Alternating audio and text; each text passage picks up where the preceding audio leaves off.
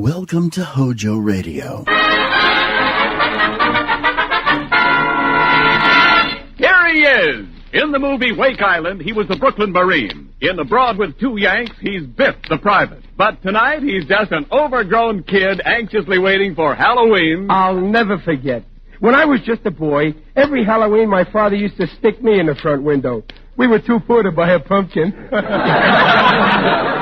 American Meat Institute presents William Bendix in The Life of Riley.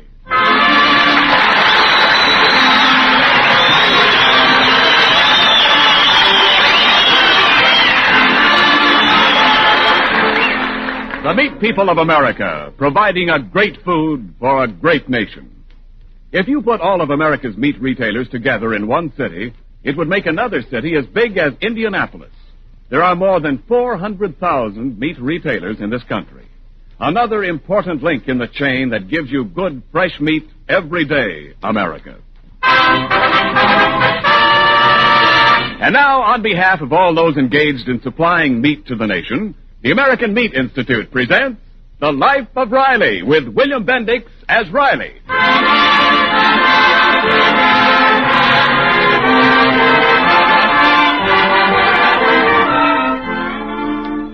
By day, Riley is engaged in the serious business of war production as a riveter in a California aircraft plant. But tonight we see his less serious side. It's 2 nights before Halloween, and Riley is full of the spirit of the thing. It's quite dark out, and Riley's son, Junior, is just returning from a meeting of the Young Wildcats, his club, in a very thoughtful mood. Is that you, Pop? Shh.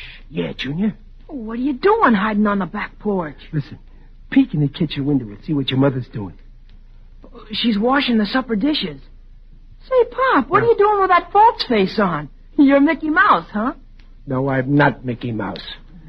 I'm the Rat Man of Blood Bucket Castle. Oh, at the dime store they sell those false faces for Mickey Mouse. Never mind. I bet your mother will think I'm the Rat Man. Oh, you gonna play a trick on Mom? Yeah. You see, last night we saw a horror picture about a nice gruesome character, the Rat Man. He was a vampire, has lunch on people's necks. Oh, he ain't a rat, he's a bat. Oh, well, he's very depressing. Anyway, afterwards, your mom was so scared something would pop out of a doorway at her, she walked all the way home in the middle of the street. Mom said you made her walk out there. No, I just invited her out in the street because it ain't polite to leave a lady walking on the sidewalk all alone. You watch now when I scratch at the door and she opens it up and sees me in this thing. Okay, Pop, go ahead. Okay, all I hope is she don't faint. Watch now. Pop, What? bats don't growl, they squeak. Oh, yeah, that's right. Who's there? We got her guessing. Well, I never. It's Mickey Mouse.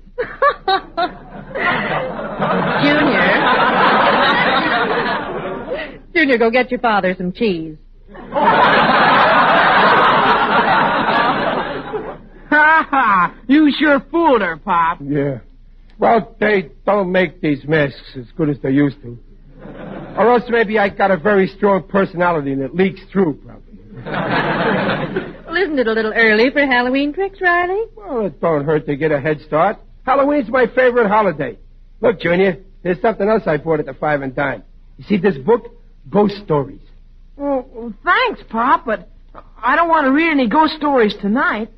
What's the matter? You don't believe in ghosts, do you? No, I don't believe in ghosts, but I don't want to read anything that might change my mind.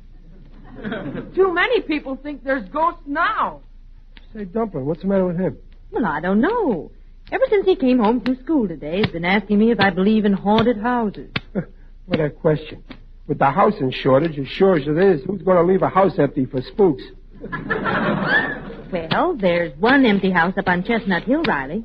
You know, the old Sherwin place. Oh. Some people say that's haunted. Yeah? Mrs. Cornwell claims she saw a pale, white face at the window, too. Yeah? Mm-hmm. Oh, but Mrs. Cornwell's a great one for ghosts. She's always holding seances and things like that. Yeah, that Cornwell kid's in Junior's club, too. I bet he's got our boy believing in ghosts. Well, I'm going to have a head-to-head talk with Junior.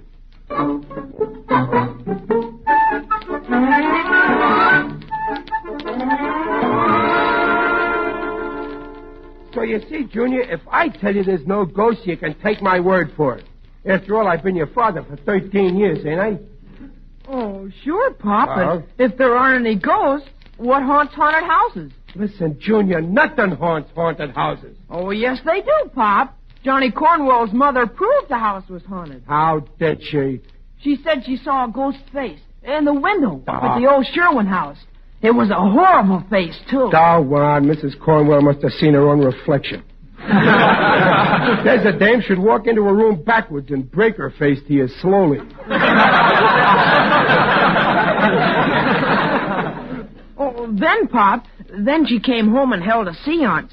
She asked if what she saw was the ghost of Alice Sherwin, and she got 3 raps on the table. Well, that means yes in ghost language. Fine language. All they can do is knock. They ought to be newspaper columnists. You better not make fun of ghosts, Pop. Look, Junior, would you sooner believe a ghost than your old man? No, Pop. Oh? But if the ghost said it was a ghost, it ought to know. Okay, I can see you're a septic. Now, we'll have a seance right here to prove what Mrs. Cornwell saw wasn't that Sherwin girl's ghost. Come on, put your hands up on this table. Right? Gosh, Papa, are you going to ask a ghost to rap? I'll show you. I'll put my hands on there, too, see? Okay, now I'll ask something. Are there any ghosts? See? No answer. No ghosts. Nah, Pop. You have to ask for raps. 2 means no. 3 raps means yes. Oh, well, okay. 2 raps for no, 3 for yes. Now, I'll ask him again. Did Mrs. Cornwell see a ghost up at Sherwin's old haunted house? Gosh, Pop, it said no. You see, that proves it. Mrs. Cornwell's a phony.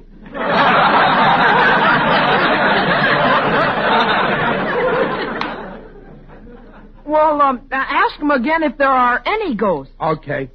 Are there any ghosts? Rap 2 for no. See that? The ghosts themselves say there aren't any ghosts. That proves it. Wait a minute, Pop. Now, how could a ghost rap 2 for no if there aren't any ghosts? well, that's very simple. I was just kidding, Sonny. I did that rapping myself. Honest. Well, your hands were on the table. Yeah, but my feet weren't. Look at. I just kicked up under that table with my foot like this. Oh, Pop, I bet you wouldn't kid around like that in a genuine haunted house like the Sherwin place. Well, sure I would, only I can't because I ain't going there. Would you be scared to go if you were going? Me? No. Oh, that's good, Pop. No, I ain't scared to go neither. How do you mean? Well, down at my club tonight, we got to talking what we'd do Halloween. So we made it up we'd go find out if Sherwin's old house was haunted or if it wasn't. Yeah. I pity any ghosts when them young wildcats get in that house. Oh, we ain't all going inside, Pop. Just one of us got elected to go inside. The poor guy who got the short straw. Who got it? Well, I did. I see. Well, Junior, you show him you know there aren't any ghosts in there. I'm proud of you, Junior, walking in there all alone. I think that's I won't be all alone. I made up a rule the fellow who had to go in could take in another fella, his best friend. Well, that's okay, too. If the guy you picked is a real friend, he'll go like a shot. Who'd you pick? I picked you, Pop. Well, I bet that... me. Look, Junior, I'm probably going to be very busy and... Pop, besides, you ain't scared to go, are you? Well, no, but... And you're my best friend, aren't you? Huh? Well, yeah, I guess I am. Actually, the saying is that your mother is your best friend. Well, I couldn't ask Mom to go. I'm sure glad you're coming with me. Yeah, me too, Junior.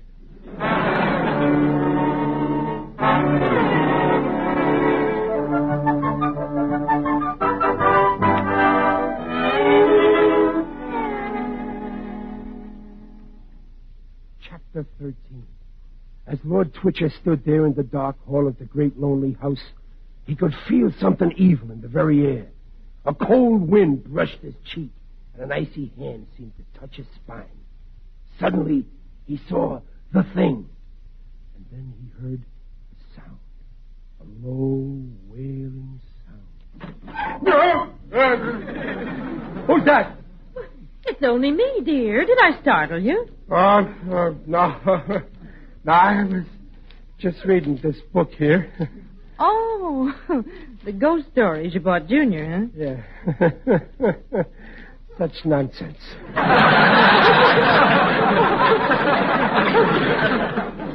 Oh, my, it's a quiet Halloween, isn't it? Yeah. Wonder what all those boys in Junior's club are doing tonight. I know what they're doing. They're all sitting over across from our house right now on the fence, like a row of buzzards, waiting for us to come out. Oh, are they going to the house with you? Oh, they're going as far as the gate of the place to make sure we go in.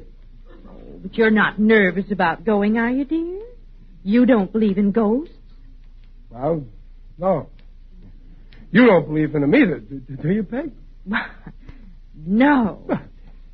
But there is something queer about that house. Huh? I wonder what did become of that poor Alice Sherwin. Well, if nobody knows, I don't want to find out. What did they say happened to her? Oh, it's an awfully sad story. She was a bride, you know, beautiful girl. Well, they were on their honeymoon in Manila. He was a captain in the Navy. She and her husband were going to come home and live in that old house. Then, well, he was lost in an air raid. Some say they were both killed together. Others say that she followed him because she didn't want to live without him. Well, anyhow, the house stands there empty, waiting for the bride and bridegroom that never came to live in it. People ought to leave the place alone. And I'm one of the people. Well, after you go there tonight, maybe people will stop talking and gossiping about the house, because you'll prove there's nothing there. Yeah, maybe. Now, what was all that talk about seeing lights and faces around the place? Oh, just talk, I suppose. Yeah. But they do say that they saw a woman's figure at the window in the attic. Pop! No. Junior, what's the idea of sneaking in like that? It's time to go, Pop. Huh? Oh, well, yeah, it's well, okay, Junior. Goodbye, Dumpling. Goodbye, boys. Sure dark out, isn't it, Pop? Yeah. Pop, that Sherwin house we're going to, it can't be really haunted, can it? No. But it's funny that people have seen a ghost in there. Yeah, well, look, Junior, when we get in that house, you do just like I do, and you won't see no ghosts. Oh. What are you going to do, Pop? I'm going to keep my eyes shut.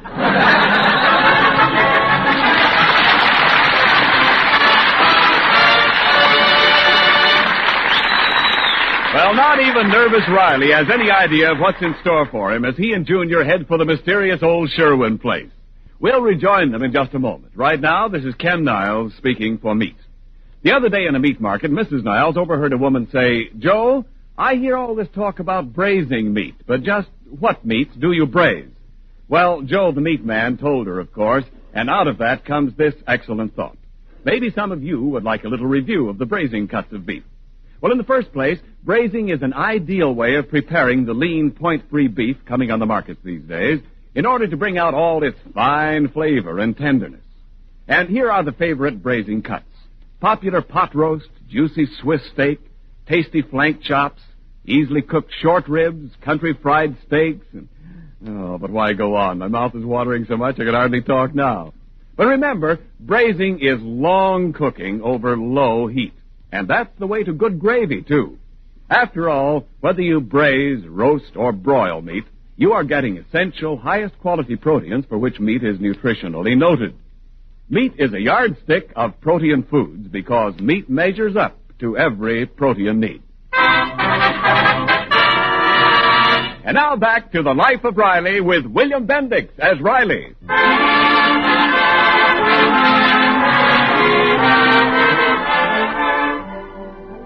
It's just midnight, a very dark midnight. Even the moon is hiding on this Halloween. Riley and his son Junior are just approaching the rusty iron gate that guards the old Sherwin house, which is said to be haunted. Listen. Here's the gate, Pop. Let's go in. Maybe the gate's locked, so we can't get in. Gee, wouldn't that be too bad? We've got to get in, Pop. The gang's followed us all the way from town, and they're still watching. Yeah, they trail us like sharks after a sinking ship. Let's go in, Pop. Okay. What's that? The gate. The hinges are all rusty. Maybe we ought to go back to town and get some oil, huh? Come on in the garden, Pop. Gosh, it's dark. Yeah. Well, follow me, Junior. Where are you? Right behind you. Here. Give me your hand. I see the house, Pop. The moon's coming out of a cloud. Yeah. Junior. Huh? What's that over there? Huh? I think that's your shadow, Pop. If that's my shadow, why is it moving while I'm standing still? Pop, it's coming this way. And since when does a shadow make footsteps? Good evening, Riley. Oh, wait, Pop. It's your friend, Mr. Odell, the Undertaker. I don't. Yeah. Oh, how are you, Digger? I never thought I'd be glad to see an Undertaker. You're looking fine, Riley. Very natural. Tell me, what are you doing here around the old Sherwin house? Oh, nothing, Digger. We're just having some fun on Halloween. Ah, Halloween. I adore Halloween. It's so gay.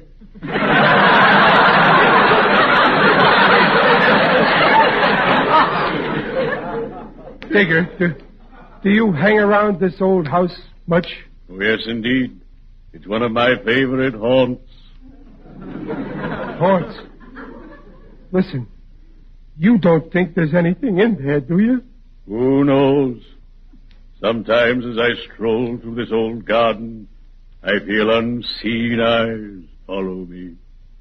You do, huh? Riley, you're not going inside the house? Well, we thought we might drop in a minute. I could be talked out of it. Take my advice, Riley. Remain outside. Enjoy the beautiful flowers. They're my favorite flowers. Lilies.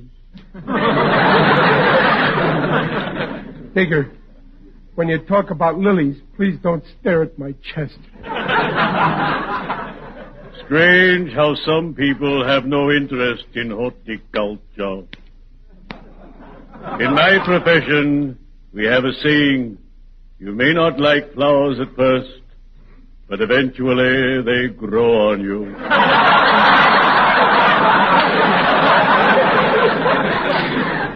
By the way, Riley, how tall are you? Well, I'm about 5 feet. Why? I'd like to borrow your overcoat Saturday to wear at the football game. Oh, sure. I'll pick it up at 1 o'clock. Uh-huh. I want to get to the game before they kick off.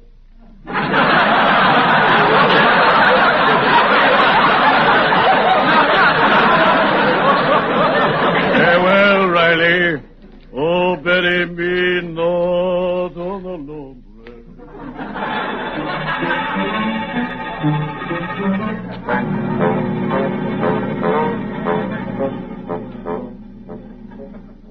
Here's the door to the house, Pop. It's open. Well, leave it open. Why? Well, one thing, Junior, nobody will never be able to say your old man was a coward. Let's go in.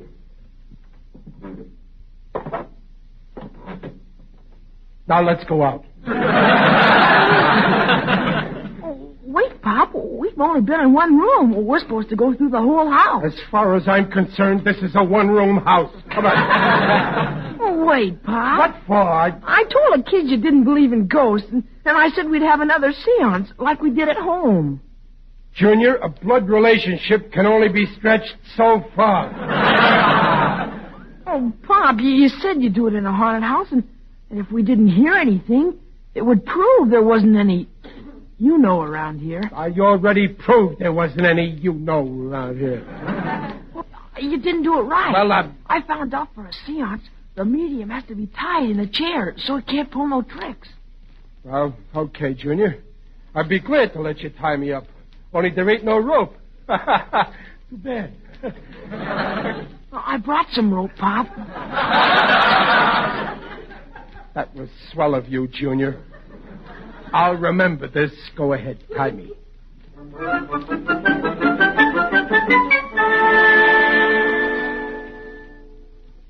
There. Can you move your hands or feet? No, you tied me so tight Dan Green is sitting in. Now, stand over by the window where I can see you. Well, here I am, Pop. You'll see, Junior. There won't be any raps this time. Hope you're right, Pop. Of course I'm right. How can there be any raps when I'm tied up too tight to rap? And I also got my eye on you. Well, go ahead, then. Ask if there's any ghosts here. Okay, now. If there's any ghosts here, rap 2 times. If there ain't, don't bother.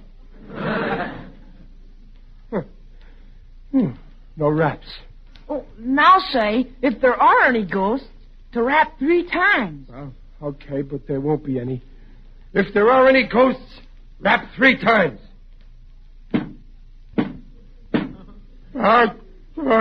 Junior, did you do that? I didn't. Didn't you? Frankly, no. Junior, where you going? Out the window. Come on. Don't come back. Untie me, Junior. I can't get this chair through that window. Junior! Oh, Pop! Pop, I can't get the nuts loose. I better go get a knife. Junior, don't forget to come back. I had to open my big mouth for raps, and I got raps. Fine thing, all alone in a house with a... what's that? Who's that? What are you doing in my house? I must be going crazy. Why did you come here? I wouldn't stay, lady, only I got tied up. I will loosen the knot. Yeah, but... well, thanks. Who are you? I am Alice Sherwin. Now I know I'm crazy. I'm talking to a ghost. Pop, I'm coming. Well, Judy... Please, don't tell anyone I'm here. I only want to be left alone. Here in my house. I got a knife and... Pop, you're untied.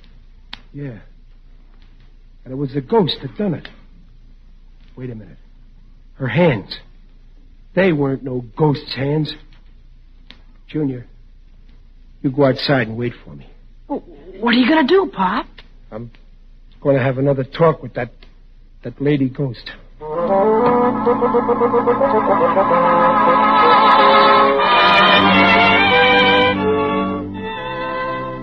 Why did you want to see me, Mr. Riley? Well, when I figured out you wasn't a ghost, I got to thinking how lonesome you must be in this house all alone. So I thought maybe you'd like to take a stroll over to my house and meet my family. Oh, thank you, but... Oh, if you'd rather not talk, I'll go away. No. Don't go yet. I mustn't be rude to my first guest in so long. Oh, thanks. Must be kind of a shock when the first man you see in so long looks like I do. Tell me about your family, Mr. Riley. Well, my family's named Riley after me. Very nice people, too. That was my son, Junior, that was with me Tonight? It must be wonderful to have a son. Oh, it's great. I got a daughter, too. A girl.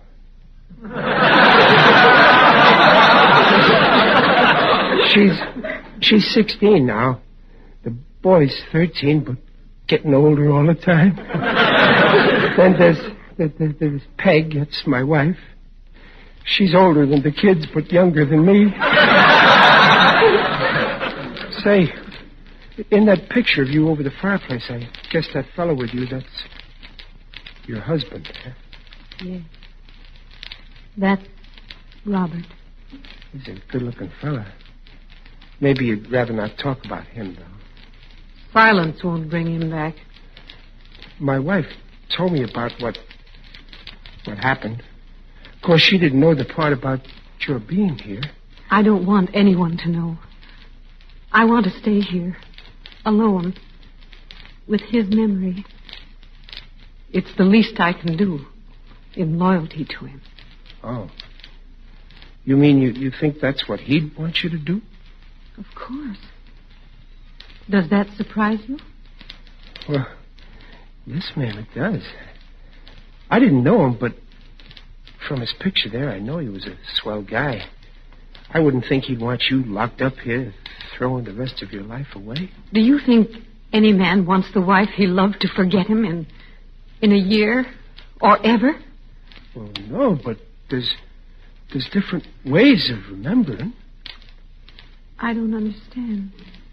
You can make his dying count for something by helping to beat the people who started this war and teaching the world that it won't pay to ever start another. You think that I could help end this war?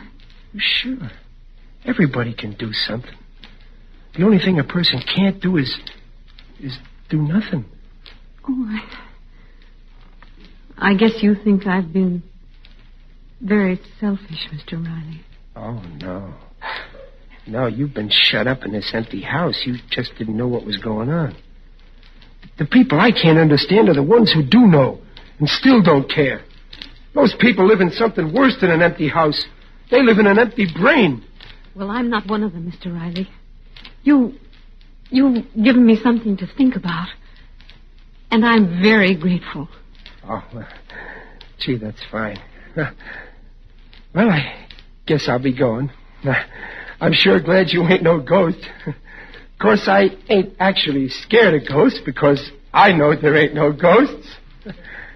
Are there? Of course not. But, you know, Mrs. Sherwin, it is kind of dark out in that garden, isn't it? Would you mind walking me to the gate? The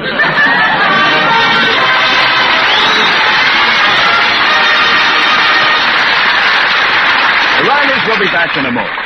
Well, I think we can all agree with Riley that none of us here at home can sit this war out. The war isn't over in Europe, the war isn't over in the South Pacific, and the war isn't over in America's kitchens. You women who have signed up for the duration to keep health-giving meals on America's tables just can't pick out the meat you want and be sure of getting it every time these days. The needs of war are bound to make the varieties and quantities your meat man has vary from day to day. So let's all make good meals out of whatever meats are on hand. And remember this, all meats, regardless of cut or kind, have the same complete, highest quality, good-eating proteins that make meat a yardstick of protein foods. This statement and all statements regarding the nutritional value of meat made on this program are accepted by the Council on Foods and Nutrition of the American Medical Association. Hiya, Dumpling. Hey, I got some big news about Halloween. Yes? Well, you know, I think I'm going to open up a one-man recruiting outfit. I'm going to recruit waves, wax, spars, and spooks. Hojo Radio, we're your old-time radio headquarters. Stay tuned. Mother, is Maxwell House really the only coffee in the world? Well, your father says so, and your father knows best.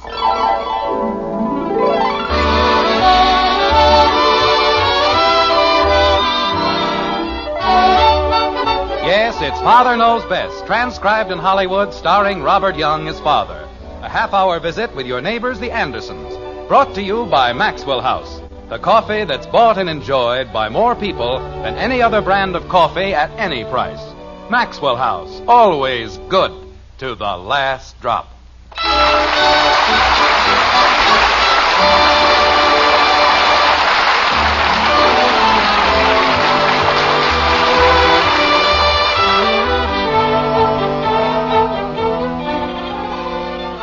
And all us other chillun, when the supper things is done, we set around the kitchen fire and has the mostest fun.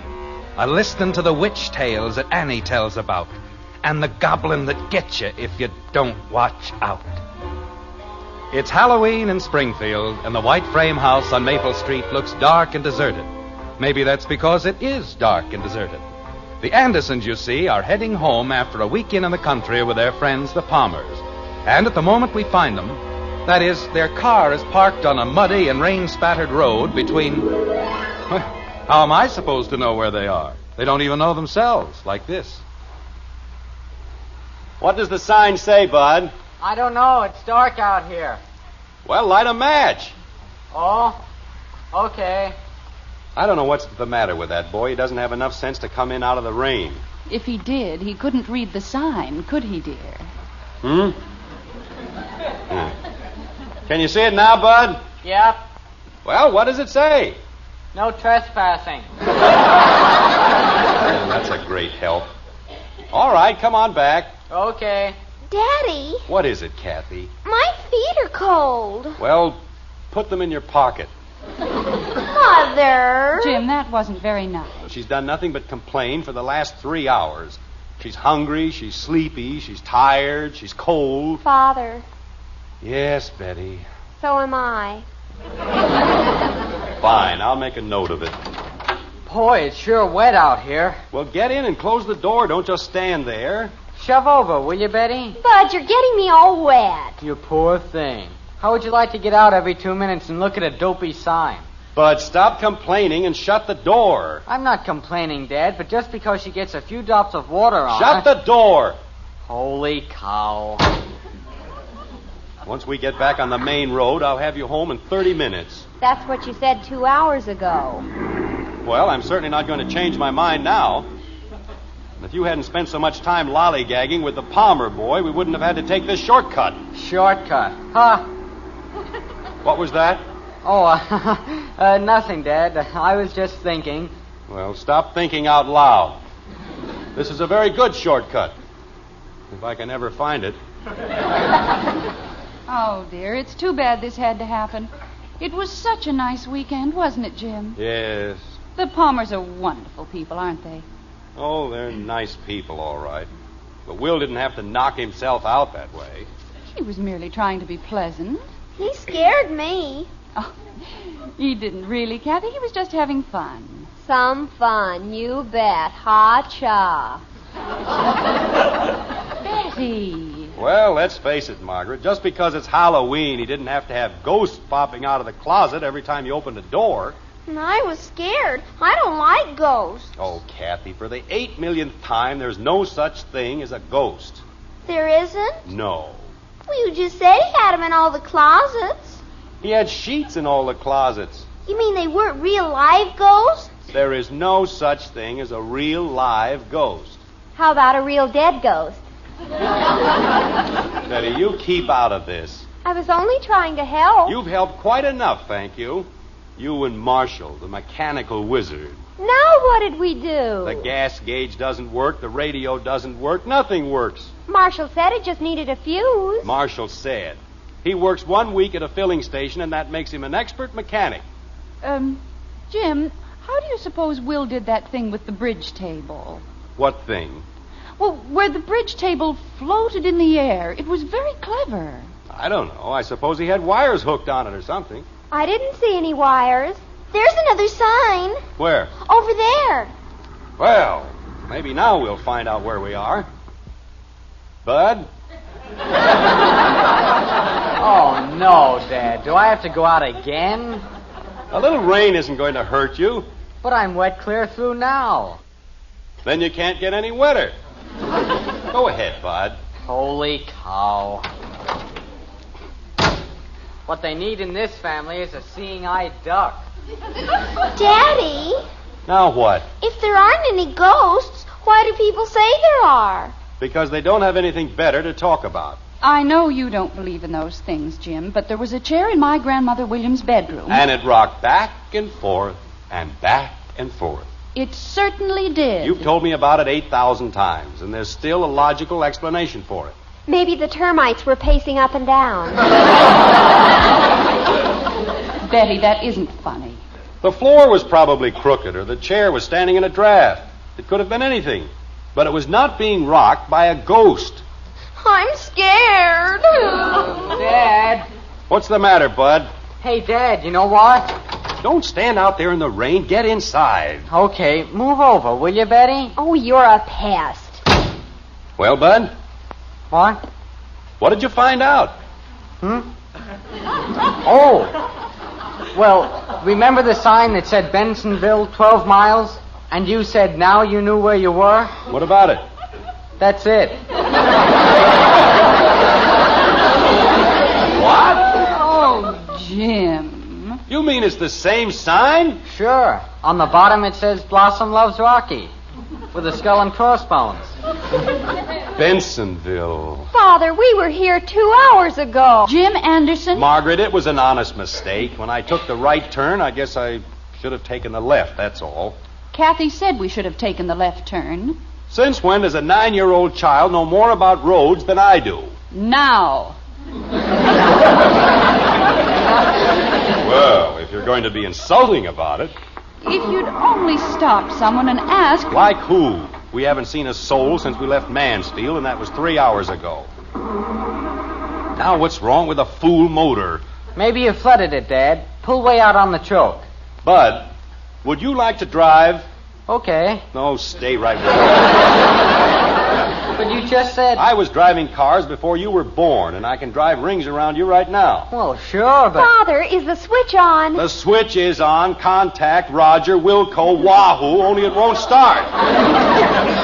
Now are you happy? Jim, you're losing your temper. I'm not losing my temper. I'm calm. I'm cool. And I'd like to take Marshal Palmer and stuff him down the nearest well. Why blame it on Marshall? He was only trying to help. The two of you fussed around with this car for 2 hours and you've wrecked it. Does it take 2 hours to put gas in a car? Gas.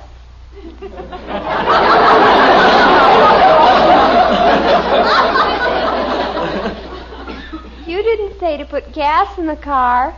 What? Well, we just checked the tires and polished the chrome, and you didn't say to put gas in it. Oh, Margaret, no. Betty, how could you have done a thing like that? Well, I didn't know he wanted us to get gas. Margaret, I've been a good husband and a good father, but so help me. Daddy, I saw it. You're There's choking a ghost. me. Oh, Daddy, I saw Kathy, it. stop it. Oh. Margaret. Kathleen, stop choking your father, please. Oh, but I saw it, Mommy. It was big and white, and it had big, long wings. Mother! Are you all right, Jim? I don't know. I think she's been taking lessons from Strangler Lewis. I don't see any ghosts. It was over there, Bud. It had 3 heads and a long white beard, and I saw it out the window. Hey, there is something. It's the ghost. Oh, Daddy. Now, just a minute. Bud? I don't think it's a ghost, but I saw something. I don't see any... Oh, yes. Father. Jim? Now, there's nothing to get upset about, Margaret. It's probably just a billboard or a sign or something.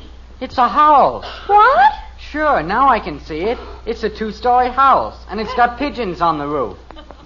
Ghosts with 3 heads. Oh. All that excitement about a farmhouse and a few fluttering pigeons.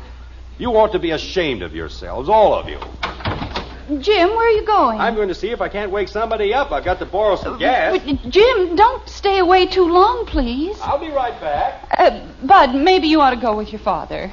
What for? Well, it's very dark out there, and he might not be able to find the way. I don't know the way any better than he does. Bud, why don't you stop arguing? I'm not arguing. And I don't see you jumping out in the rain. Of course not. Girls don't do things like that. Why not? They just don't. That's why not. Boy, is that a racket. I go first. I'm a girl. I get this. I'm a girl. Who takes care of the men? Girls. But this is hardly the time for a battle of the sexes. I wasn't fighting, but good gravy. Margaret? Is everything all right, dear? Honey, it's a house all right, but it isn't exactly what we figured. It's a sort of an empty caretaker's cottage. What's an empty caretaker? It's a cottage, Dopey, and it's empty. Oh. Jim, why would a farm have a caretaker's cottage? Well, that's what I was saying. It isn't exactly a farm. It's well, just figure it's like anything else, that's all. Jim, what is it? Well, it's the Pleasant View Cemetery. Oh, no.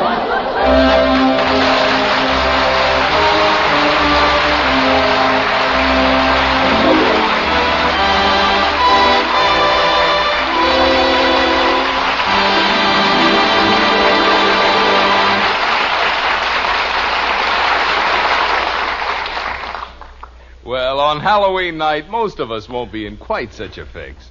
Instead, the pumpkins will glow on the table when the children come in from their chilly rounds, eager for the cookies and donuts and fresh sweet cider. And you know who else will be there to drink a cup or two of steaming coffee? The world's greatest coffee expert. Yes, ma'am, that #1 expert will be on hand because he's your husband. Now, we could say we're the experts. Our Maxwell House coffee is America's favorite brand. But we know the final judge is that man of yours. And if you'll pour him a cup of Maxwell House, we're mighty sure he'll say, Best coffee I ever tasted. In fact, if he doesn't, we'll give you your money back. You see, we know there's no coffee tastes like Maxwell House because no coffee's made like Maxwell House. We're proud as can be of that wonderful good to the last drop flavor. So we'd like you to buy a pound and start serving it to that husband of yours. And if he doesn't say it's the coffee for him, why, you send us the can and unused portion, and we'll gladly refund the price you paid. Our address is right on the front of that familiar blue tin. Find out just how much the world's greatest coffee expert, your husband, enjoys Maxwell House coffee. Always good to the last drop.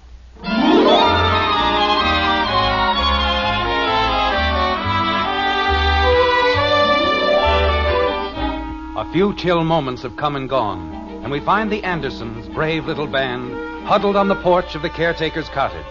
The rain keeps pouring down on the battered roof, and in the eaves, pigeons flap their restive wings. Or is it a belfry? Or are they bats? Well, anyway, the Andersons aren't worried, not in the least. Chins up, shoulders back, they march fearlessly into whatever awaits them. Like this. I don't want to go in. Kathy, there's nothing to be afraid of. I don't care. I don't want to go in. Well, would you rather stay out here on the porch all night and freeze to death? Oh, I'm scared. Kathy, I don't know what's gotten into you. This isn't just a cemetery. It's a monument of which we should all be proud. Those are the graves of Civil War heroes. Men who died for their country. Father! What were you saying, dear? Let's see if we can get inside. Dad? Any luck, Bud? Nope. I tried the windows on the ground floor, and they're all locked. Oh, fine. I found a shovel out in back, though. That's nice. If we can't dig our way in, at least it'll make a pleasant souvenir of the evening, won't it? Well, I just thought if there's a shovel around, maybe that means somebody lives here. Thank you, Sam Spades. Say, that's a good one. Sam Spade, because I found his shovel. Get it, Betty? I got it, and you can have it. What's the matter with her? I want to go home. We can't go home, Kathy. There isn't any gas in the car. And I'm not walking 12 miles in the rain to get any either. Jim, we can't just stand here all night. I have no intention of standing here all night. First, let's see if we can't... Jim! It's just the door opening, honey. That's all.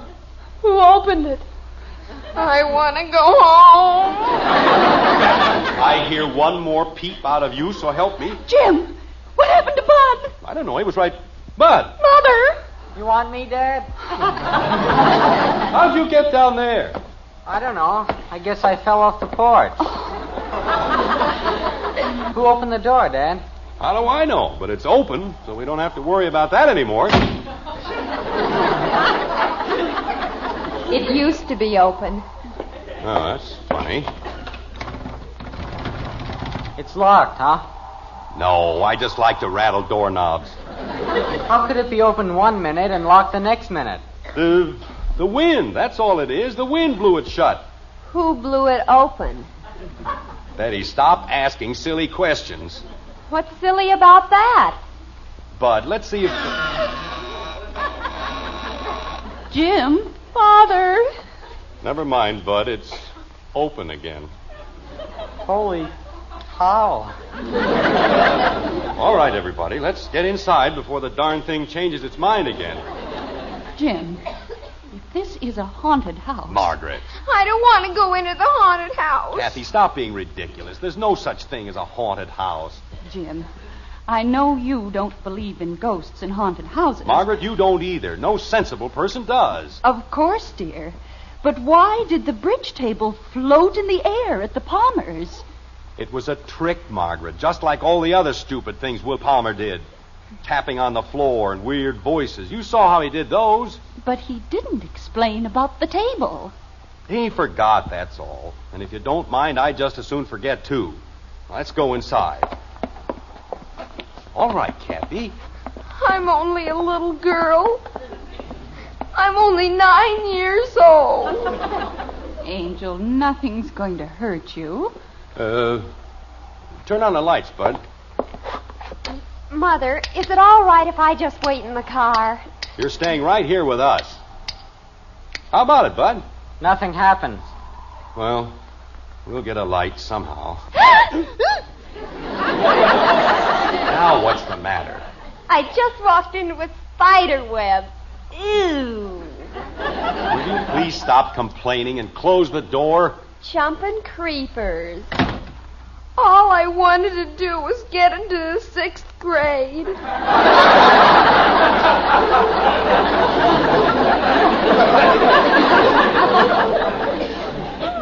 Kathy. Dad, there's an oil lamp over here. Fine, now we're getting somewhere. But there isn't any oil in it. Bud, Yes, Dad? see what else you can find that isn't any good. Isn't any good for what? Just... Never mind. Oh, gosh, I was only trying to... Mother, now I'll settle for the 5th grade. What's wrong with that stupid door? Bud? Don't look at me, Dad. I wasn't any place near it. I know you weren't. I was merely... Oh, here's what it is. It's just a loose screw. I knew there was a screw loose someplace. You see this, Margaret? The latch is unfastened. When the wind blows, the latch slides over and the door opens. Why couldn't you open it before? Because the latch gets hung up when the door bangs shut. And stop bothering me. There's nothing mysterious about it. I'll be happy to finish the 4th grade. Jim, it's very cold in here. Yeah, kind of clammy. Wouldn't it be warmer if we all just sat in the car? We'll get a fire started in here, and that'll take care of everything. Jim. Honey, there's nothing in here that can hurt anybody. A nice, friendly fire in the fireplace, it'll make all the difference in the world. Now, how about getting some wood, Bud? Here's a whole pile of newspapers. Good. Hey, you know who's going to run for president? Coolidge. But let's get the fire started and stop with the jokes. What jokes? Just... Oh, get some wood. Jim, I know it isn't anything to be worried about, but that door gives me the creeps. Well, I'll fix that. Get this chair wedged under the doorknob and... There we are. Now I'd like to see it open. Come on, Bud, let's get going with the wood. Where do I get wood? I don't care where you get it, just get it. Good grief. Well, that's a novelty. Daddy? Kathy, you know I can't stand that. What? Stop whining. I wasn't whining, Daddy. Hand me some of that newspaper, Betty, will you please? What a time to read. Betty, help your father build the fire. Okay. Kathy, Yes, Daddy. you're whining again. I didn't even make a sound. Here's the paper, Father. Thank you. We'll have some light in here in just about 2 seconds. How's this for wood, Dad? Fine, Bud. There we are. That's a little better, isn't it? Let's have the wood, Bud. Father. Jim? It's an owl, Margaret. That's all it is, just an owl. I don't like owls. You don't like anything. Jim, what is it? Smoke. Doesn't seem to be going up the chimney.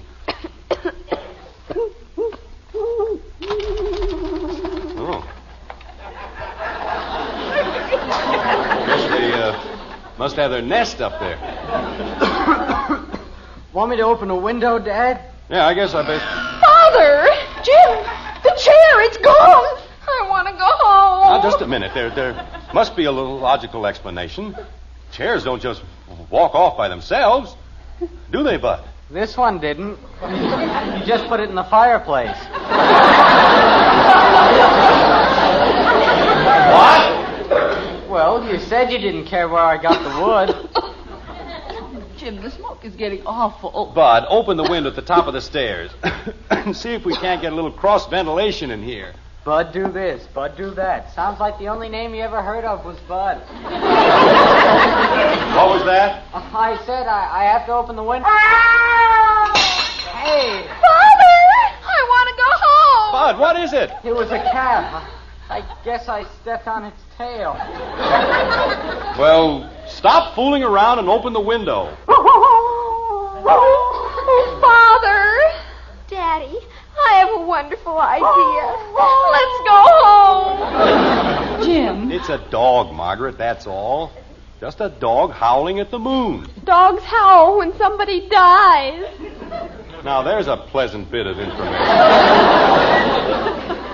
I'm only a little girl. Kathy, please. I'm not having a bad enough time. People jumping every time a dog howls or an owl hoots or a door squeaks. Dad.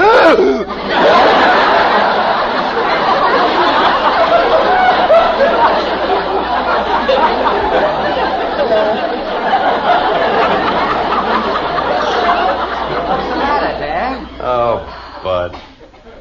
Why do you have to sneak up and back of people like that? I didn't sneak up in back of you. You certainly did. Jim. What's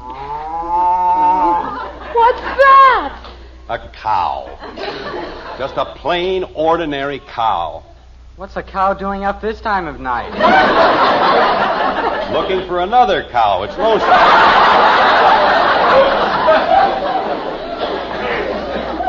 Jim, all those peculiar noises. They aren't peculiar noises. We're out in the country. And they're just plain, ordinary noises. But they sound so weird. Father! What's the matter? We heard something. You're imagining things, all of you. You heard the wind whistling through the trees. It didn't sound like the wind. All right, what did it sound like? Like that. Well, that's nothing. It's just a board creaking, that's all.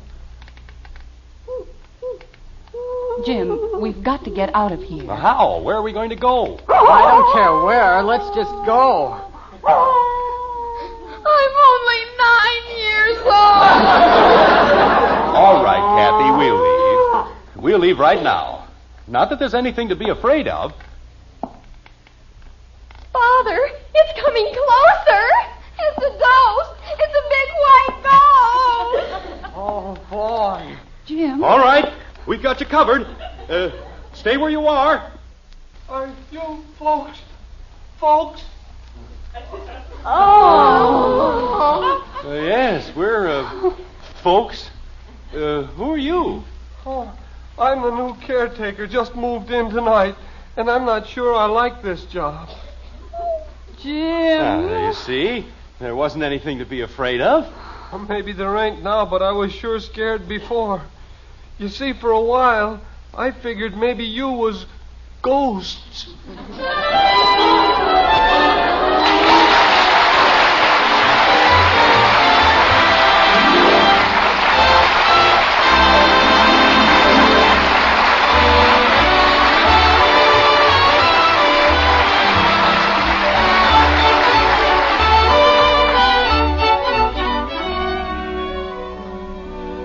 When you buy coffee, you certainly want to get the most in flavor for your money.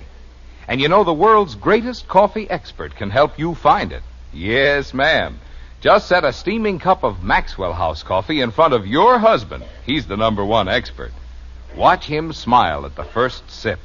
Listen to him say, "Best coffee I ever tasted." Right then, you'll know you found the flavor. You'll know that Maxwell House is your coffee buy. Bring home a pound of Maxwell House tomorrow. See how much your husband enjoys every cupful. And count all the truly good cups of coffee you get from just one of those familiar blue tins. We think you'll be convinced that Maxwell House coffee gives you the most for your money, because it's always good to the last drop.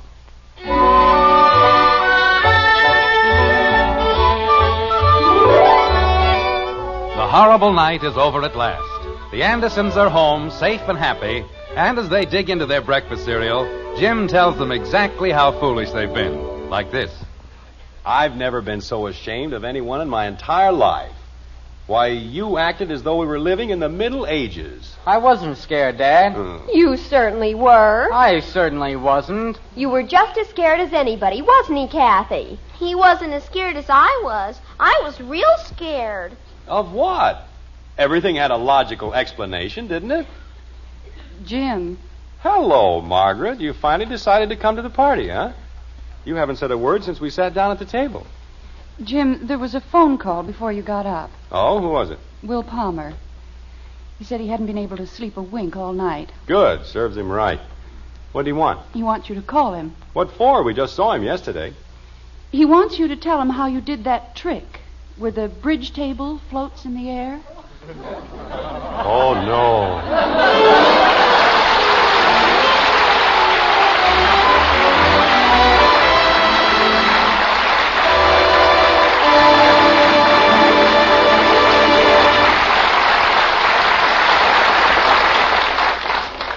Tell the kids it's a hot favorite with Hoppy.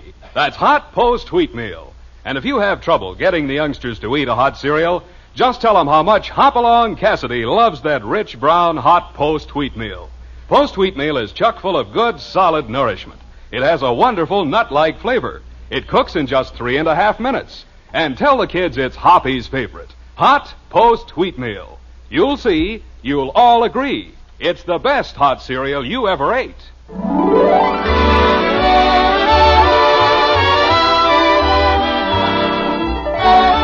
Join us again next week when we'll be back with Father Knows Best, starring Robert Young as Jim Anderson, with Roy Bargy and the Maxwell House Orchestra, and yours truly, Bill Foreman. So until next Thursday, good night and good luck from the makers of Maxwell House, America's favorite brand of coffee. Always good to the last drop.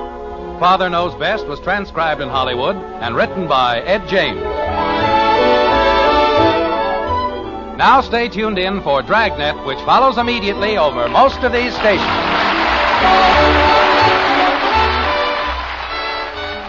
Stay tuned to Hojo Radio.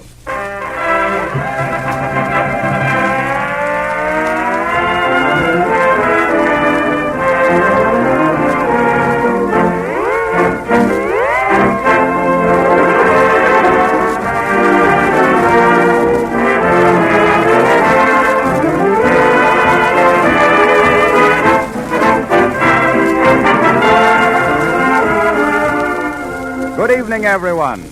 The makers of Johnson's Wax welcome you to a frantic fiesta of fun and frolic as Fibber and Molly give a Halloween party for Marcelli's Orchestra, the Cleft Dwellers, Kay Donna, Audrey Call, Little Teeny, Mort Toop, and others, including you. Here's for some hearty Halloween hilarity with Marion and Jim as your host and hostess, Fibber, McGee, and Molly.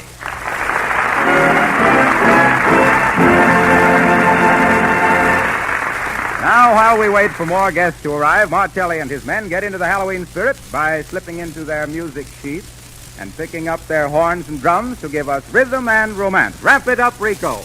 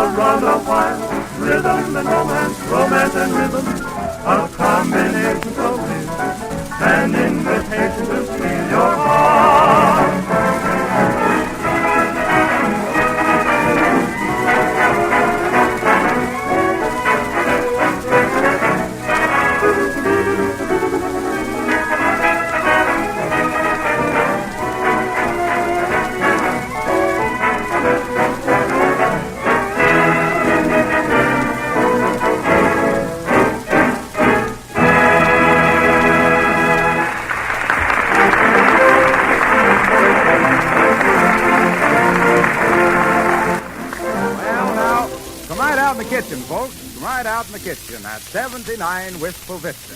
Nearly everybody's here, and Fibber is just mixing his famous Halloween punch for his assembled guests.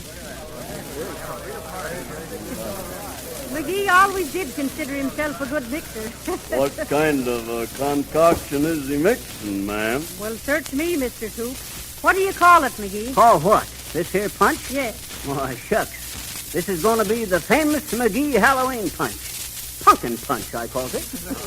Pumpkin punch, the perfect preparation for parties and picnics. Sure. Or the proper potion to poison unpopular people. Hand me the big bowl, Molly. Here you are, McGee.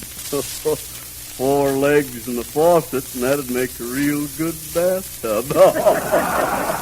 It's big enough. Never mind the wisecracks now. Start pouring cider into it, Molly. You see, folks, the secret of this here punch. McGee, did you ever try any of this Joe Louis punch? Joe Louis punch? No, why? They say it's inclined to get all over your chin. As I was saying, folks, the secret of this here punch has been handed down from generation to generation of McGee's till it come to me, and I perfected it. Yes, sir. The last of the McGee's has brung this here punch to the final peak of perfection. I always says... Well, for heaven's sake, where did the black cat come from? Probably wants a little nip of punch. A catnip. That dad-ratted cat hadn't better cross my path tonight whilst I'm busy. Hand me a couple of quarts of milk, Molly. Milk? Milk. McGee, are you pouring milk on top of that cider? Why, shucks, Molly. That's part of the secret receipt. You put cream on a baked apple, don't you? And why, this here stuff is going to be the cat's... Yes. And... Well, here's the milk, McGee. Thanks, Molly. Well, now hurry up. We're all getting real thirsty here. Don't hurry me now. Don't hurry me. This stuff has got to be fixed up with care and precision. Where's the grape juice? Grape juice? Pipe down, you four-footed feline. Not you, Molly. Thanks. Here's the grape juice, Mr. McGee, I guess. Oh, thank you, Teeny. Now watch this, folks. This has got to be did with real finesse. Let's see now. 4 gallons of cider, 2 quarts of milk, 3 bunches of grape juice, some vanilla, Oh, vanilla. Have you got any vanilla, Molly? No, I haven't, McGee. Oh, well, give me some lemon extract. Boy, lemon extract. That ought to fix her up. I bet you this is going to be some dandy stuff, I bet you. Can I taste it once, Mr. McGee? Can I, please? You better wait a mite, Teeny. All the ingredients ain't into it yet. Hand me the maple syrup, Molly. Oh, for heaven's sake, McGee, you're going to have us all in a state of... I ever tell you about the time I raced into a 300-yard dash against Fisco Fosco, the fleet-footed fin? Oh, well, sir, before the race started, I took me a cupful of this here McGee punch. And you know what happened? No. No. I never did another. Give me a bigger spoon, Molly. I'll stir this up so that'll... Dad, let it keep quiet, Kitty. You wasn't invited in the first place. Oh, cats have got no social sense, McGee. No. Don't be crabby with Tabby, McGee. What you doing now? Dripping it. You gotta drip it like you was making fudge. When it forms a kind of a colored spot onto the surface, like motor oil in a puddle of water, as you see this is a-doing, it's just about ready for the finishing touch. Well, what is the finishing touch? Slipping the kick into it. Oh.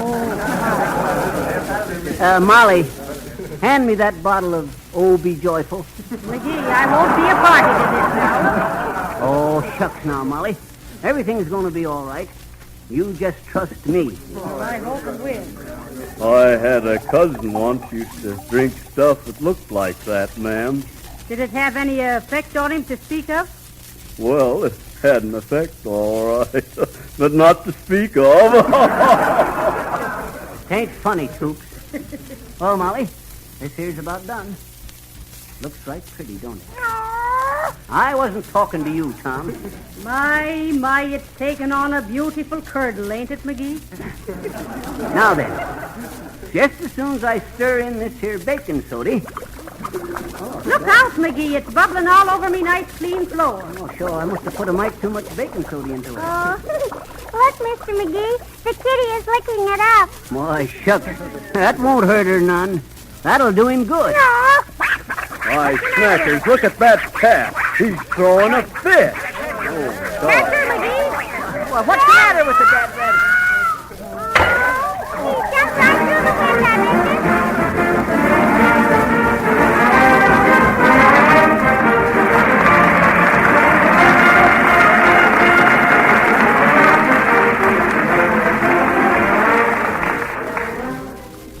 Now, folks, whilst the punch is cooling off, maybe little Audrey Call would play us something onto that there fiddle of hers.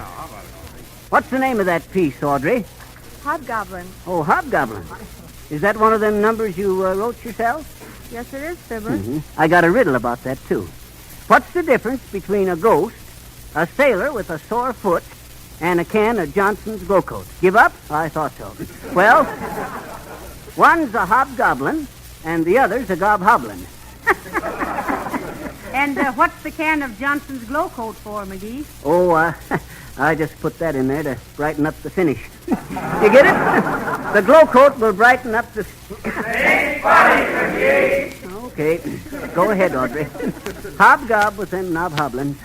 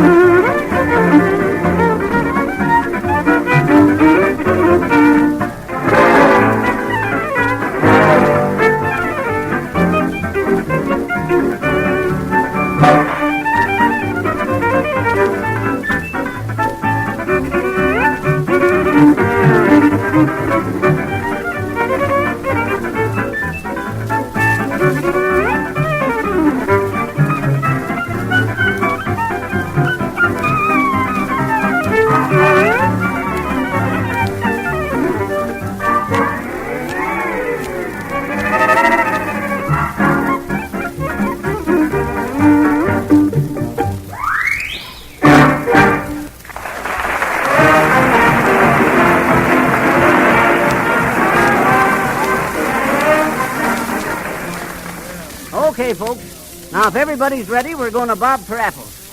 Come on over here, you quartet fellas. Oh, who's that, Molly?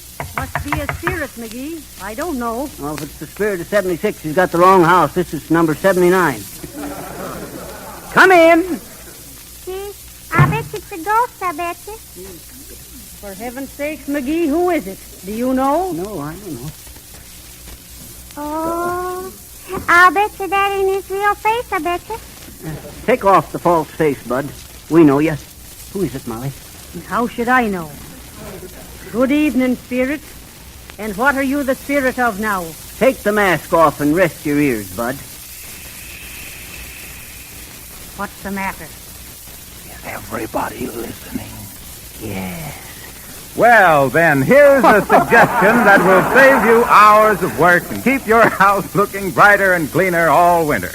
Use Johnson's Glow Coat on your floors and linoleum. This remarkable no-rubbing floor polish makes your floors shine like new and spares you all the work of rubbing and buffing.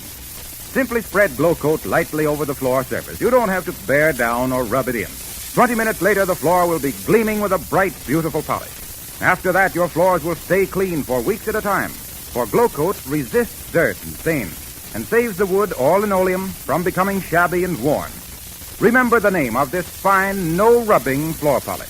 Johnson's Glow Coat, a product of the famous Johnson's Wax Laboratory. Now I know who you are. Oh, you're Harpo. I didn't get you at first. How'd you Well, guess? Mr. Wilcox, sit down and enjoy yourself. Thank you, Molly. Thank you. You know Mort Toops here, don't you? Yes, I've met Mr. Toops. How are you, Mort? I'll do, Harlow. If Fibber McGee's taking care of you, I guess everything's in apple pie order. How do you mean apple pie order, Mr. Toops? Apple sauce and a lot of crust. Oh, don't pay any attention to him, Mr. Wilcox. All right. Him and McGee is always saying them things to each other. Now, this is Miss Kay Donna, Mr. Wilcox. She's going to sing for us. Kay Donna. Why, aren't you the little lady who was selling music in a big Chicago department store? Yes, I am. I thought I recognized you. We've heard a great deal about you, and we're mighty glad to have you with us. What are you going to sing? I've got a feeling you're singing. Fine.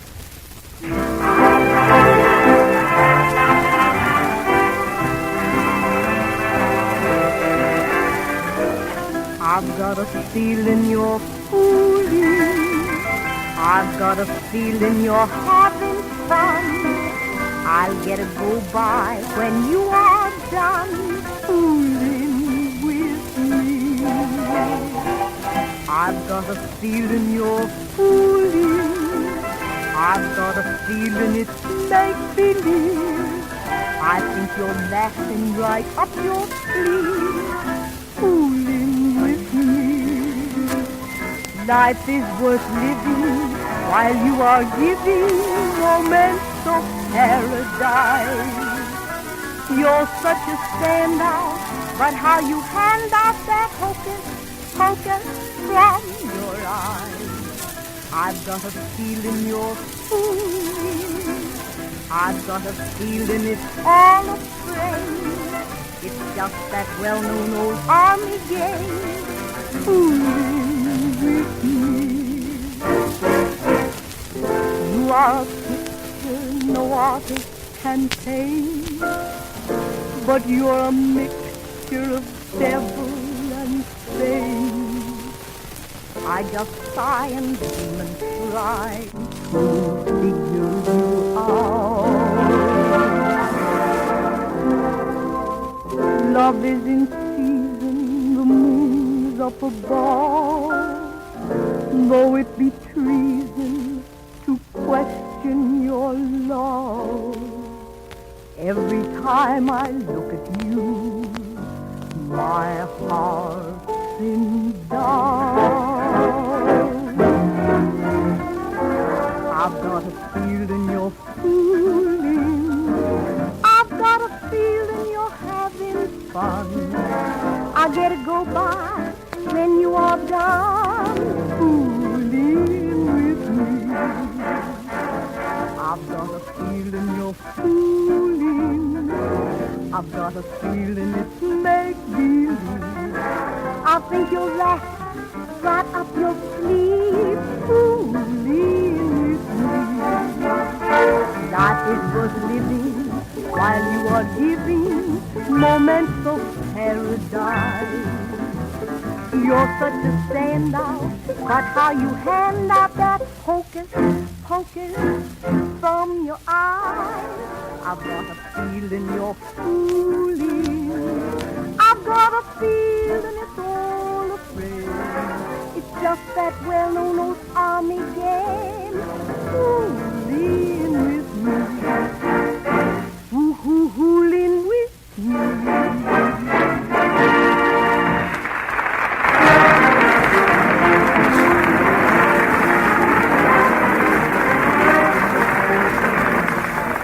Okay. Thank you, Mrs. K. Donna. That was very nice. Well, what now, Molly? Well, let's play some games now, McGee. Oh, say, how about that game we played at Harlow's the other night? You remember, Molly? Where each fella had to hold his head into a bucket of water till a pretty gal come along and kissed him. That was fun, wasn't it, Molly? Fun? If I hadn't come along when I did, you'd have drowned it. Somebody at the door, McGee. It's the doorbell, McGee. Well, what in Tunket did you think I thought it was? Curfew? Excuse me, my folks, whilst I go see who it is. Oh, hello there, Geraldine. Shucks, I was wondering. Hello, Mr. McGee. How you You doing? know what's the funniest thing? Huh? I was just telling Gerald I was coming to your party, and Gerald said the cutest thing. Oh. I mean, he really did, Mr. McGee. Sure, but won't you come in? Oh, and no, sit- I can't. Oh. You see, Gerald asked me what seats I was going to wear. Our best seats with Grand Hotel on them, or our second best seats with Pullman on them. Oh. Isn't that just too penetrating, Mr. McGee? I mean, isn't it really? Well, it's just like I told Gerald. My goodness, I told him. I didn't think I'd wear a false face, just a mustache. And he said, well, that puts a different complexion on the matter. Gerald says the darlingest thing. I know, but why don't you come in and... Well, it's just as I was saying, I had no sooner get the words out of my mouth when who should come in but some friends from out of town. Yeah. Gerald says if any more people drop in from out of town, he'll go out of his mind. You know the old saying, out of town, out of mind. I mean, Gerald, you said that. Isn't that simply paralyzing? I mean, is it really? Shucks, come on in Oh, and but sit I down. can't, Mr. McGee. Huh? I really can't, no. No? We have these friends with us, you know. Oh. Only Gerald says if they stay more than 3 days, they won't be friends. So I just came over to tell you I couldn't come over. Well, thanks, folks, just the same, Mr. McGee. Biddle, biddle, biddle. Well, for the... Who was that, McGee? Geraldine. She come over to say she couldn't come over. Oh, my. Well, that's too bad. Listen, McGee. Everybody wants to hear a ghost story. Come on in now and tell us one. What do you Ghost say? story, huh? Ghost story, huh? I'll tell them one that'll curl their hair. Please, Mr. McGee, are you going to tell a ghost story? Are you? Well, excuse me, my teeny. All right. Hey, Molly. Yes? Teeny shouldn't ought to hear no ghost stories. She's too little. I guess you're right, McGee. Oh, Teeny. Are you going to tell a ghost story? Are you, please? Teeny, would you, say, would you go out in the kitchen and get me a glass of real cold water? All right. That's a good girl. And, Teeny, let it run a long, long time, till it gets real good and cold. Maybe you better let it run till I come out and see if it's cold enough. All right. I'll let it run a long, long time. Come on now, McGee. See if you can throw a scare into us. Go on, McGee. Make their hair stand on end. Okay. Sit down, everybody. Yes, sit That's down. it. Now, turn the lights out, Molly. Sure, I'll do that, McGee. Now, okay, everybody. Now, keep quiet, and I'll tell you something that happened to me way back in 1908. Or no, it was 1909. No, 1907. That's it, 1910. Haunt Hunter McGee, they called me then. Haunt Hunter McGee, the hair-raising hero of the horrible house on the hill in Hoboken. Well, sir, one night in 1907, folks reported seeing something white and ghastly showing at the windows of an old house on a hill in Hoboken, and hearing groans and screams late at night. Nobody'd go near the place till I come along. Not being scared of nothing, I says, shucks, I says. I'll put them spirits back in their bottles, I says. Oh, yes, says folks. Yes, says I, sticking a flashlight into my pocket and heading for the haunted house. I suppose there was owls out, too, hooting at you. Was there, McGee? No, they was owls out all right, but they didn't seem to give a hoot. Well, sir, up to the house I went, and I walked in the front door. And as I walked in, it closed softly behind me without me touching it. I whirled around and didn't see a thing. So I goes through the whole house, walking soft and easy on them old rotten floorboards. Well, sir, folks, every minute in that there house, I had the feeling I was being watched. I felt eyes boring into my back. I heard whispering into the dark corners till I'd flash my flashlight onto them, and then they'd be nothing there. Then all of a sudden I heard a creak right behind me, and I ducks, turns around like a streak, and something knocks the flashlight right out of my hand. I stood still, listening, my mind working like lightning. And, well, sir, I could feel something horrible closing in on me. A bat come swooping out of the dark and knocked my head off. And when I reached down for it, I felt something cold and clammy reaching for me. I leaped back, but on it come. Something cold and bony reaching for me. Reaching. When all to a sudden, something touched me. Something did touch me. What was that? Just a glass of cold water you wanted, Mr. McGee.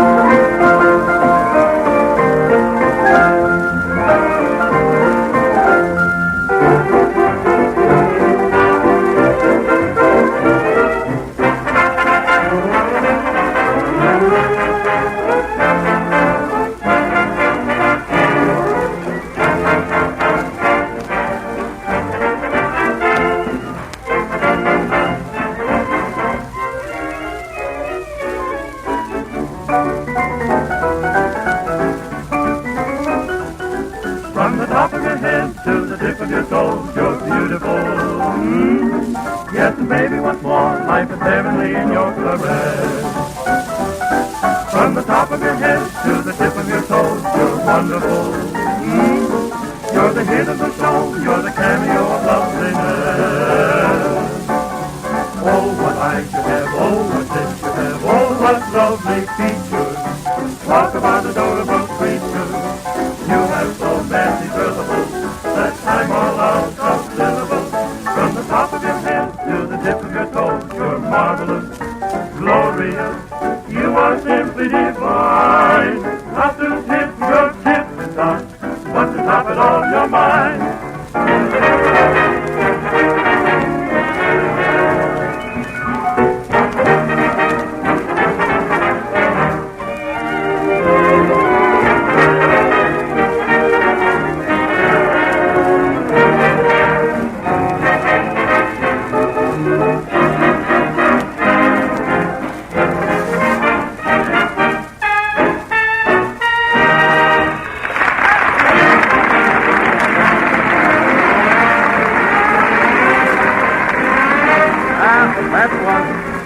Kelly and his men giving you a musical shiver from the top of your head to the tip of your toes. And speaking of the tip of your toes reminds me of floors.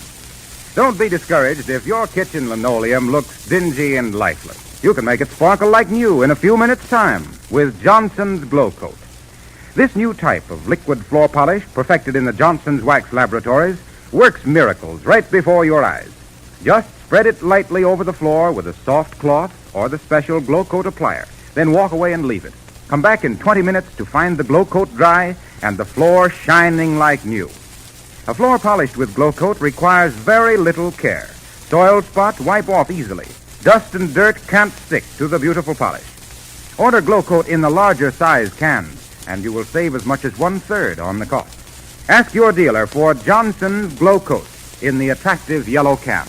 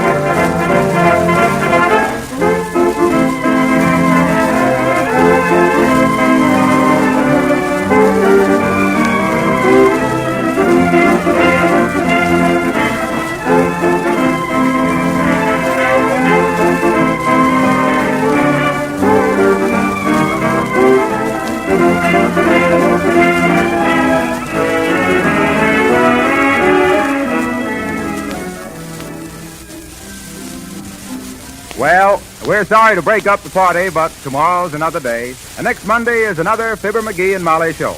Listen, we have it on pretty good authority that Fibber has a little paper-hanging job ahead of him that he and Molly are going to try. Well, Fibber, are you still looking for ghosts? Well, in a way, yes. I thought I heard something clanking, but I guess it was just this here NBC chain. Oh, I see. Mind if I make an announcement, Harpo? No, go right ahead. But Fibber. Huh? Don't look now, but there's another program following us. Well, then I'll save my announcement till next week. I was just going to say that if folks wanted a sample of Johnson's Glow Coat, all they had to do was to tear the top off 3 announcers like you and... McGee! Oh, well, I see. It was a good idea. Well, don't forget now, you have a date next Monday evening at this same hour. A stuffed date just filled with music and merriment. Until then, may we remind you that just as the best housekeepers use Johnson's Wax and Johnson's Glow Coat to keep their houses clean and shining, so the most particular car owners keep their cars sparkling with Johnson's Wax and Cleaner. This is Paul Revere Wilcox, galloping on with the news. The Glow Coats are coming. Good night.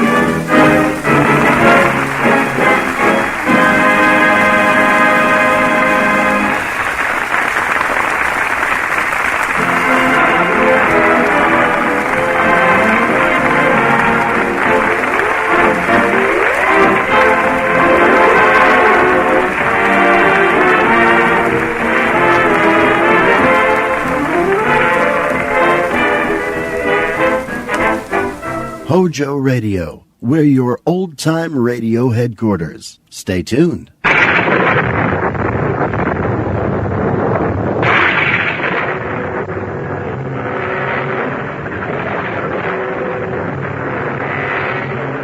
Tom Bosley. Welcome to our magical world of radio. Today, I prepared for you a special grab bag of adventures. Everybody likes surprises, and this grab bag is just full of them.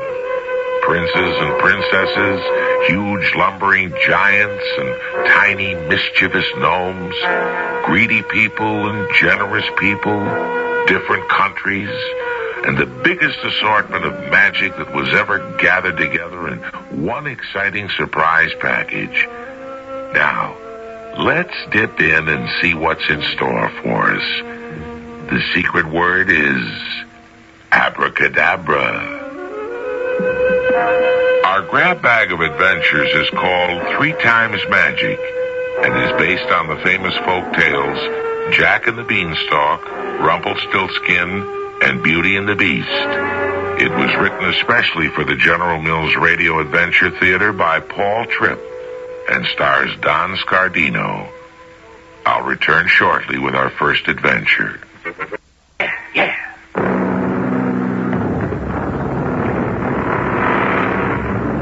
From the beginning of time, in every country and in every language, storytellers have been spinning magic tales. A storyteller is really a magician of words. He creates hope in the hearts of the people who listen. In olden times, Life was very hard for those people who worked from dawn till sunset and were almost too tired to dream of a better life. The stories did their dreaming for them. So now, let's go to England and see what happened to Jack. I'll let Jack tell you about it. I suppose the best way to become a prince is to have a father who's a king. But my father was a poor working man. So how did I become a prince? Well, it's pretty hard to explain, especially since I used to dream all the time and never do a lick of work. My mother doesn't understand it either. She used to call me lazy bones. Jack! Jack, where are you? Oh, I'm here, Mother. I'm resting. Resting from what, you lazy bones? Have you chopped the firewood? The firewood? Oh, the firewood. I knew there was something I should be doing. Oh, hi, Daisy. Got some of that delicious milk of yours handy? I'm thirsty. What problems, Mother? Daisy, she stopped giving milk. Now where shall we get butter and cheese to sell? How shall we live? We'll have to sell Daisy, that's what we'll do, and live on the money she brings. Good thinking, Mother. Today's market day. Come on, Daisy. Let's see how much money I can get for you. Don't worry, Mother.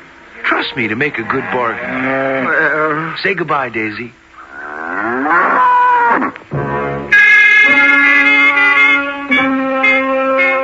With each step I took, Daisy's price went up. Halfway to market, I figured that Daisy was worth at least 100 gold sovereigns, no less. Good morning, Jack. Off to market, I see. Right the first time, you funny little man. How do you know my name? None of your business, and don't call me a funny little man. I'll be happy to take Daisy, your cow, off your hands. Oh, now we're getting somewhere. How much?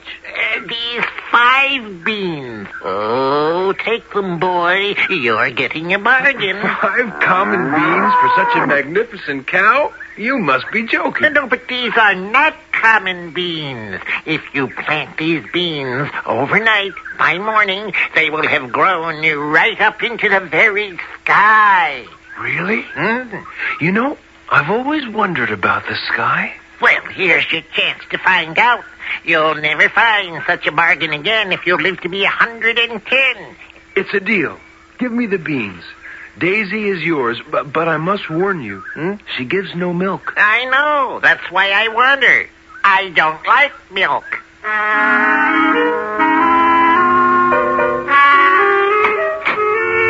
Good news, Mother. I've sold Daisy. I see you have. Tell me quickly, how much did you get for her? You'll never guess. Here, take a good look. 5 beans?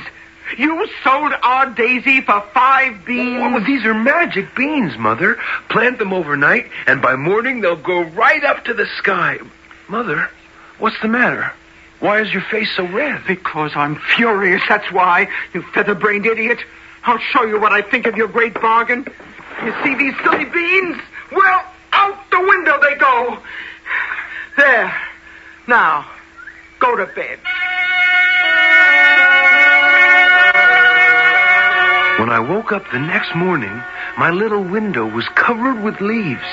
I ran outside, and there was this great beanstalk reaching right up to the sky. Needless to say, I started climbing it immediately. It wasn't very hard. The leaves grew out of each side like a ladder. And when I reached the top, I saw a long, shining road stretched out before me. I walked and I walked until I came to a tall, shining white house with a wide doorstep. Well, one thing was sure. There was at least one house in the sky. Coming! Good morning. I wonder if you could give me some breakfast. I went to bed without supper last night, and I'm as hungry as a bear. You're really a very disappointing young man. I thought you'd come to rescue me. But rescue you? Rescue you from whom? From what? From the terrible ogre, of course. One night he stole me away from my father's palace with all my treasures, and he's keeping me a prisoner here. Well, in that case, it'll be a pleasure to rescue you. But before I do, can I have some breakfast? I'm really very hungry. But the ogre's due back any moment from hunting. And if he finds you here, well, there's nothing he likes better for breakfast than a young man like you. The fatter, the better. Well, I'd be much fatter if I had some breakfast, wouldn't I? Oh, you really are very brave. Well, come in and have a bowl of porridge. But you'll have to hurry.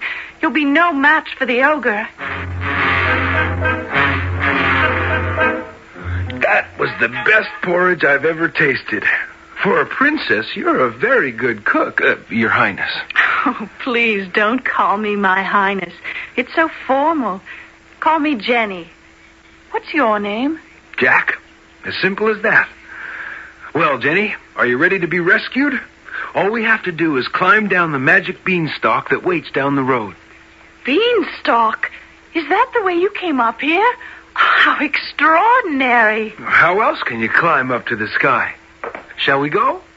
Oh, too late. Here comes the ogre now. Oh, my.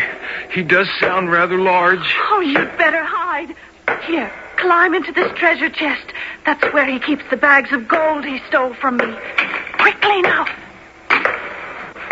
Fee-fi-fo-fum. I smell the son of an Englishman. Be he skinny or be he fat, I'll gobble him up when that is that. Oh, don't be such a silly ogre. What you smell is the delicious English roast beef that's sizzling in the oven. That I could have sworn. Oh, very well. I'll eat the roast beef instead. I'm starving. It's not quite yet done the way you like it, but it will be soon. In that case, I'll take my gold out of my treasure chest and count it. Nothing like counting gold to work up an appetite. No, I'll get it for you. Here's the gold, Mr. Ogre. Count it. Breakfast will be ready soon. Thank you, my dear. You're very kind. Let me see now. 1 bag of gold. 2 bags of gold. 3.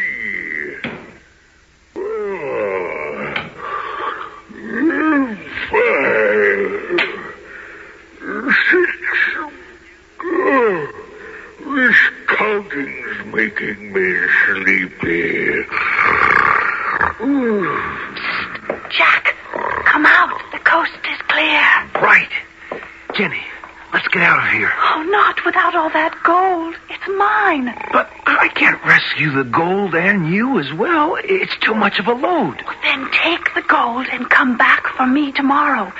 I'll still be here. I'll see you tomorrow then, Jenny. The bags of gold were so heavy, it was hard to carry them down the beanstalk. So I threw them down first and slid down helter-skelter after them. Oh, my goodness, I must be dreaming. It's raining gold. Jack, where have you been? Up in the sky, Mother. Where else? Still dreaming about the sky, you silly boy. Here, take one of these coins and buy some food. You didn't have any supper last night. Early the next morning, I climbed up the beanstalk again. When I got to the ogre's house, Jenny had breakfast ready for me. Are you finished, Jack? It's time to rescue me, you know. Right. Let's go. Oh, too late again. Oh, dear. I do wish you'd had your breakfast before you came. Quick, Jack, hide in the cupboard and mind the pots and pans. Fee-fi-fo-fum. I hear the clatter of an Englishman. Be he fat or be he skinny. Oh, do stop that silly nonsense, Mr. Ogre. It was only a mouse, an English one. Oh, I could have sworn. Oh, well, is breakfast ready? Not yet. Now, why don't I bring you the little black hen, and you can watch her lay golden eggs while you wait? Good idea. How very kind of you. There you are, my little black hen. All right now. Rain. Marvelous. Solid gold. All right, Henny Penny. That's one. Now, two. Three. Four. Five. I do wish counting didn't make me so sleepy. Come on out, Jack. He's asleep. Right. Let's go. Oh, not without that little black hen. It belongs to me. But I can't take the two of you together. It's too noisy. Well, then take the hen and come back for me tomorrow.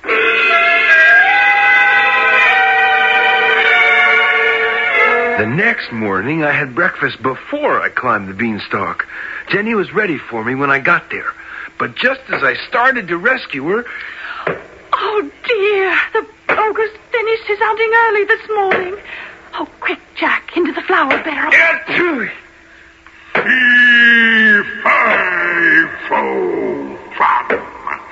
I hear the sneeze of an Englishman. Be he fat or... Don't be silly, ogre. It was only another mouse. Are you sure? I could have sworn. Or maybe you're coming down with a cold, poor dear. Here, let me fetch you the magic harp. You listen to it while I get some breakfast ready. How kind. Thank you. Now then, my magic little harp, play. Oh, how soothing. Just like a lullaby. I think I'll have a little nap before I eat. Psst, Jack. Right. Let's go. Well, not before I take that harp with us. Master, someone's stealing me. Oh, be quiet, you silly harp. I'm not stealing you. You were stolen from me. What's all the rest? Come on, Jenny. Let's get out of here. We ran down the road, 5 skips and a jump ahead of the angry ogre. And when we started climbing down the beanstalk, the ogre started climbing down too. It looked like curtains for Jenny and me, but just as we reached bottom, Mother, stop chopping that firewood. I need the axe. What for? Because I'm chopping this beanstalk down. There's an ogre coming after us from the sky. Are you still dreaming about the sky, you silly Jack? Oh, and who's this pretty girl?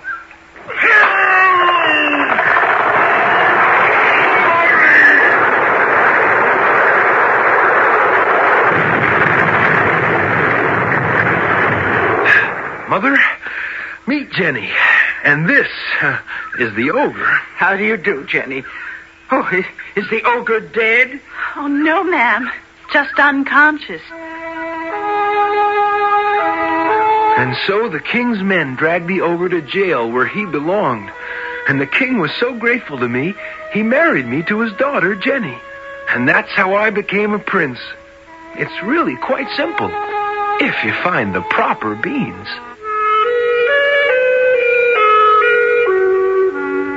When I first heard the story of Jack, I couldn't believe that any beanstalk could grow so high. So I tried an experiment. I planted some red kidney beans in the ground. Day after day, they grew higher and higher. Of course, they didn't grow right up to the sky, but they grew high enough to make me believe that maybe Jack wasn't making it all up. You try it sometimes. Who knows? Maybe your beans will be the proper beans. The magic ones, I mean. I'll return shortly with our second adventure. The General Mills Radio Adventure Theater will return shortly.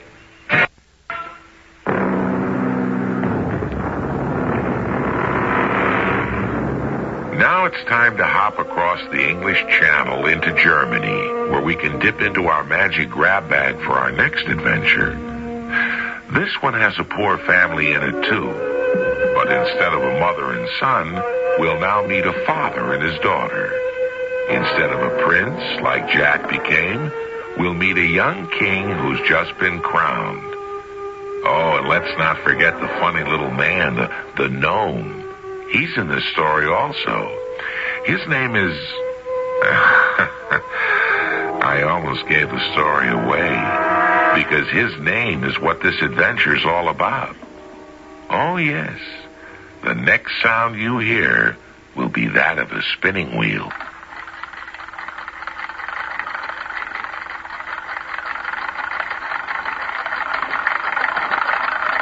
Oh, Jane, do stop spinning that wheel. It's giving me a headache. Oh, but, Father, how else shall I turn this flax into thread? No, my dear, please forgive me. It's just that when I watch that wheel turning, I remember that the arms of my windmill are not turning. Isn't the wind blowing, Father? No, it's not that, Jane. It's just that farmers no longer come to our mill with their grain to turn into flour. They think my windmill's too old-fashioned. Old-fashioned. Why, I used to grind the finest flour. Oh, please, don't worry. What shall we eat? Thread? Flax? I had a wonderful dream last night. I dreamed that instead of you spinning thread out of flax, you were spinning gold out of straw. Oh, Father, what a silly dream. Wouldn't it be wonderful if such a thing were possible? Well, of course it would. Oh, who can that be? Well, maybe it's a farmer come with his grain. And what may I do for you, sir? Is it a farmer with his grain, Father? No, my dear young lady. I'm not a farmer. I'm a king. Your king. Oh, forgive us, Your Majesty. My daughter meant no disrespect. Of course she didn't.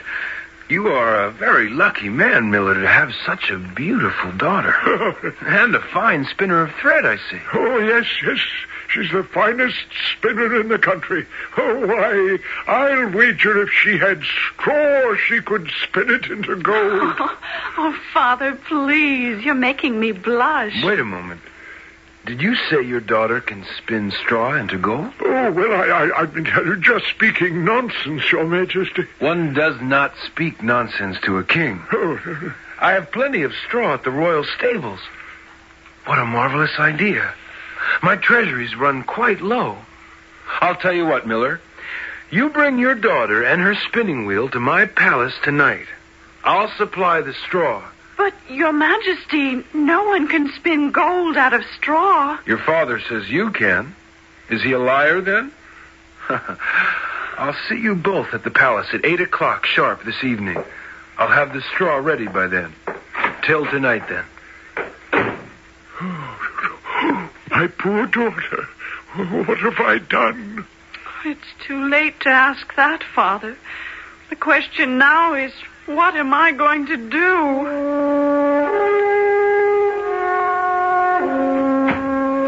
That's right, men. Pile those bales of straw on top of each other as high as they will go. By tomorrow morning, I shall be rich. Good evening, Your Majesty. And a very good evening to you both. Father, please, tell him the truth. Would I not? You know I can't spin straw into gold. What are you two whispering about? Now, you go to work. I'll see you in the morning. And if you have not spun all this straw into gold, then into the dungeon you shall both go. Kings do not like to be deceived. Come, Miller. Good night, my dear. Good night, daughter. Oh, that straw. Whatever shall I do? Oh, what shall I do? Who are you? Where did you come from? Out of the nowhere into the somewhere. Why do you look at me so strangely, young lady? Well, forgive me. I didn't mean to stare. Do you find my pointed ear so strange, or my long red beard curled like a corkscrew? Well, frankly, I do. Well, I don't. There is no one in this world as handsome as I. Now then, to business. What's all this weeping about? My father told the king I could spin straw into gold. And I can't. Well, of course you can't. And your father talks too much. Oh, it wasn't his fault. He was desperate. Let me see now. It shouldn't take me more than 9 hours to spin it into gold. Oh, it's impossible to spin straw into gold. Impossible for you, perhaps, yes, but not for me. What will you give me if I do it? Will my necklace of beads do? Why not? I'm rather partial to red beads. Now, out of the way, please, and here we go.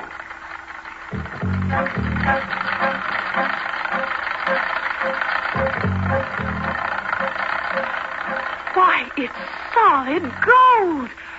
Oh, you dear little man. Oh, what a darling you are. Yes, it's dawn, and now I must leave. Goodbye, and thank you. Well, what have we here? A room full of gold. Come in, Miller, and see what your daughter has done. Well, gold? I don't believe it. How did you do it, Jane? With her little spinning wheel, of course. What a talented daughter you have. And now, Your Majesty, may I go home? Home? Nonsense. Today you shall sleep in a bed with silken sheets, and tonight you shall spin more gold.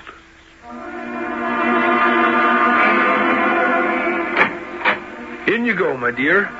I've had a soft cushion put on the stool so that you can spin more comfortably. See you in the morning. Oh, dear.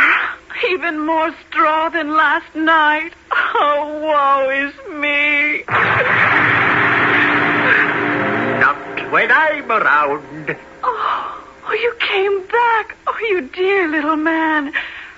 Well, hadn't you better start spinning? There's more straw than last night. So there is. I shall have to work more swiftly.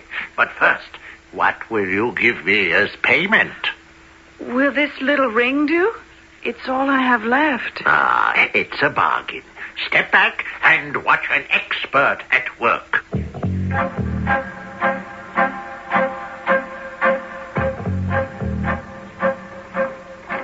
Quickly, it's the king. Finished in the nick of time. Well, I'm off.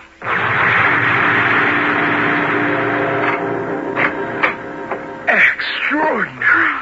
You've done it again. Now get some rest, my dear, while I send out my army to find more straw. And tonight, you shall work in the ballroom.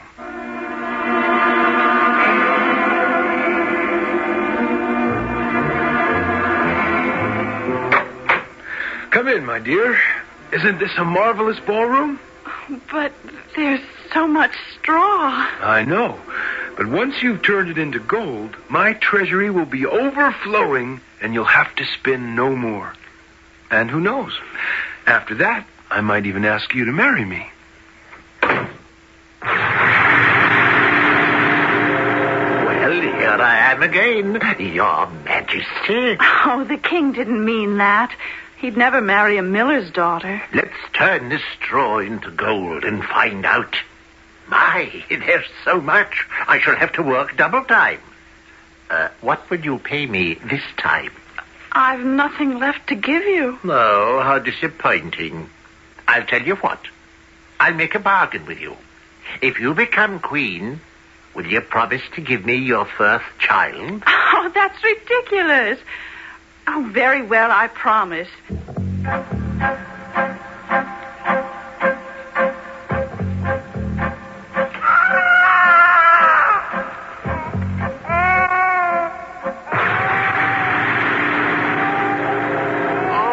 What a lovely baby.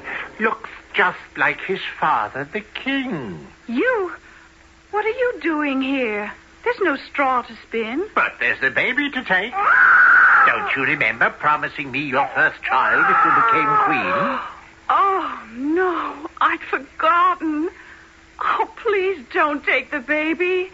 What would a funny little man want with a baby anyway? Why, we'd play together. We're the same size. Oh, please don't weep. Tears are so upsetting. Oh, my poor little baby. Well, all right. I'll tell you what. I'll be back in 3 days. And if you can guess my name by then, you may keep the baby. But you'll never guess. It's a most extraordinary name. See you Thursday.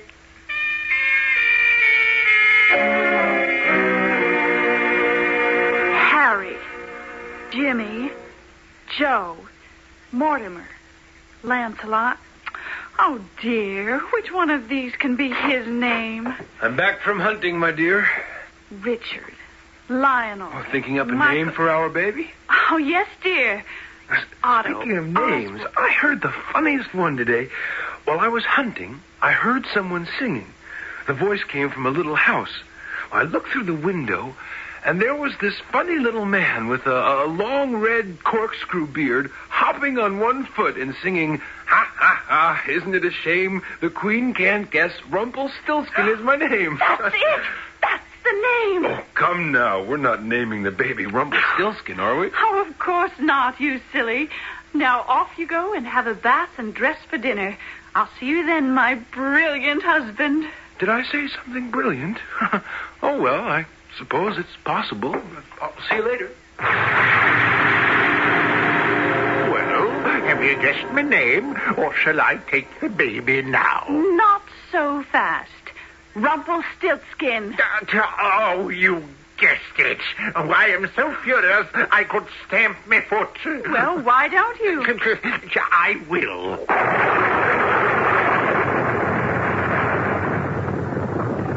Now see what you've done. You've stamped yourself into a deep hole. Oh, do come up here, you silly little man, and let's be friends. After all, you did me a great service, and I'm very grateful. No, thank you. I'm not coming out of this hole until I can think up a new name. Funny thing about gold. Everybody wants it. Everybody dreams about it. Did you know that hundreds of years ago, scientists used to experiment with tin and lead, hoping to change it into gold? They were called alchemists, but they never found the secret of making gold. I'll be back shortly with our third adventure. The General Mills Radio Adventure Theater will return shortly. Deborah?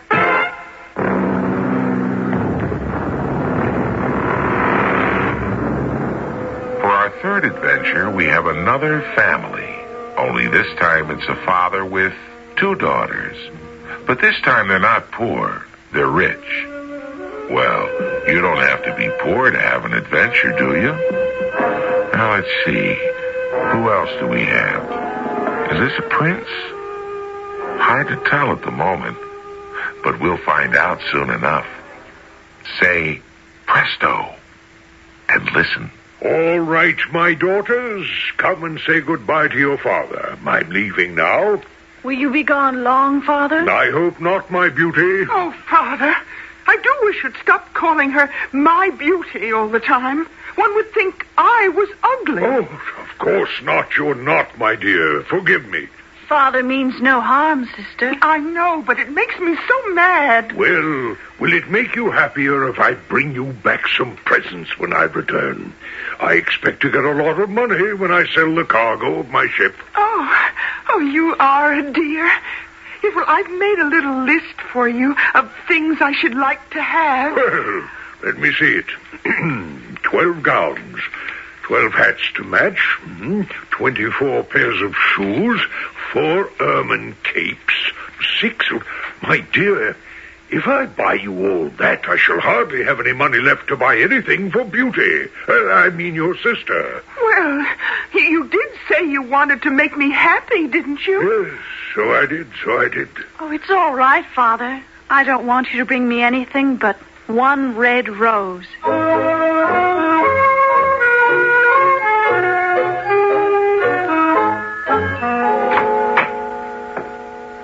Welcome home, Father.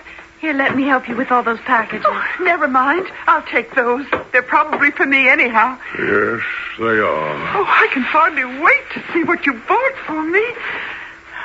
What's the matter, Father? Is anything wrong? You look so pale. I've never seen you look like this. What is it? Here, my beauty, is the red rose you asked for. Oh, thank you. Oh, how fragrant it smells. And now, my children, I must go. Farewell. But you've just come. You're tired. Must you go this instant? Come and kiss me, my daughters. We shall probably never meet again. Oh, something is wrong. No, Father, you're not leaving until you tell us what's happened. Very well. It all seems like such a bad dream. I was only 30 miles from home when it began to snow very heavily. The wind blew fiercely and I lost my way. I wandered for many hours. And then in the distance, I saw a light. I headed for it, and soon I found myself standing before 2 bronze doors. Nobody came to open the doors, so I pushed them open myself. Hello! Is anyone home? You are welcome, stranger. I have been expecting you. I hear you, but I cannot see you. Who are you? That is none of your concern. You are wet and hungry. Warm yourself by the fire. There is a fine dinner waiting for you on the table. Eat it. Then go to bed and rest. I did as I was told. When I awoke the next morning, a hot breakfast was waiting beside my bed. Good morning, stranger. I trust you have slept well. Eat your meal now, then leave, and do not return. Well, thank you, kind sir. But before I leave, will you not show yourself that I may properly thank you in person? Ah, alas. You would not like what you see. Now, do as I say, and go. After breakfast, I hurried out of the palace, for that's what it was. Outside, the snow had disappeared, and I found myself in a most beautiful rose garden I had ever seen. Suddenly, I remembered that I promised Beauty to bring her a rose. So I plucked one. Ungrateful wretch! I saved your life last night and made you welcome in my palace. Is this how you repay me? I turned and saw a richly clad man with the most horrible face I have ever seen. Is this your thanks to me? To rob me of my roses, which I love above all else in the world? Oh, pardon me, my lord. I never dreamed of offending you. I was only gathering a rose for one of my daughters who asked me to bring her one. Do not call me lord. Call me beast. I detest flattery. Your life is the price you must pay for that rose. Have mercy. I meant no harm. Very well. You say you have daughters. If one of them will come to die in your stead, I will spare your life. But if one daughter will not come, then you must swear you will return to meet your punishment. Swear! I swear it. And that is why, my daughters, I must leave you now. No, you will not die. I shall return to the palace with you. Let the beast kill me, for it is I who am to blame. No, Beauty. Thank you for your love. But you are young, and I am old. I will return alone. No, Father. My mind is made up. We go together. My Lord Beast, I have kept my word and returned, and my youngest daughter is with me. She is called Beauty. She is well named. Beast, Be kind to my daughter. Do not harm her. I shall do as I please. Am I not master here? Leave! Do not fear, Beauty. No harm shall come to you. You are too beautiful to die. I wish to see your face. Your voice is so kind. I do not believe your face would frighten me. Oh, if only that were so. In 3 months, you shall see my face. You are not yet ready to look upon it.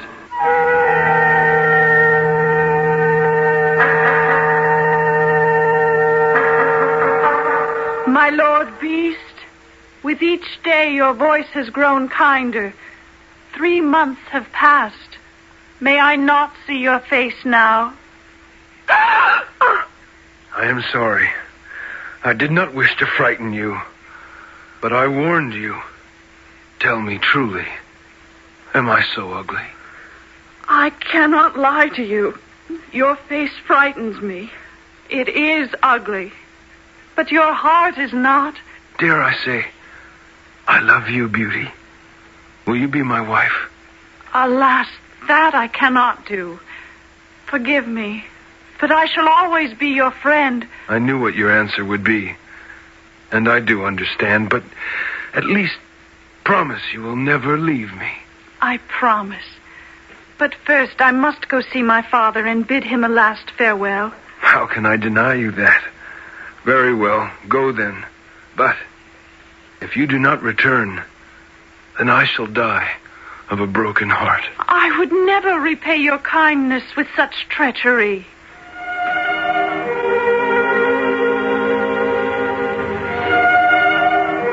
Oh, Beauty, Beauty.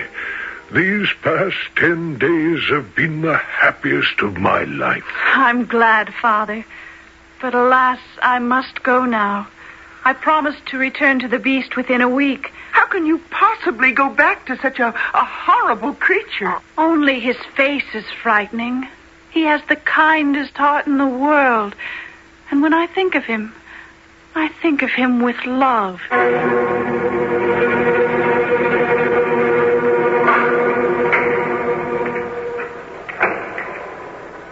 Beast! Beast! Where are you? I have returned. I have returned to stay with you forever.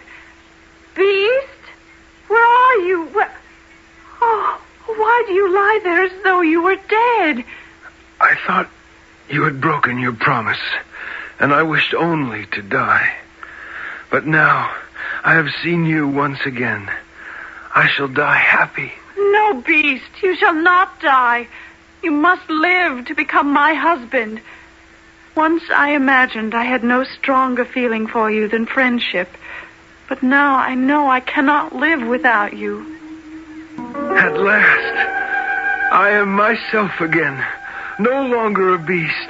Oh, forgive me, handsome stranger, but I did not see you appear. Where's my beast? What has happened to him? I am he who once was a beast, but now am a prince again. Long ago, a wicked sorceress turned me into a beast and said to me that until a beautiful young maiden should, of her own free will, consent to marry me, I would remain a beast forever. Then, Beauty, you came, and the magic spell was broken. Once, I offered you my heart. Now, I also offer you my crown.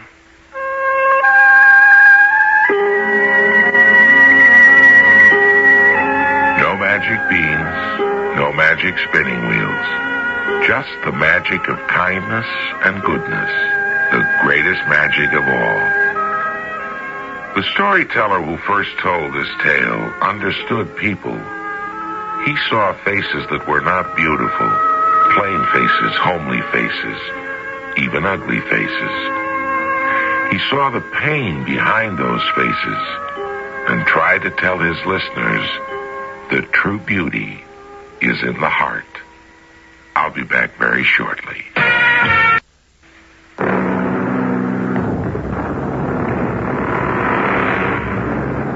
In the old days, as I mentioned before, people used to sit around fires and listen to stories told by storytellers. Today, instead of a campfire in a wilderness, we sit around the radio and listen. It's really the same thing. The word folk means people, and folk tales are people tales. And we're people. You and I, aren't we? What I mean?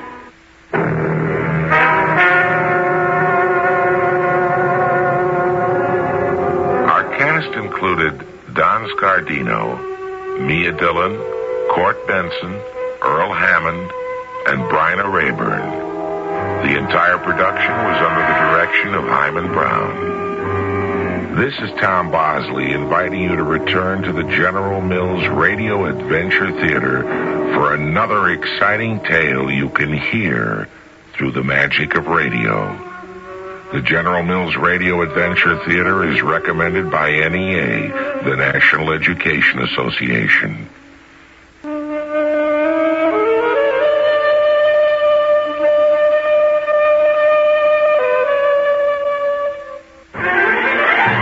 Keep it tuned right here to Hojo Radio for more classic old-time radio.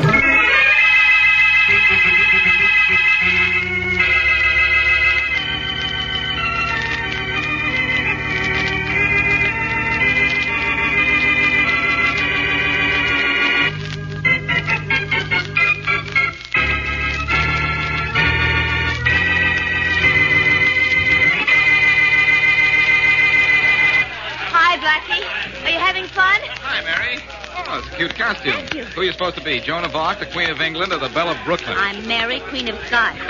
Only right now I better be Mary, Mistress of Sandwiches, hadn't I? Keep everybody amused, will you, dear? Any suggestions on how that's done? Well, if I knew, you'd be king about the sandwiches. Hey, by the way, you look awfully thick as Robin Hood, Blackie. Are those real arrows? Sure, but I'm not really Robin Hood. I'm actually Cupid with clothes on. It's cold out. Well, Cupid, old kid, aim a couple of arrows where they'll do the most good. I'll be seeing you. Oh, and remember, there is no mistletoe under the chandelier.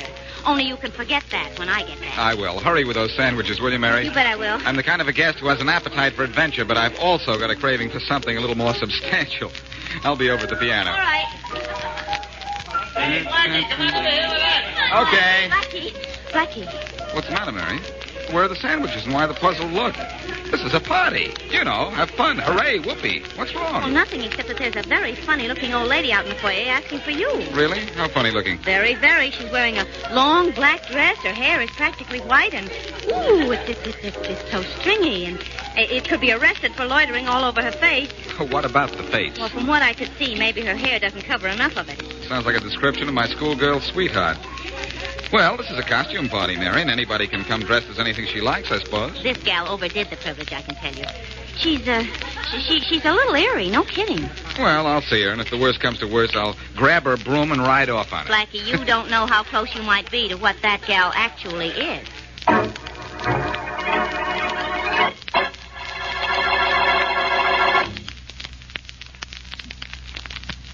And now, back to Boston Blackie. Enemy to those who make him an enemy. Friend to those who have no friend.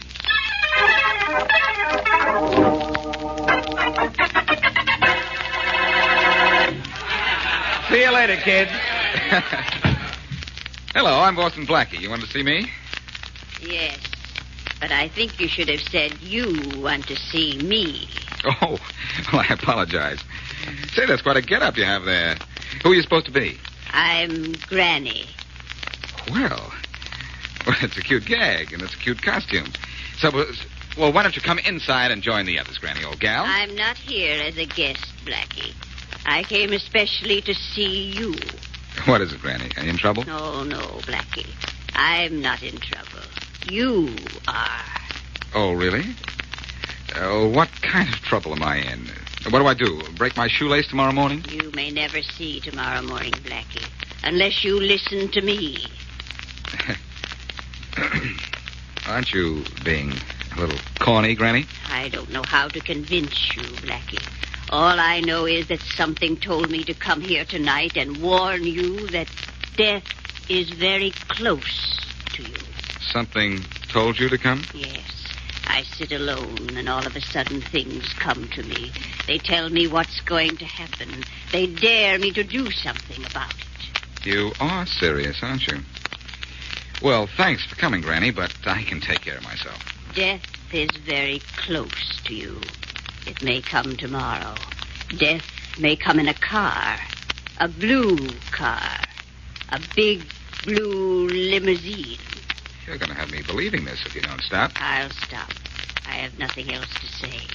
But I can be found at my house, 50 Lincoln Lane, if you need me. Remember what I see, Blackie. Death and a big blue car. Tomorrow. Go back to your party, Blackie.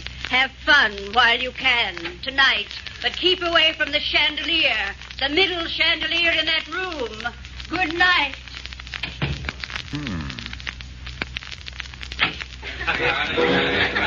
Blackie, where were you so long? I'm not sure, Mary. I think I was out in the foyer. For goodness sakes, is something wrong? No, I don't suppose so. Okay, milady. Let's see that this party of yours keeps going. Right you are. Let's go over to the center of the room. The chandelier crashed down. Lucky nobody was under it. Well, I should say so, Blackie. How could an accident like that happen? That's not what bothers me. It's how could anyone know it's going to happen?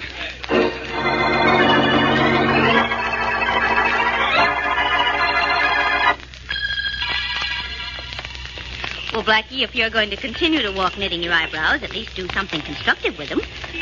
Make me a sweater, maybe, huh? Mary, I can't get over that old lady who came to your party last night. After all, she did warn me about the chandelier. I'm thinking... About that big blue sedan she warned you about? What's the matter with you? Are you scared? You know better. I'm not scared. Just careful. Well, there goes the traffic light. Let's get to the other side of the street and on to another subject. Come on. Okay. Let's talk about the weather. Do you think we'll have any today? Well, now you know we might. It looks like we might. Blackie, look out for that car! Jump, Mary, jump fast! Golly. That driver tried to run us down, didn't he? I'm scared. That makes two of us. Lucky we made the curve in time. Blackie? Yes? Blackie, did you see the color of that big car that almost ran us down? I wasn't paying too much attention, but I think it was blue. It was blue, and it was a limousine. Yeah. So Granny's prediction was right. That settles it. I'm going to see her. Well, now I am afraid. Don't be. Apparently, Granny can foretell my future. I'm just going to see her to make sure I have one.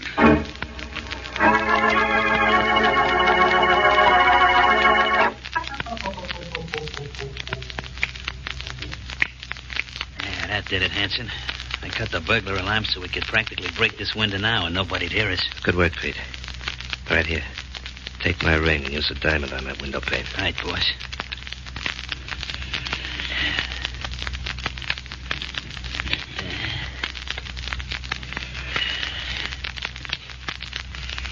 There we are. Now this suction cup takes the glass out without any trouble. Just a couple of taps. That did it. Good. Now hop in and pick up that dough. Payday for this factory's tomorrow. There ought to be $25,000 in small bills in that safe. Not bad for an hour's work. This job took more than an hour, Pete. I had to plan it, case it, figure out the best time was on a Sunday afternoon. It took weeks. Well, 25 G's ain't bad for a couple of weeks' work either, boss. Boost me in that window, will you? Yeah, okay. I'll wait out here in case the watchman changes his routine and decides he needs some exercise. All right, up you go, Pete. I'll be seeing you in a couple of minutes. Okay. Yeah, I'll be seeing you and $25,000.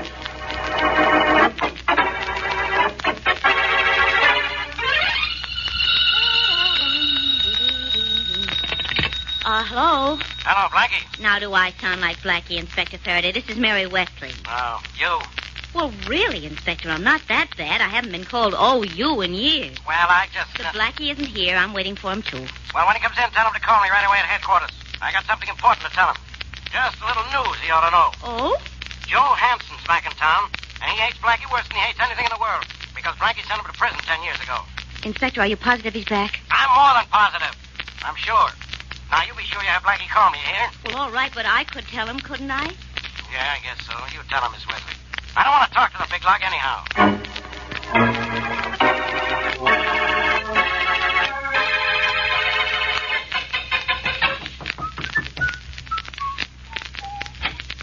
Yes? Oh, hello. Hello. This is 50 Lincoln Lane, isn't it? Yes, it is, Blackie. And I've been expecting you. Come in. You've been expecting me? You mean you and I have met before, gorgeous? Certainly.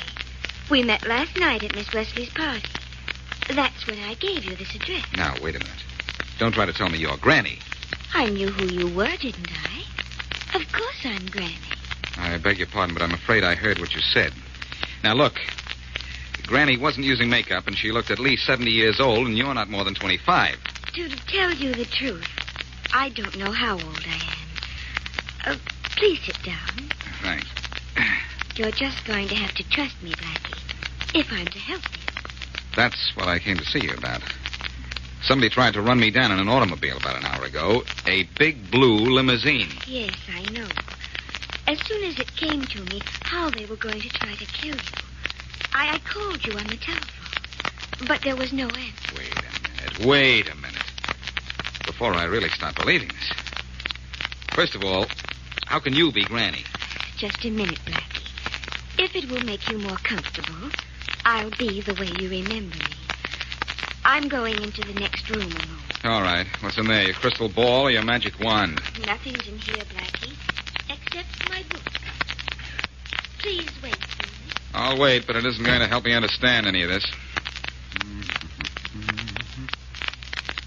Well, you said you wouldn't be long. It's practically 10 seconds. What's going on?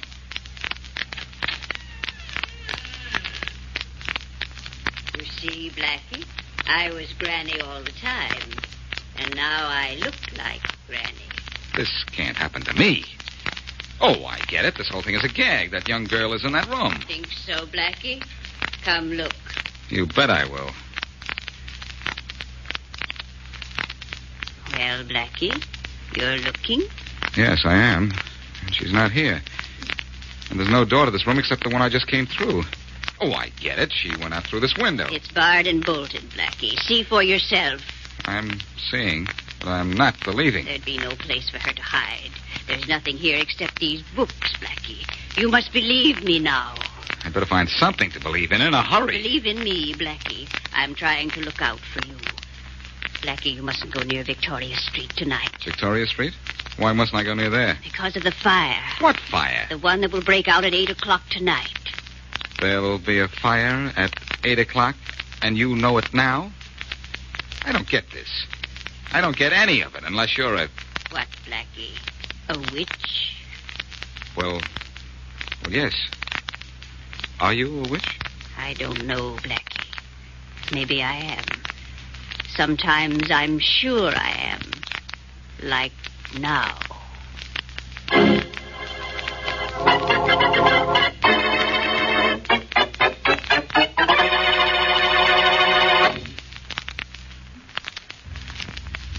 And now back to Boston Blackie.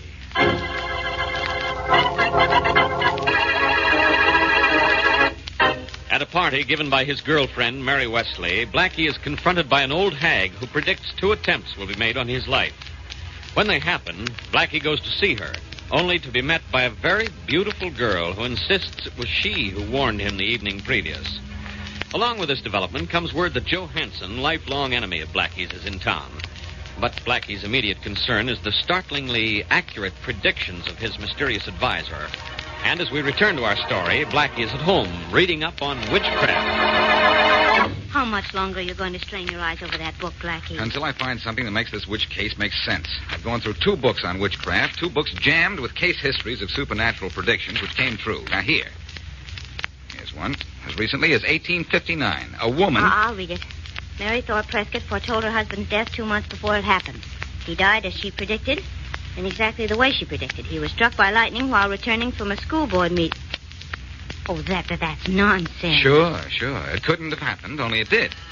See who that is at the door, will you, Mary? Yes, but suppose it's that Joe Hansen Inspector Faraday called you about. If it is, say I'm not home. It won't be Hansen, Mary. Hansen wouldn't ring. Well, okay, if you say so, only I wish you'd please give up those books. Not right now, Mary. Well, if that's the way you want it, all right, it's all right by me.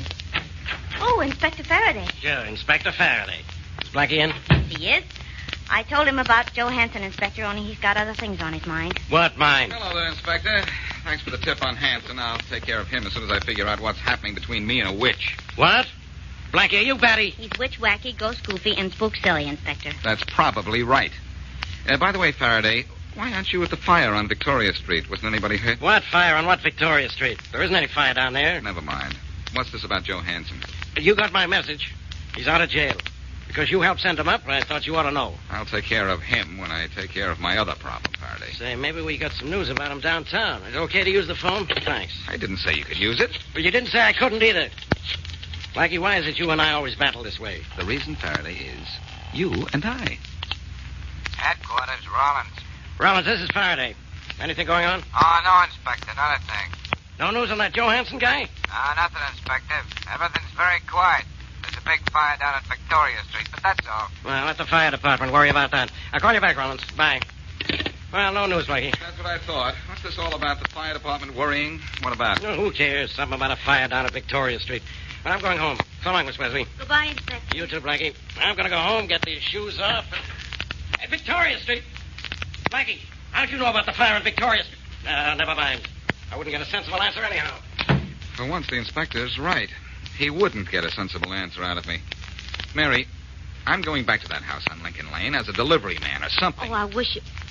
All right, but be careful, will you? Oh, I will. Don't worry. One thing you can count on. When I get there, I'll keep my witch about me.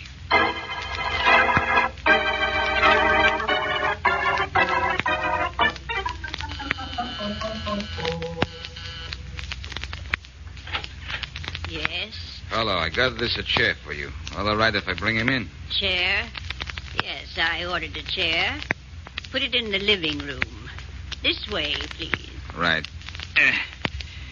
I've been working on the railroad. Put it right down there. That's right. Thank you. It's no trouble, lady. I guess that's all.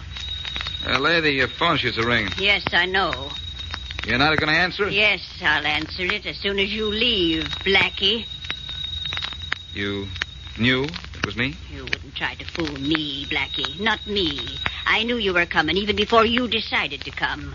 Would you please go now? I really must answer the phone. And you can't while I'm here? No. Oh, that's fine.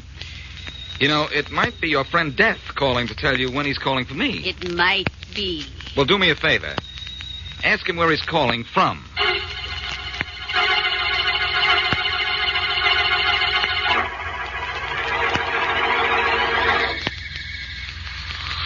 Oh, what a snap this town is now, Pete. What a snap. In a minute or two, this torch will burn right through this safe, and we'll have 30 grand more in the kick. Yeah, I know, Hanson. This and the job we did yesterday afternoon will give us plenty of sugar. Yeah, that did it. Now for 30 grand in diamonds, Pete. Clean, clear, cold diamonds. Keep them for 6 months, and get rid of them. Live on Easy Street. Maybe. Sure, maybe. Everything's got a maybe. Put that flashlight on this tray, and you'll see how close to positively our little maybe is. You're awful pretty, Hanson. They should be 30 grand, don't you think? No, reaching for guns, Hanson. That would be smart. Blackie. That's right. And don't get nervous, you two. All I want right now are those diamonds. And what if I don't get... Now, Hanson, please, don't make me answer that. All right, Blackie, tell me, how'd you know about this job? How did I know about it? I'll tell you, Hanson. A witch told me.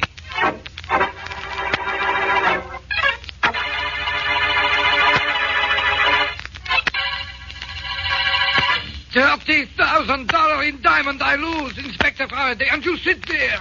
What kind of police force do we have here? I'm not the whole police force, Mr. Van Gelder. I'm only one man. We got men working on your case. You've got men working on my case. So what does that mean? Did I come to headquarters just to be told that? To tell you the truth, Mr. Van Gelder, I don't know why you did come here. He doesn't know why. $30,000 worth of diamonds. Why, isn't that enough? Hello, Faraday.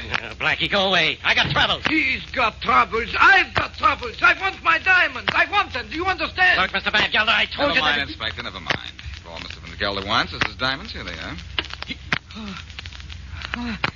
My diamonds. My diamonds. Thank you. I have my diamonds. I have my diamonds. I have my diamonds. Blackie, where did you get those stones? I brought them here, didn't I? And Mr. Van Gelder is happy, isn't he? So what difference does it make where I got them? Besides, I'm going to let you in on something. Yeah? I can hardly wait. Listen, Faraday. You know that witch business I told you about? Which witch? Never mind. It's all tied up with Joe Hansen, anyhow. Hansen, eh? Hansen A, B, and C. First of all, he hired an old hag to tell me a couple of things that were going to happen. Go ahead. You aren't making sense, but that's nothing new. Well, he hired this old gal, old pal, knowing I'd be very curious and investigate her, which left him free to do what he wanted to around town. Why should he worry about you? He had a reason, Faraday, believe me. He knew that as soon as I found out he was loose, I'd be on his trail, and he wanted to keep me busy, so he hired that old goon. You think Joe Hansen planned this and then made the old dame's predictions come true? That's right. He engineered everything. The falling chandelier, the big blue limousine, the fire on Victoria Street, the library with sliding panels so one girl could disappear and that granny make an entrance. I know that all now. Well, who told you? A little bird? No, a little telephone. What? I tried to get in that house on Lincoln Lane as a delivery man, but it didn't work. But I brought along a telephone cut-in outfit, and that did. I heard Hansen telling that old would-be witch his plans. About what? About a job he was pulling last night. Only Hansen doesn't know that I listened in on him. He thinks that Granny told me about it, and if I know Hansen, he's going to try to get Granny for that. So what? Where do we go from here? 50 Lincoln Lane. Think you can find your way there by yourself? Oh, I don't know. I'll try. Of course I can.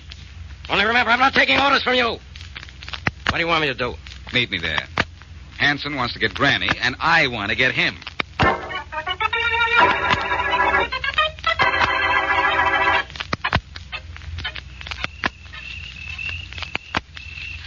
Waiting here behind this hedge gives me the creeps, Joey. Why can't we forget this business of taking care of Granny? We've got that money you and Pete got from the factory. We can get out of town right now. Can't do it, Sugar. Gotta take care of that double-crossing old dame. I killed Pete because he tried to cross me, and I'll kill her, too. I gotta do it. If you'd forgotten about Boston Blackie and not tried to keep him out of your way until you were ready to get him, we'd be okay now. Can't forget. Something inside me don't let me forget. Maybe you better remember that, too. Oh, Joey. As soon as it gets dark, we take care of Granny and beat it. I've got a plane all gassed up and ready to go. Only we gotta wait till it's dark. It's dark enough now, Joey. Look. The light just went out in the living room. All right, get over to the window. Tell me what you see. All right. There can't be anybody in the house, though, except Granny. It's gotta be her. Just look inside. Don't tell me who it's gotta be. Well? I can see her. She's sitting in that big wingback chair reading. Nice and calm and easy. Just as if she hadn't crossed us. I'll take care of her right now. Come on over to the window with me. Sure, Joey. I'm sticking close. Not that close. Joey. Don't get in the way of my arm. I need this arm of mine for something special. Yeah. We get one break anyhow. This window isn't latched. Move away a little. I can pry it open with this jimmy. Joey. If she does, she'll be dead that much quicker. You're carrying my gun. Give it to me. Sure, Joey, sure. Here's the gun. Can I watch Joey, can I? You can do anything as long as you keep your mouth shut. I can rest my arm on this windowsill, so I'll be sure I don't miss. Go ahead. Go ahead, Joey, go ahead. I can hardly wait to see you shoot. Just want to make sure I don't miss, and I won't. My hand's nice and steady. Here's where she gets it. Right now. Slam that window down and stop, Faraday. Oh, won't do you any good, Sugar. You and your boyfriend are through. It's you, is it, Blackie? That's right, it's me. My gun, and I've got another friend, Inspector Faraday, who's coming around the house to grab you. I'll never forget you for this, Blackie, never. Poor boy. You haven't got much time to remember anything. And, Sugar, Yeah. you tried to pretend you were the young edition of Granny. Well, by the time you're out of jail, you'll be older than she is.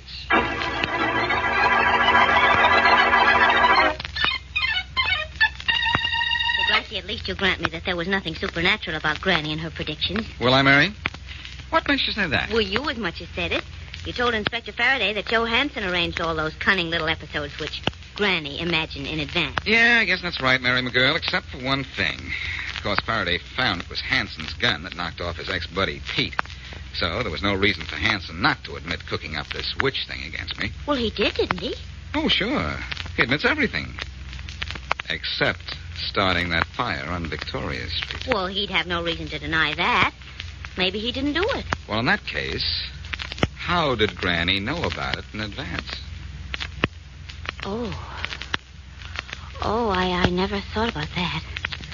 Well, why don't you ask her? I tried to find her this morning, Mary. And maybe she is a witch, and maybe she's just a frightened old woman. But for all I know, she's disappeared into thin air.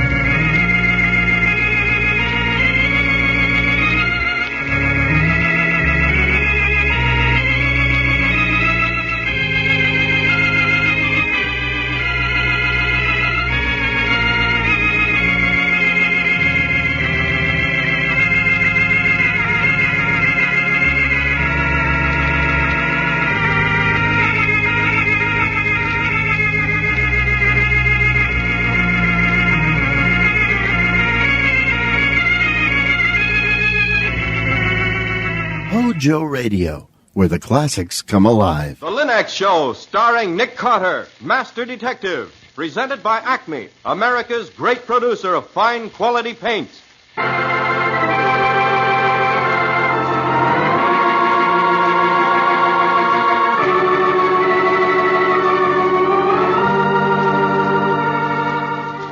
This is the story of a man known the world over as one of the most daring and resourceful characters in the history of detective fiction. A man whose name has become a symbol of the triumph of right and justice over the sinister forces of crime and lawlessness. A man recognized as one of the great masters of deduction. Nick Carter, Master Detective.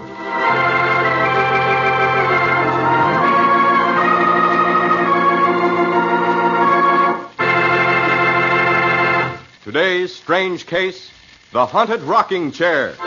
Another exciting chapter dramatized from the life story of Nick Carter.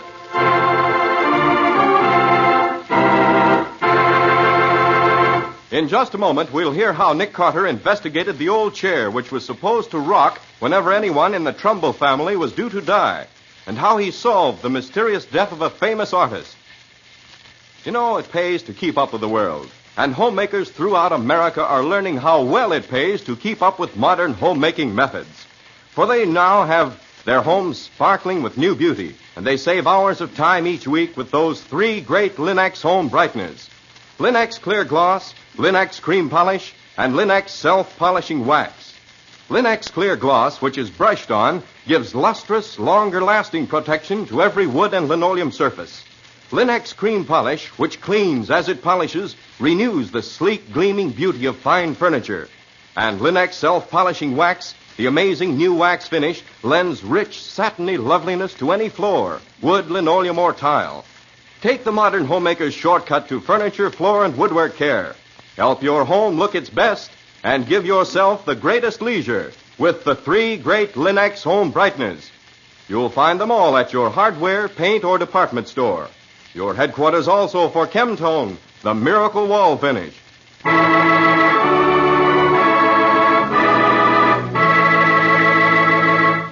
And now for today's exciting case from the life of Nick Carter. Once again, we keep our weekly appointment, which takes us to the sedate old Victorian mansion on the corner of 5th and 4th. It is late afternoon. The long shadows fall across the quiet streets. A solitary flower peddler ambles slowly down the block. His horse follows sedately, pulling a dilapidated truck full of potted geraniums and petunias. The peddler is exercising a fine Italian tenor voice. Anybody wants the flowers? Nice the flowers. I got a petunia. I got a geranium. I got a roses. Whoa, Garibaldi. Whoa, wait a minute. Hey. I got to say, if the nice young lady is home. Got a petunia. Got a begonia. Tell me, wait a minute. It's okay, Garibaldi. She's coming ahead. Good afternoon, Miss Patsy. Hello, Tony. How's Garibaldi? Oh, it's fine. Good. Tony, have you got any climbing roses? We lost ours, you know, winter killed. No. Mm-hmm. That's too bad. It's a shame, too. You want the Paul Scarlet or that new Dawn or a Blazer, maybe? Well, I don't got them today, but I'm going to get them for you. Good. We'll take one of each. Miss Patsy, your boss, he's home, maybe? You mean Mr. Carter? Yes. Yes, he's upstairs in the laboratory. You ask him, please, can he see Tony? Well, it's after office hours, Tony. I got to see him, Miss Patsy. Please, I got to see him. What's it about? My sister, Maria. She's afraid. She's got afraid to death. What's she afraid of, Tony? A rocking chair. What? A rocking chair that was belonged to an old lady. And this old lady is dead a long time ago. But sometimes she's come back. She sits in the rocking chair and a rock and a rock and a rock. And every time she's a rock, somebody gets dead. That sounds promising. Suppose you tell me all about it, Tony. Then I'll see if I can't persuade Mr. Carter to pay your sister a visit and investigate that rocking chair.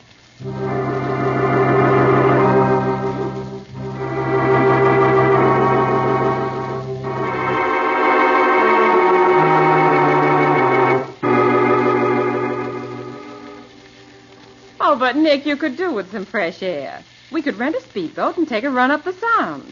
The island where Tony's sister lives isn't very far beyond Hellgate.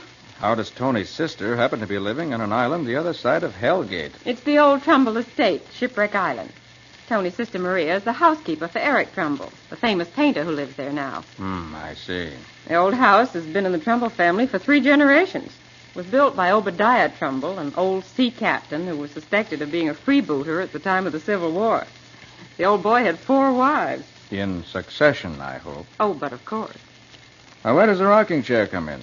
Oh, that belonged to the last of old Obadiah's wives. He brought her home as sort of an afterthought when all the children of his other wives had grown up. They hated her. She was little, with skin the color of dark ivory, and her face was sort of like a monkey's. Some say she was a Creole, and others claim she was Portuguese. At any rate, she talked with an accent and claimed to have the powers of a voodoo witch doctor. Probably hated her because they were afraid of her. Probably. No sooner was Obadiah safely in his grave than the children turned on her. Eric's father, who was the eldest, had her declared insane. Nice people. She was locked up in an attic room and fed 3 times a day, but no one ever spoke to her, and she never came out of that room. No one would have known she was there if it hadn't been for that rocking chair. You could hear it creaking all hours of the day and night. After nearly 30 years, she was suddenly taken very ill. When she found she was going to die, she asked them to send for Eric's father. It was a nasty night with the wind howling about the evening. Entrez. Come in, stupid. So you have come, eh? The doctor has told you I am about to die. And you think at last you will be rid of me. Listen, you fool. You will never be rid of me. I will return sometimes and sit in that rocking chair where I have spent so many lonely years. You will not see me, but I will be there. Sometimes the chair will rock, and that will mean there is to be a death in this family. There is about to be a death now, I think. Yes. See? The chair. Already it starts to sway. This time, it predicts my death. But it will rock for you. All of you. And as the chair rocked faster and faster, she died. Eric's father saw it. Well, probably a form of self-induced hypnosis brought about by the old girl's suggestion. Possibly. The rocking chair heard from again? Yes. Every now and then. But the funny part is that almost every time, according to Tony's sister, someone in the family died within the year. In a family that size, just by the law of averages, someone is apt to die within the year, whether the rocking chair rocked or not. Oh, I hadn't thought of it that way, Nick. Anybody living in the old house now, except Eric and Tony's sister? No. They came back a little over a year ago. Eric was too broke to live anywhere else. Has Tony's sister ever heard the famous rocking chair? Not until lately. Seems that everything was going along as well as could be expected until Captain Ralph Trumbull, Eric Trumbull's cousin, and his wife moved in. I gather the captain's wife is very attractive. And the captain isn't always home. And Eric is a notorious ladies' man. That's about the size of it. And to top off the whole thing, the rocking chair seems to have started to rock again. Well, what do you expect me to do? I just want you to find out what makes that rocking chair rock, so Tony's sister can stop being frightened. All right, I'll look into it. If you can get them to rent us that new speedboat. But remember, I don't want any hard-boiled eggs in my lunch.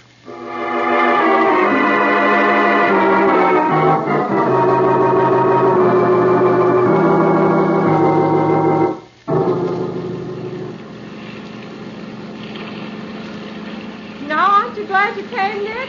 Do you ever see such a heavenly day? Going to be a storm before night. Oh, Nick, there isn't a cloud in the sky. Tony said he got word to his sister we were coming. She'll be waiting for us on the dock. That must be the island up ahead, Nick. Slow down or we'll pass it. Well, you look at that house. It's got everything. Cupola, widow's walk. I'll bet there's even an iron deer on the front lawn. And I could certainly use a coat of paint. Look there on the end of the dock. That must be Tony's sister. She's not exactly what you'd call a sylph, is she? Oh, hand me that line, will you? Hello? Are you Tony's sister? Si. I'm called Maria. You are Mr. Nick Scott and the Mrs., no? No, I'm Patsy Bowen, Mr. Carter's secretary. Oh, good. Hey, give me your hand. I'll help you. Thank you. Oh, be careful, please. So many of these boards are so old. Okay. We'll be careful. Well, Maria, how about it? You think I can get a look at this notorious rocking chair that's causing all the trouble? Oh, see, that's easy. The captain is away on a cruise. He won't be back until next week. Mr. Eric and the captain's wife are in the studio. He's painting her picture. Painting a picture, is he? What's wrong with that? Oh, he's always painting her when the captain is away. The studio's in the front on the second floor. The room with the rock and the chair is on the third floor over the kitchen. We'll take the back stairs. No one will see us.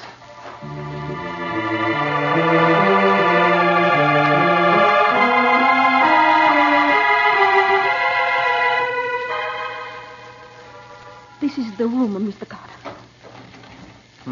Door's locked. See, it has not been entered since Mr. Eric's father was found hanging to the rafters, and they threw the key into the well. Is there any way we can crawl in through a window? No. The only window is 2 floors above the roof of the kitchen. There's 3 outside, but the branches are too small to hold anybody.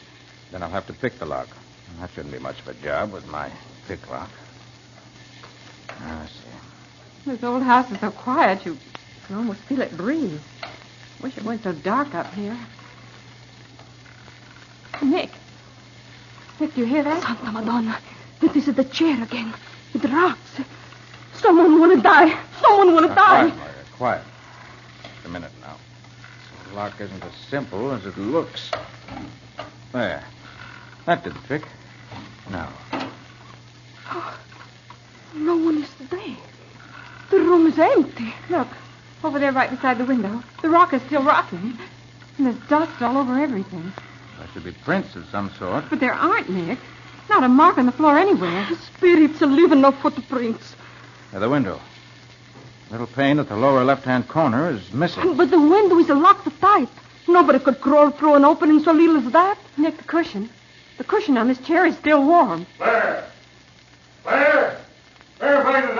Santa Maria. This is the captain. He's come home. He's looking for his wife. Uh-oh. You better run down, Maria. See if you can stall him. Hey! And fancy woman, you better answer me or else... Hey!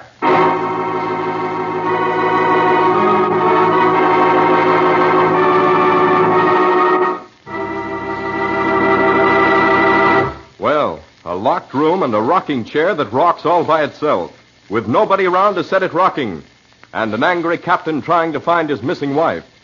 How can Nick put all these things together and get the right answer? We'll see in just a moment. The things you learn firsthand are the things you really know best. That's why women who have used the new Linex self-polishing wax are so enthusiastic about it, for they've found how different, how perfect a quick-drying wax can be.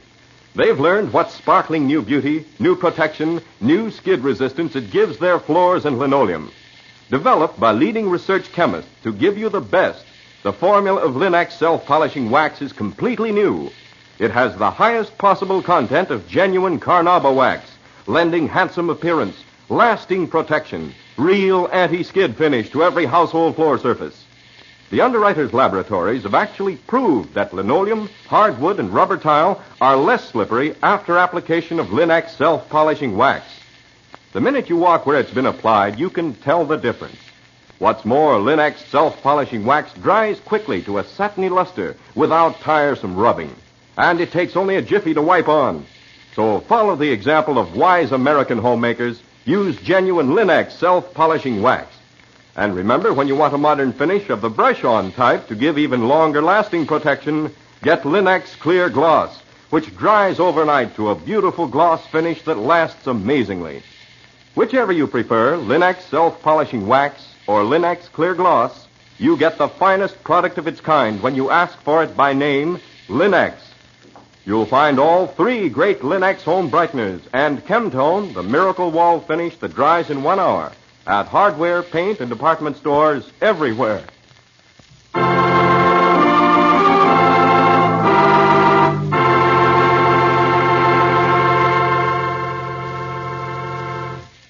And now back to our story. Investigating an old house in which an ancient rocking chair started rocking without any cause or reason, Nick runs into a complicated set of circumstances. Eric Trumbull is painting a portrait of the captain's beautiful young wife, much against the captain's wishes. And Maria, Eric's Italian housekeeper, is scared of both the rocking chair and the quick-tempered captain. As we pick up our story, the captain is storming through the house looking for his wife. Maria! Maria! Oh, there you are. Where in thunder is my wife? Is she not in her room, Captain Trumbull? You know blame well she's not. Oh, I remember now. She's gone to the mainland to do the marketing. No, she hasn't. Her hat's right here on the table. And the rowboat's tied up to the dock. Well, maybe she got a lift. Who in blazes are you two? Just friends of Maria's brother. The Trumballs don't like visitors. Captain Trumbull, don't you think you're a bit hasty? Suppose your wife is posing for Eric Trumbull. Lots of perfectly nice women model these days. Not my wife. It's the door of his studio. Eric, open up. I know my wife's in there. Open this door, I'll break it down. All right. Really, Ralph, you have to be so boisterous. You're not yelling into a gale, you know. Where are you, Claire? Here I am, dear. Oh, really, Ralph, this is too naughty of you. I was having my portrait painted for your birthday as a surprise. There it is. Eric, I told you to keep away from my wife. But when I come back unexpectedly, I find you both in the studio with the door locked. Oh, don't be so Victorian, darling. Eric hates to be interrupted when he's painting. Yes, now do go away, old boy, so we can get on with the portrait. The blazes with the portrait. You'll never do any more painting on this canvas. Oh, Nick, he's tearing the picture to shreds. Rugged old sea dog, isn't it? Ralph, I hope you realize you've destroyed a priceless work of art. Don't worry, I'll pay you for it. Although I have my doubts about how priceless it is. Claire, get your things together. We're leaving this house. Now? This minute. Miss Bowen and I will be delighted to take you to the mainland with us. Good. You go ahead. I'll join you on the dock as soon as I've made out a check for my cousin's priceless work of art.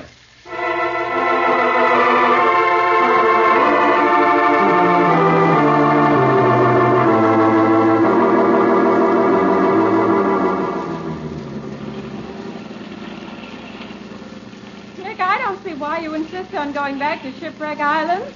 We just left it a short while ago. I know it, Patsy, but I got to thinking. Eric Trumbull may not be the nicest guy in the world, but I'd hate to see anything happen to him. I think it'd only be fair to warn him. Warn him about what? About the captain's crazy jealousy. From the things he said as we were taking him and his wife back to the mainland, I suddenly realized how intensely he hates Eric. I don't think Eric realizes it. Good grief, look. Tied up to the Trumbull dock. It's a police launch. Yes. We're too late, Patsy. What a fool I was not to come back right away. Oh, Nick, look. There's Lieutenant Riley standing on the breakwater. Something serious must have happened if he's been called in. Oh, there, Nick. I thought you'd be back when you heard the news. But you're too late, me boy. The whole thing's solved. What's solved, Lieutenant? Eric Trumbull's death. I was afraid of that. What happened? Hanged himself, he did. Hmm? We're just waiting for the photographers to finish before we cut him down. No, Riley, don't touch him. Hmm? Don't touch a thing till I have a chance to see him. But this isn't suicide. It's murder.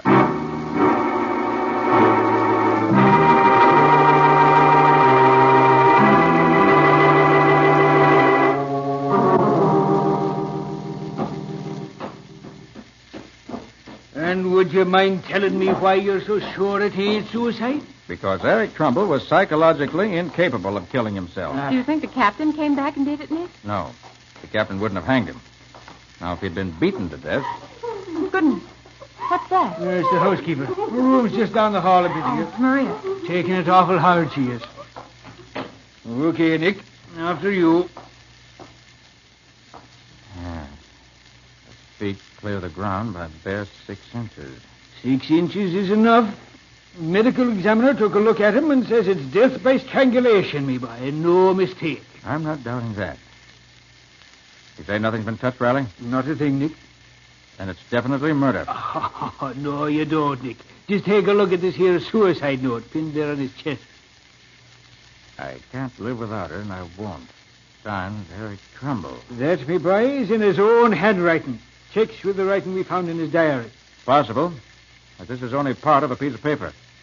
The upper part's missing. So what? It's a suicide note. That's enough for me. Riley, if a man's going to commit suicide, he has to stand on something. Box, chair, even a few books, and then kick them away from him. But there's nothing here. Nothing within 15 feet of the spot where the body's hanging. You're right. Consequently, Trumbull was strung up by someone else. Someone who threw the rope over that beam, hauled the body up, and then tied the rope to that bracket. Now, wait a minute. What would Mr. Trumbull be doing all that while? There's no signs of a struggle here. Probably because the murderer was careful to sneak up behind him and knock him unconscious first. Huh?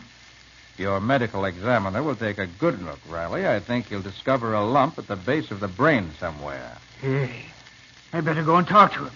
Who would ever think of looking for a lump on the head of a guy who's hanged himself? Nick? Hmm? Nick, will you come out in the hall a minute? Right away, Patsy. As soon as I unpin the so-called suicide note. All right. What's up? It's Maria here. She wants to talk to you. Mr. Carter, please. I hear what you said, that it is not a suicide. Is that the truth? I'm afraid so, Maria. Oh, I know it. I know it. It was the captain. They had a terrible battle fight after you left to go to the boat this morning. Maria, what makes you so sure that Captain Trumbull killed his cousin? That note you have in your hands. It's part of a letter Mr. Eric sent 3 days ago to New Bedford where the captain's ship had gone. Mr. Eric was in love with the captain's wife. He was painting a picture of her. Yes, we know that. He did it then. I know it. While you waited on the dock. We were there less than 5 minutes. Oh, the captain is so strong. For him, 5 minutes is plenty. What makes you so sure it wasn't somebody else? Somebody who came to the island after we left. Because nobody came. When you are gone, I lock all of the doors and the windows. I go to the kitchen to fix Mr. Eric his lunch. When I take it up to him, I find him. Like that. And you're sure no one else was here? You didn't open the door to anyone? I swear on the Bible. Tell me, Maria. Why did you kill Eric? You think I did it? No, you are wrong. It was the captain that let the proof that letter was written to him. The captain didn't do it, Maria. For 2 reasons. One, the letter, though undoubtedly written by Eric, was never sent. But, Nick, how could you possibly know that? Because this torn suicide note covers more than half a sheet of notepaper. Any letter that's gone through the mail has been folded at least once. This one was never folded. Consequently, never sent. But the second, and the most important reason, as we left the island this morning with the captain and his wife, I happened to take a look at the house. Eric Trumbull, alive and healthy, was glaring at us from his studio window. No. Consequently, Maria, since no one entered the house after we left, and since you were alone with Eric Trumbull, the only person who can possibly be responsible for his death is you, Maria. Your last name is Trumbull, isn't it? Yes. Maria Trumbull. I was Eric's wife. That's why I killed him. Yes. Had an idea that was the reason. He married me 20 years ago in Sorrento when I nursed him back from the dead. During all this time, no one has ever known. I sold my house and my little farm. It was that money paid for his first exhibition. I do not begrudge him that. He was a genius, senor. They are not like other men. After a little while, I did not even mind his love affairs, so long as it was only his models. You see, I knew they would not last. Oh, Maria. But this time it was different. The captain's wife, she was a woman of his own class. He wanted her to divorce the captain and marry him. Don't know what would become of me. And so, this afternoon, when I found the letter he was writing to the captain, I knew it was over between us. I knew he was through with me. After all the hardships, all of the insults, something inside of me turned strange and cold. And I killed him. I am not sorry. Maria. You think that is strange? No. I got tuberculosis. In 6 months, I'll be dead. Well, Nick, you're right again. He found a lump as big as an egg behind his left ear. You got any idea who could have done it? Maria knows, Riley. Huh? She was Eric's wife. What? I have no doubt she'll be glad to tell you whatever you wish to know.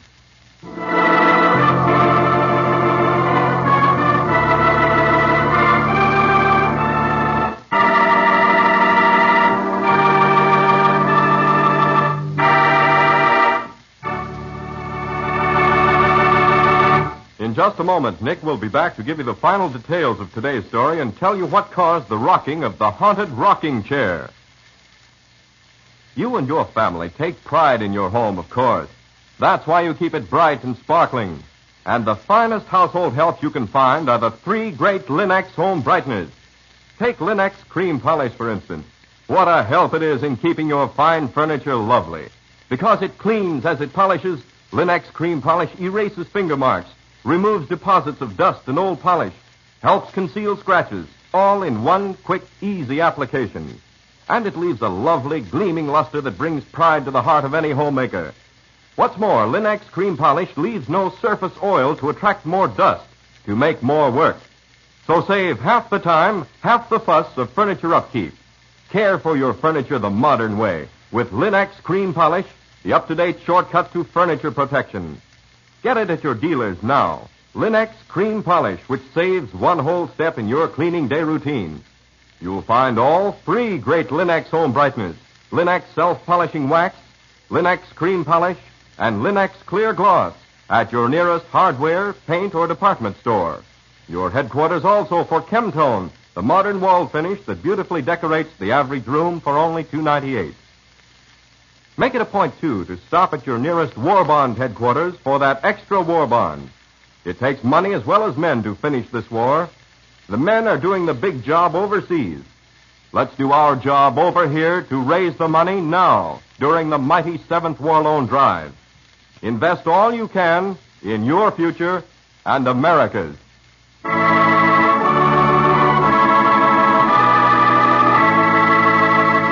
And now let's hear from Nick Carter himself. Nick, what happened to Maria? Did Riley arrest her? Yes, Ken, he did, but she died before she could be brought to trial. And what about the rocking chair? After considerable observation, we found out it was just a Trumbull cat. She used to climb up the trees, jump through the broken pane, and into the chair, which stood right beside the window. She'd sit there in the old chair and wash herself, and her movement would make the old chair rock. But how come the cat just started recently to sit in the old chair like that? Well, we learned it was only recently that the cat came to live at the house. Disgustingly simple when you know the answers. That's what I always say. And Nick always laughs at me when I say it. But it's true. Well, what's about your story for next week, Nick? Got a couple of not too well-veiled hints on that one? Well, I don't see why not, Ken. Patsy and I were taking a shortcut through the park one day in my car. Which is more like a police squad car than a pleasure car. When we heard a police call over the radio, directing the nearest squad car to a certain address. to take care of a dead body. And were we interested to find that the address where the body had been found was our own office at 4th and 5th. Well, that sounds like an interesting start to a story. And when the band of thieves kidnapped me and tried No, hold it, Patsy. Save something for next week. Well, Nick, what do you call the story? The body on the doorstep.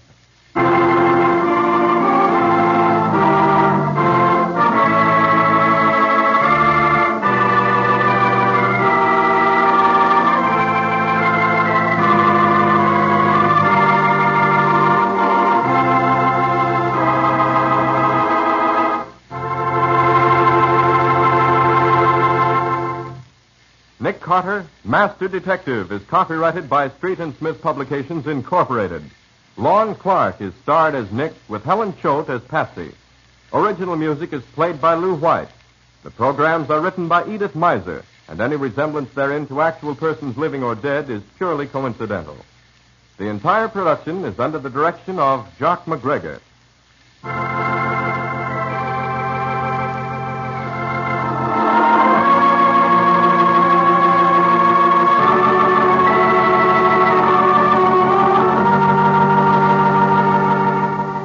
Carter, Master Detective, is presented at this time and over these same stations each week by the three great Linex home brighteners.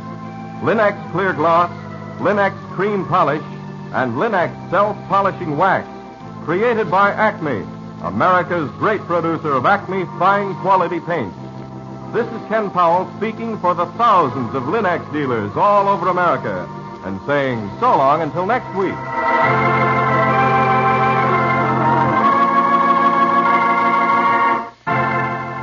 This is the Mutual Broadcasting System.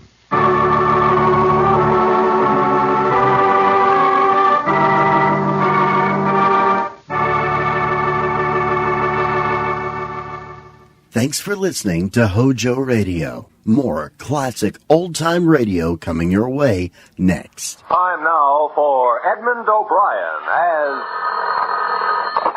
Johnny Dollar. Johnny, how soon can you get out to Highbridge, North Dakota? North Dakota, huh?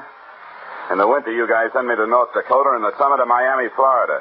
All right, what's your problem? We got two old duffers insured for a total of $80,000. What's the matter? Somebody threatening to kill them? No, they're threatening to kill themselves.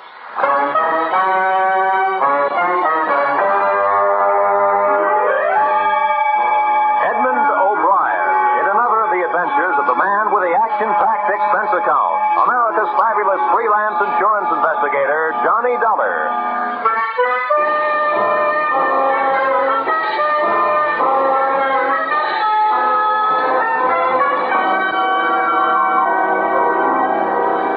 Expense account submitted by Special Investigator Johnny Dollar to Home Office, National Fidelity Life Insurance Company, Hartford, Connecticut. The following is an accounting of my expenditures during investigation of your policyholders, Mr. and Mrs. Arbuthnot Trump, or how the Gravediggers' Spades came near being Trumps. Expense account item 1, $113.52 railroad fare, Hartford, Connecticut to Highbridge, North Dakota.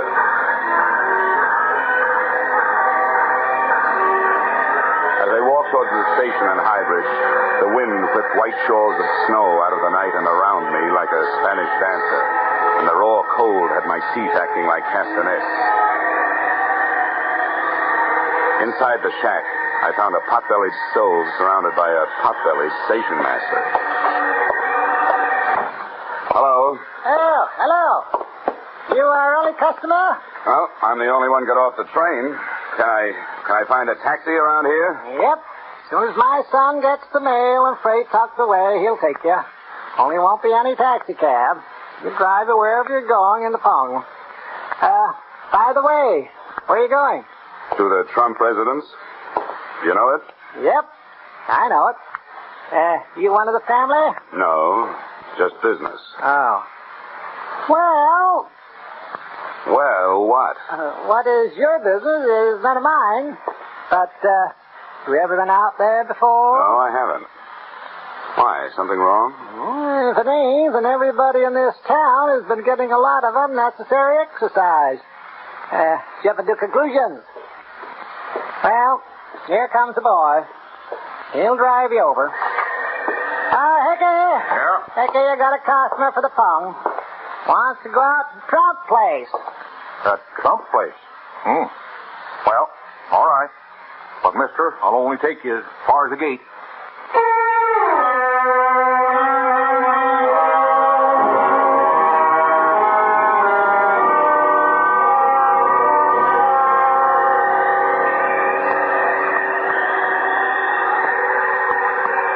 You say this your first visit, huh? That right, Mr. Dollar? Yep, that's right. Hey, how much more we got to go? Oh, about another mile. You cold? Cold? Ooh, I'm freezing. Well, slap your arms around. Keep up circulation. Hey, does it always get this cold around here? Nope. Only in the winter. Oh. Say, Hickey. Yeah? You mind answering a few more questions? No, many answers. You're welcome to those. Well, what about this Trump place? Why is everybody around here scared of it? What is it, a haunted house? Nope. As far as I know, everybody out there's alive, all right. Matter of fact, I'd feel better if some of the things out there was dead. What do you mean? Well, past year or so, I've been delivering some packages out there. Boxes coming express on a train. Some of them come all the way from Africa. Quite a few from India, too. All marked danger. And all marked do not open. Deadly. Whatever comes in those boxes is alive. What about the people, the Trumps themselves? Oh, they look nice enough. Sort of on the old side. Old man Trump looks like a deacon. His wife looks like a deacon's wife. But they never seem to come to town, let alone church. Hey, that's funny.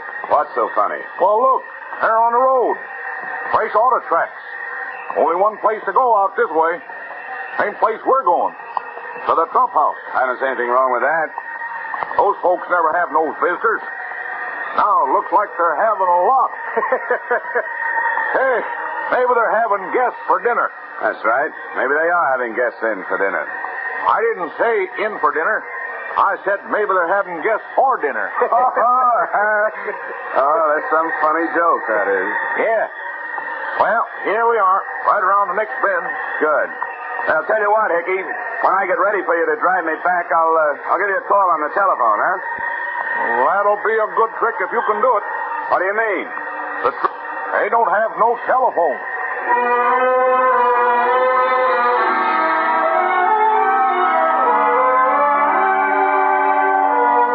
Expense account item 2, $1.50 pung fare. Hybrid station to the gate of the Trump estate where the driver Hickey dumped me off. I used one of the fresh tire tracks as a footpath up the long driveway through the snow, and steaming the white flakes out of my eyes with my breath, I took inventory of the house. It was big, colonial, and in good repair.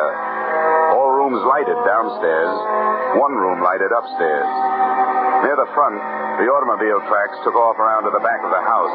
I had to make my own footsteps in the drifts from there to the front door. Quickly, don't let that cold in. Let's shut the door. Now, who are you? What do you want? What are you doing here? I'm Johnny Dollar from the insurance company. As to what I want to see Mr. and Mrs. Trump. As to what I'm doing here, I'm just the victim of a bad choice of careers early in life. Well, all right. Take a seat over there. I'll go check with Mr. and Mrs. Trump. But don't bother taking your coat off yet. So this is Northern hospitality.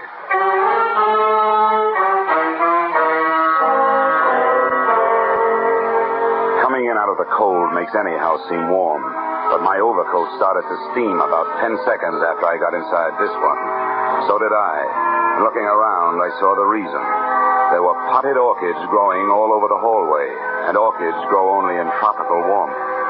Despite the invitation not to, I took off my overcoat and waited. After 10 more minutes, I felt like slipping out of my suit, a decision I didn't have time to make. They're just finishing dinner, Mr. Dollar. They suggest you join them for coffee. Follow me. Thanks.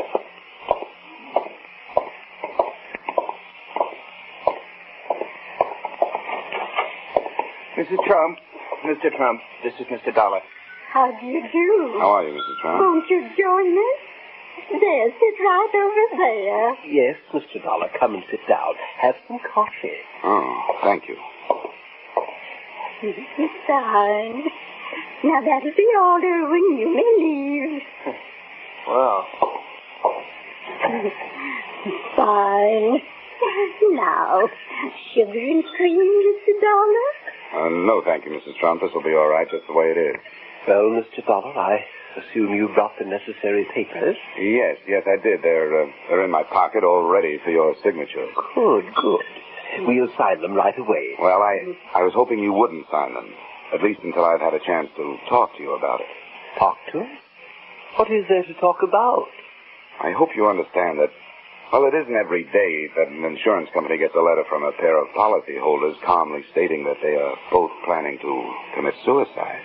Oh, no? No. Well, I suppose it is a bit out of the usual run of things, but there's nothing we can do about it.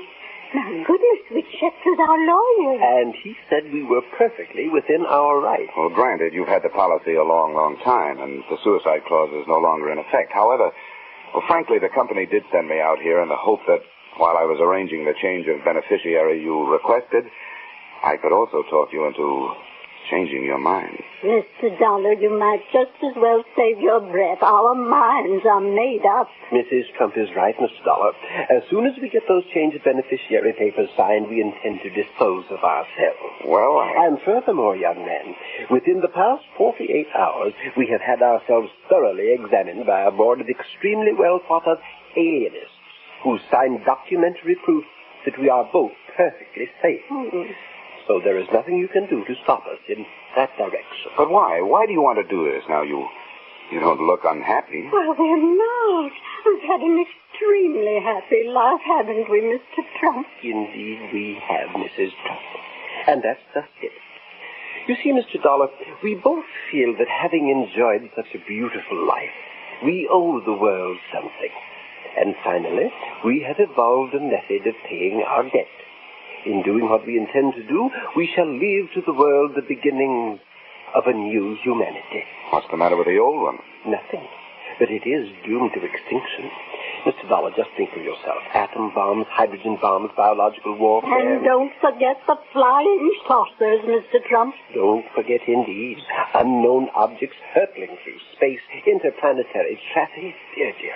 A prelude to invasion and destruction. Now, wait a minute. How do you know? Who told you? Mr. Dollar, Mr. Trump knows these things. He was a professor for many years, and he reads all the time. He knows all that. Would you mind pouring me some of that coffee, Mrs. Trump? Not at all. There. Thank you. Mr. Trump, granted we're all doomed for extinction, how's knocking yourself off going to help? If you just stick it out, you'll not only enjoy a bit more time alive, but you'll also be around to see the fireworks. You will notice, Mr. Dollar, that we are changing the beneficiary in our policies from our niece, Miss Hope Selden, to the young man who let you in here tonight, Mr. Irwin Harper. Yes, I noticed that. And I also noticed that this young man isn't even related to you. Now, what's that all about? Well, Hope is a frivolous girl. She laughed at us when we tried to tell her what's happening. Irwin is a serious-minded young man who will use the money brought to this household by our passing to make the down payment on a new human race. Mrs. Trump, do you happen to have any brandy around? Later, Mr. Dollar, later. You want to know why and how. Well, come along. We'll show you.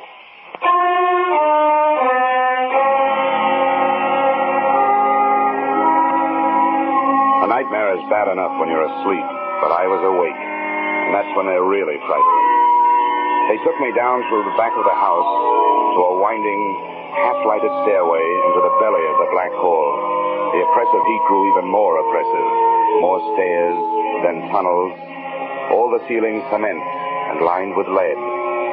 All the walls covered with pens and cages, and all of them filled with snakes, Mr. Dollar, reptiles, hundreds of them, every species, every variety known to modern man. Look at them. Look at them and look at them well, for here is the new beginning. When life as we know it is blasted off the face of this earth, either by man himself or by his planetary cousins. When that happens, then these shall be the inheritors of this global sphere, as they were in the beginning, according to the Meston theory as set down in 1903. Yes, Mr. Dollar, Mr. Trump knows these things, don't you see? No, I've got to admit I don't quite see. You will. There. Look. Every pen, every cage is equipped with an automatic feeding device. Stored above the cages is enough scientifically developed food to keep these reptiles alive for 100 years if need be. Until the Holocaust, they will be cared for by young Harper. I could use some old Harper myself. When the Holocaust comes, Irwin Harper shall survive as long as possible. Then the machines will take over. The reptiles will be fed, and when the recording devices up on top say that the radioactivity and magnetic forces have been dissipated, the doors of the cages leading to the earth above shall be automatically projected outdoors, and the cycle shall be complete. Then the reptiles will be set free on the face of the earth to once again evolve themselves into the new humanity. I see. Look, Mr. Trump, I'm out here to ask you a very simple question. What's all this got to do with your committing suicide? That is easily answered, Mr. Dollar. We need money. We need a lot of money to buy the rest of the equipment. We are willing to give up the little that is left of our lives to provide it. Irwin will remain behind to put our money to good use. Mr. and Mrs. Trump, I don't question your motives, but you can't blame me for taking a second look at your methods. This man springing from reptile theory is flimsy enough, but that's your opinion and you're entitled to it. But what you're not entitled to, and I'm quoting the Bible and the law, is the act of taking your own lives. We've talked that over among us, and we are willing to take our chances. All right. But at least you'll agree this is a whole lot to take in one sitting, isn't it? Now let me bring these papers back in the morning. We can talk it over once more, and then you're free to go ahead and sign. Well, the time is short, but I don't think a few hours will matter. Do you agree, Mrs. Trump? Yes, I agree. Good. Now, if you'll be kind enough to either let me have a car or have somebody drive me into town. Car? We have no car. We haven't had one for months, and we've borrowed them from the property. Hasn't been one past the gate for almost a year. Oh? Including tonight? Yes, of course, including tonight.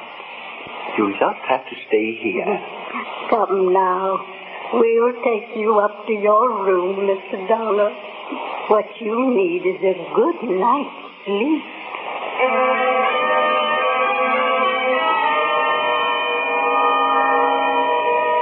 I'd have had a better night's sleep on a tightrope. My room had the same sticky, hot air that filled the rest of the house. It may be great for snakes and orchids, but I'll take my steamings at a Turkish bath. I stretched out on the bed, turned off the lamp, and closed my eyes. But for 20 straight minutes, I could still see ghost automobiles and snakes and more snakes. I kept my eyes closed as much as I could because when they were open, I could see on the wall the serpentine shadows of the tree branches outside. At least, I hoped that's what they were. Then, just as I was hoping the hardest that the realest of them all wasn't what it looked like, out of the blackness from across the room I heard... I reached down under the bed for a shoe. Not much of a weapon, but all I could think of at the moment. Then I snapped on the lamp and saw it. It had plenty of coils, all right, but it was strictly non-venomous. The steam radiator standing there hissing my performance. But my nerve ends didn't even have a chance to lie down. They were still standing straight up when it happened. I was out of bed, across the room, and out into the hall in slightly more time than it takes to tell. The ray of light from my open door fell across a jumbled pile of beautiful young women. I bent over her and...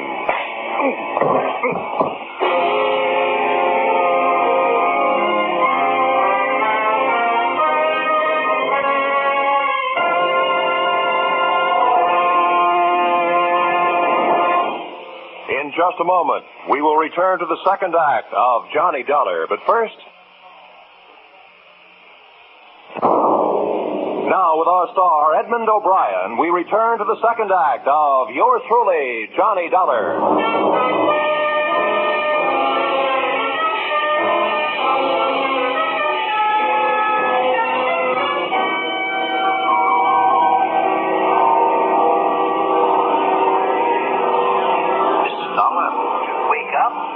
Walking in your sleep. Yes, you should be more careful. Perhaps you need analysis. Coma is. Perhaps you need analysis. Learn what the basic coma is.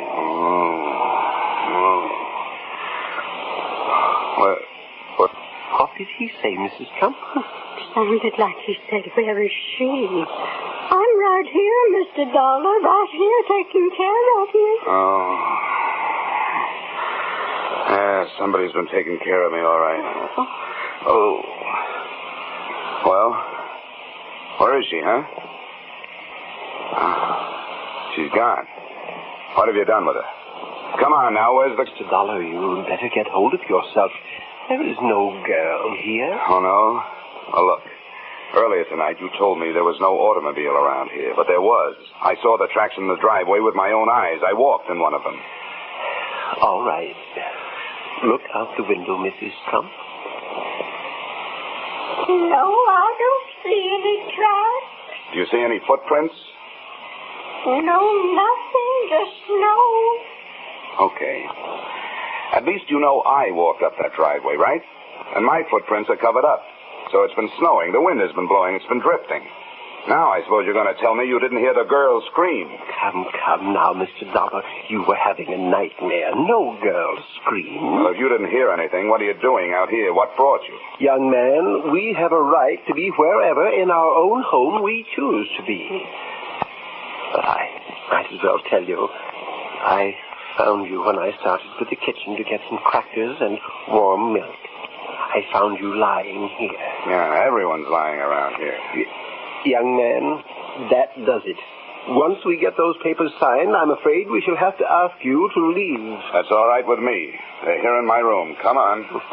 The way some people stand in the way of the few of us who are making a genuine effort to sustain some kind of life on Yes, Mr. Trump, you're absolutely right. You'll find a pen there on the table. The papers are right here in my... Hey. Yes, Mr. Dollar? The papers are gone. But how can they be gone if you brought them at all? We warn you, Mr. Dollar, we will not stand for any more of your dilly-dallying. We want those papers, and now. We are determined to sign them immediately. Suddenly, that has become my fondest hope. Now, do us all a favor. Go back to bed and give me a chance to do a little walking in your sleep.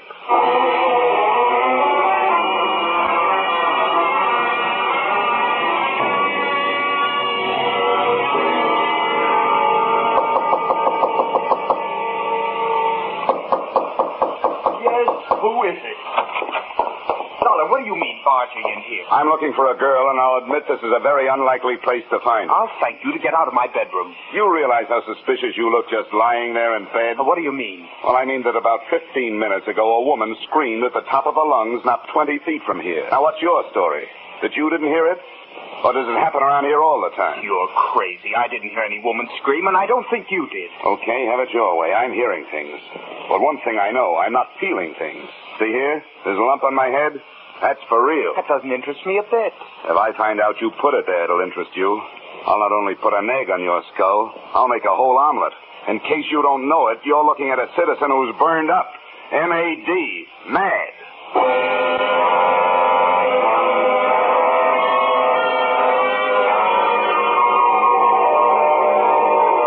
Started through the rest of the rooms in the house. I thought I knew who I was looking for. The only person I could think of who would profit by seeing those papers not signed.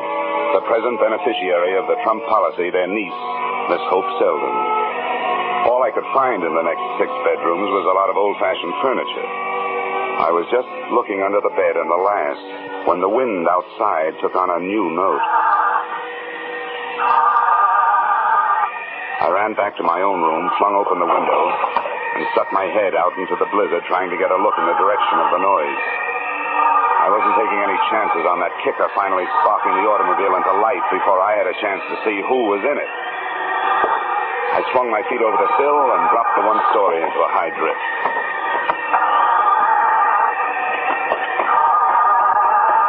Come on. Come on. Oh, darn it. You're wasting your time. Around here, people only go for sleigh rides. What do you want? Who are you? You should know. You had your hand in my coat pocket earlier tonight. Of course, unfortunately, I wasn't in the coat, but something else was. And I want it back. If I took anything out of your pocket, I had plenty of reason and plenty of right to do it. The only one I want taking things out of my pocket is the cleaner when he's spilling out the tobacco crumbs. Now, come on, give me those papers. No, just let me talk to you first. I want you to hear my side of things. Look, I'm freezing. If it takes more than 5 seconds for you to say what you gotta say, no dice. Well, then let's go back in the house. I know you'll believe me.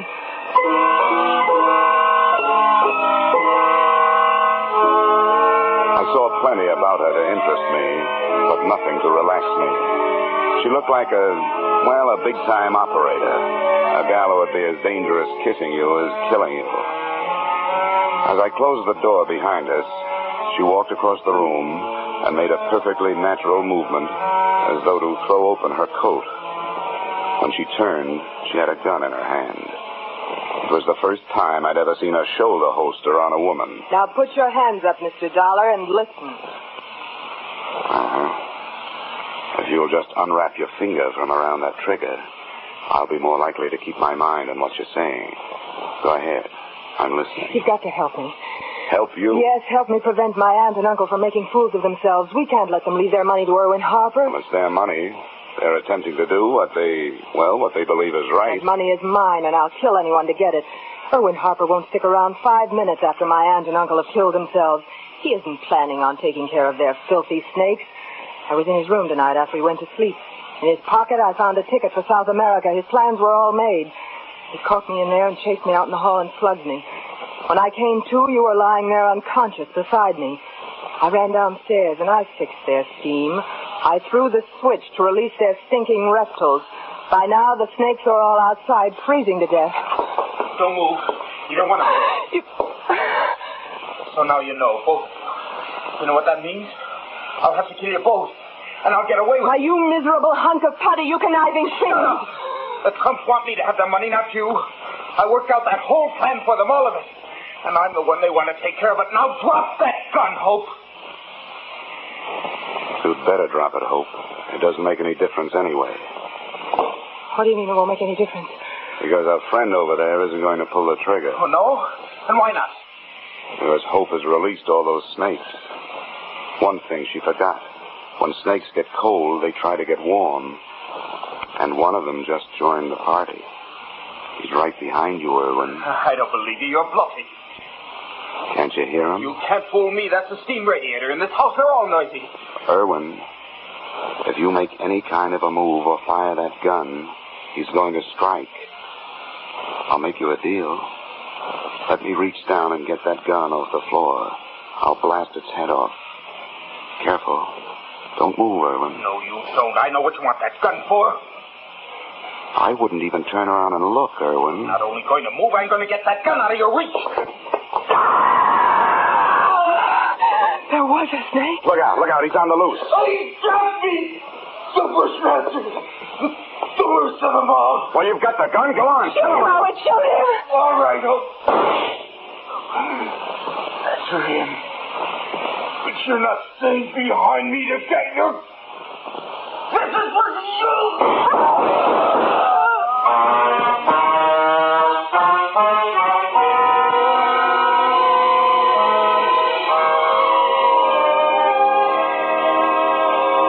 Mr. and Mrs. Arbuthnot Trump were fresh out of beneficiaries, to say nothing of snakes. The only one that had found his way back into the warmth of the house was the one I'd mistaken for a steam radiator. And without a handy method for creating a new humanity, the Trumps found themselves without a purpose. So I gave them one. At my suggestion, and at the moment, Mr. T is hard at work in his home laboratory, attempting to develop a machine with which mankind will fight the flying saucer. Mr. Trump's invention will be known as the Flying Cup, and will be secretly dedicated to a waitress I once knew. Expense account, item 3, $113.52 railroad fare, High Bridge, North Dakota to Hartford, Connecticut. Expense account total, $763.90. You may say this doesn't add up, but neither does anything else about this case. Signed, yours, truly, Johnny Dollar.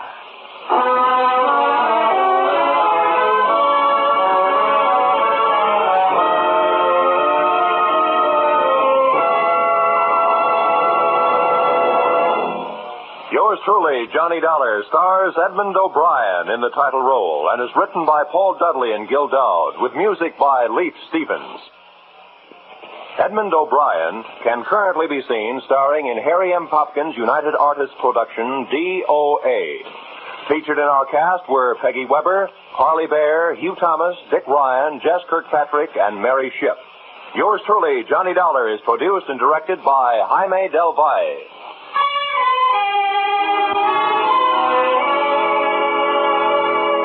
Join us again next week when Edmund O'Brien returns in another adventure of yours truly, Johnny Dollar.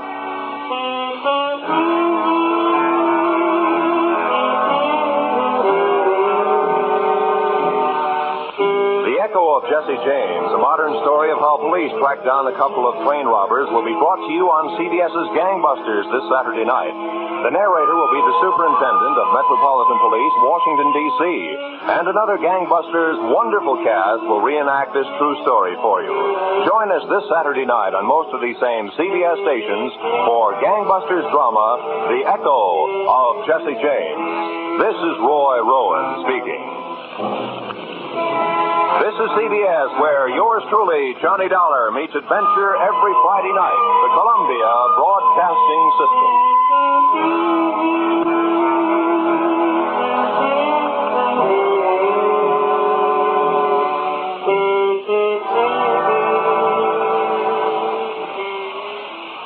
Stay tuned to Hojo Radio.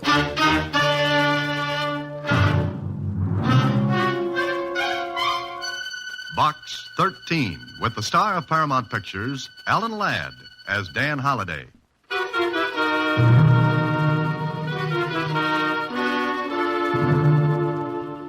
Box 13, care of Star Times. I don't know whether going after a ghost is your idea of an adventure, but I think I may have one for you. I don't believe in ghosts either. At least I don't think I do. However, if you're interested, my name is Michael Davis. I'm an artist, and my studio is at 183 Lincoln Mews. I'm there almost all day.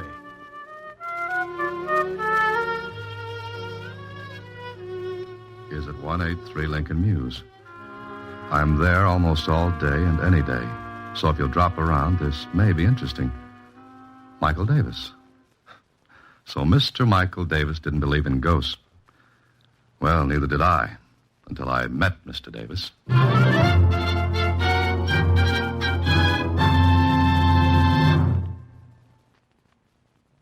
And now, back to Box 13 and Dan Holliday's newest adventure, The Haunted Artist.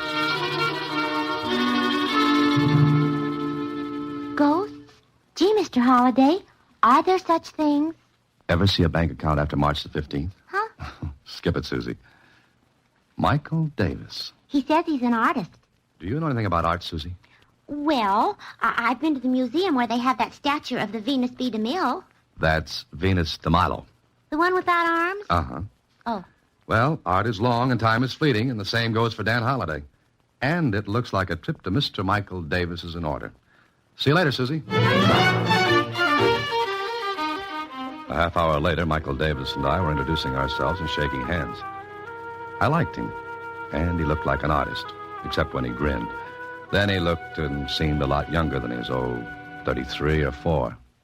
And he grinned as he said, So you advertise for adventure just to get plots for your stories, huh? Yes, that's a general idea. Maybe I'll be able to use yours. Well, this sounds insane, but I think this studio is haunted. Or I am. Why? Do you hear the patter of cold little feet and the clank of chains at night? I wish I did instead of... Oh, come and look. You see that easel in the corner? Mm-hmm. There's a painting on it. I've got it covered now, but... But what? Well, look. Take a good, long look. I did. What I saw was one of those surrealist things. It was a desert with queer figures raising their arms to a brassy sky and a vicious-looking sun. Well, somehow it gave me the shivers. I was staring at it when... Well, Holiday, what do you think of it? What am I supposed to think of it? Meaning you don't like it? Well, I don't know. I hadn't intended you to criticize it. Just look at it and see if you notice anything wrong. Go ahead, I'll keep quiet. I looked again, and something did strike me as being a little odd. I moved in for a closer look, stood there for a moment. Uh-huh. You've got it, Holiday. That stone quarry painted in the right-hand portion of the canvas. Yes, it doesn't belong. I mean, it's out of place. I didn't paint it. Maybe we'd better go over the signals again, Davis. I lost the ball on that play. I don't blame you. But it's the truth. I did not paint that quarry in there. Look at it. The technique is different. Yes, the brushwork's not like the rest. Exactly. And that painting has to be done in 3 days. I've been working on it for 7 months, and it has to be finished. Why? What's the rush? Well, I've been invited to hang a canvas in the Bernier galleries. Oh, which means you've arrived. Berner's being to art what the big leagues is to baseball. Exactly. You see, Holiday, I started the painting 7 months ago. Everything was fine for a time. Then this started.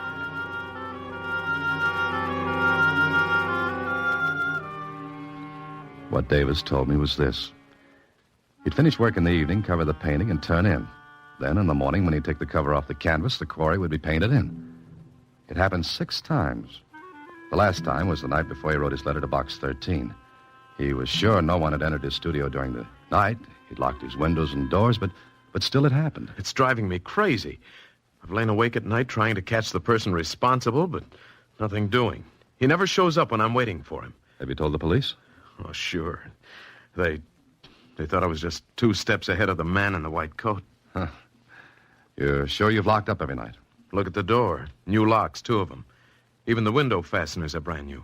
Those are the only entrances? And exits. No, Holiday. No one comes in through the doors or windows. I'll swear to it. But someone has to, Davis. Unless I am leaving the rails. No, I don't think so. Thanks. Even my best friends won't tell me that. Well, Michael, darling, I brought dinner. Oh. Come on in, Betty. Here, Mike. Here, take some of these packages. Here. Betty, this is Dan Holliday. Dan, this is my fiancée, Betty Harper. Hello, Dan. And my name is Betty. Well, thanks. I'll use it. Mike, darling, I've invited Kit and Ann for dinner. Is that all right? Sure. Will you stay, Dan? Oh, I'm afraid I can't. Besides, I'm unexpected. Oh, no, we've got plenty. Spaghetti, salad, wine. Oh, be careful of that bottle, Mike. Here, let me have it. The bag's bursting. Oh, please, I'm not a child. That's a matter of opinion. You will stay, won't you, Dan? Well, Oh, please do. We can talk some more about my problem. Problem? Your problem, Mike? Oh, yes. Dan's going to help about the painting. And I'm a child, huh? There goes the wine. That was clumsy, wasn't it? Accidents will happen, Betty. If I can put in that bromide. Oh, Mike, I just remembered. We're to go to the Suttons after dinner. Huh? Oh, that wasn't a promise. We can't refuse them again. But Dan's going to... As a matter of fact, I can't stay anyway. I have an engagement, too. Well, all right, but you will return tomorrow, won't you? Sure, I'll be glad to. Good night.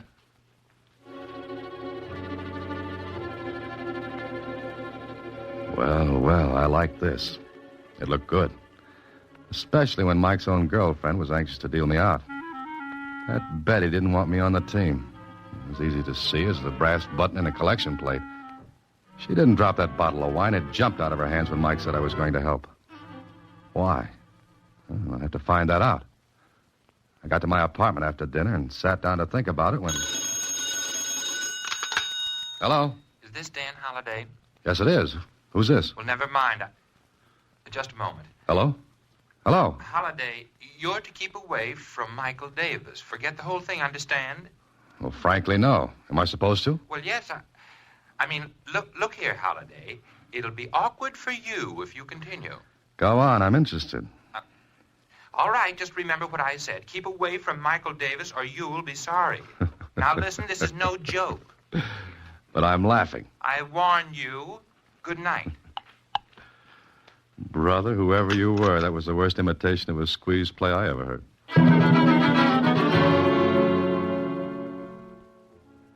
Are you kidding, Dan? No, someone called me last night, wanted me to keep away from you. Why, it must have been a joke. Does anyone want to keep this painting out of the burner galleries for some reason? I thought of that. You mean sabotage, sort of? Yeah, that's it. Well, who? No one I know of. You're sure, Mike? Of course. You done any work on the canvas today? Yes, I scraped off the stone quarry and started my own work again. Then I've got an idea. What time is it? 4 o'clock. Why? Got any sealing wax? Sealing wax? Well, no, I haven't. Oh, can you get some? Well, yes, there's a store a block down the street, but what do you want with sealing wax? Well, for one thing, we're going to prove there's no ghost. Or what? Or that there is one. I'll run down and get the wax. All right, you're the boss. Make stuff at home. I'll be back in a few minutes. I worked fast to get the thing done before Mike came back. I took every tube of paint, every brush, every palette I could see, and wiped them clean.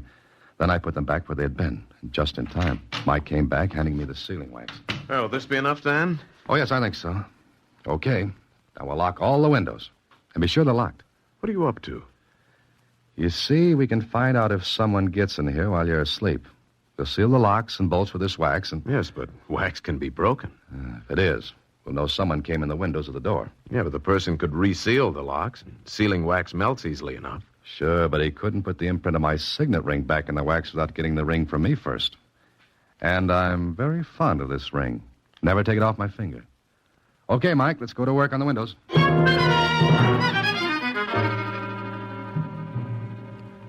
All right, that does it. Both windows sealed. If our ghost gets in now, you'll have to break the wax. You know, there's only one thing wrong. What, Mike? I won't be able to sleep tonight. Oh, it'll take something. You've got to sleep because your visitor won't break in unless you do. Dan, suppose those seals aren't broken in the morning, but the painting's been changed anyway. What then? We both apply for an outside cell. Now, don't do anything more on your painting, and don't touch a thing. Why not? You want me to help you, don't you? Certainly. Then ask no questions and do as I say. And tomorrow morning, we may have an answer. It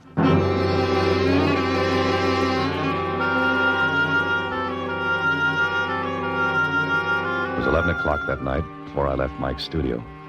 He had taken a sedative and was sleeping like a baby. I turned off the lights, checked the seals in the windows. All okay. I let myself out, tried the door. Locked, but good.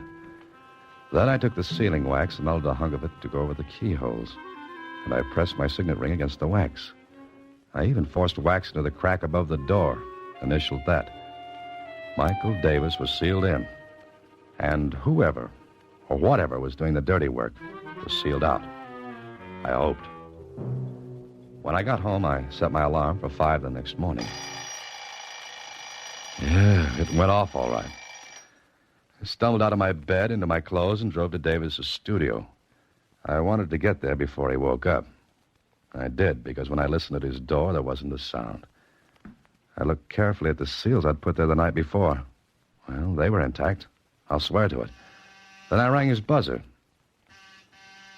He was quite a sleeper. Well, he'd taken something and... Who is it? Why don't you come back in a week? It's Dan, Mike. Let me in. Huh? Oh, sure. Do you always get up this early? I have a contract with the park commissioners to wake up the birds. Fine. Shouldn't happen to a vulture. Sleep all right? Oh, like a top. Disturbed at all? Nope. Okay. Let's look at the seals. You bet. Well, this one's all right.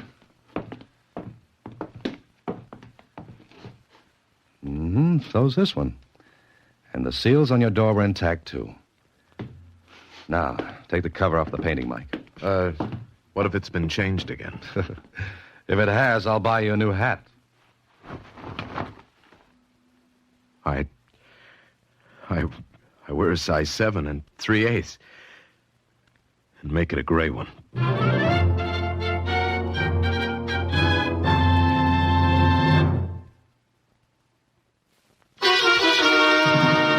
Back to The Haunted Artist, another Box 13 adventure with Alan Ladd as Dan Holliday. Well, the painting was changed. Davis swore he hadn't done it, and I believed him. But if he hadn't... Okay, there had to be an answer. I took all the tubes of paint, brushes, and palettes with me when I left Davis. Also the painting itself. I wouldn't tell him why.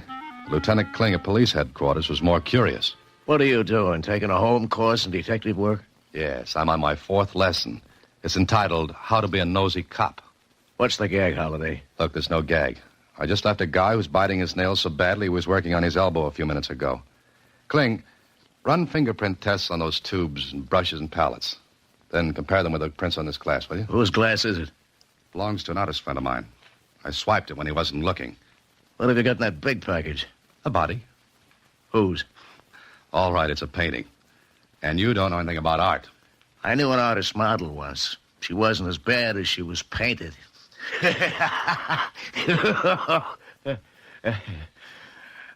Okay, so I don't slay you. All right, I'll laugh at your joke. Ha ha. Now, will you do me that favor? Okay. Fingerprint test in the tubes, brushes, and palette. Compare with prints on the glass, right? How soon can I have them? For anybody else, in a half an hour. For you, 3 hours, okay? Great. Be back in 3 hours.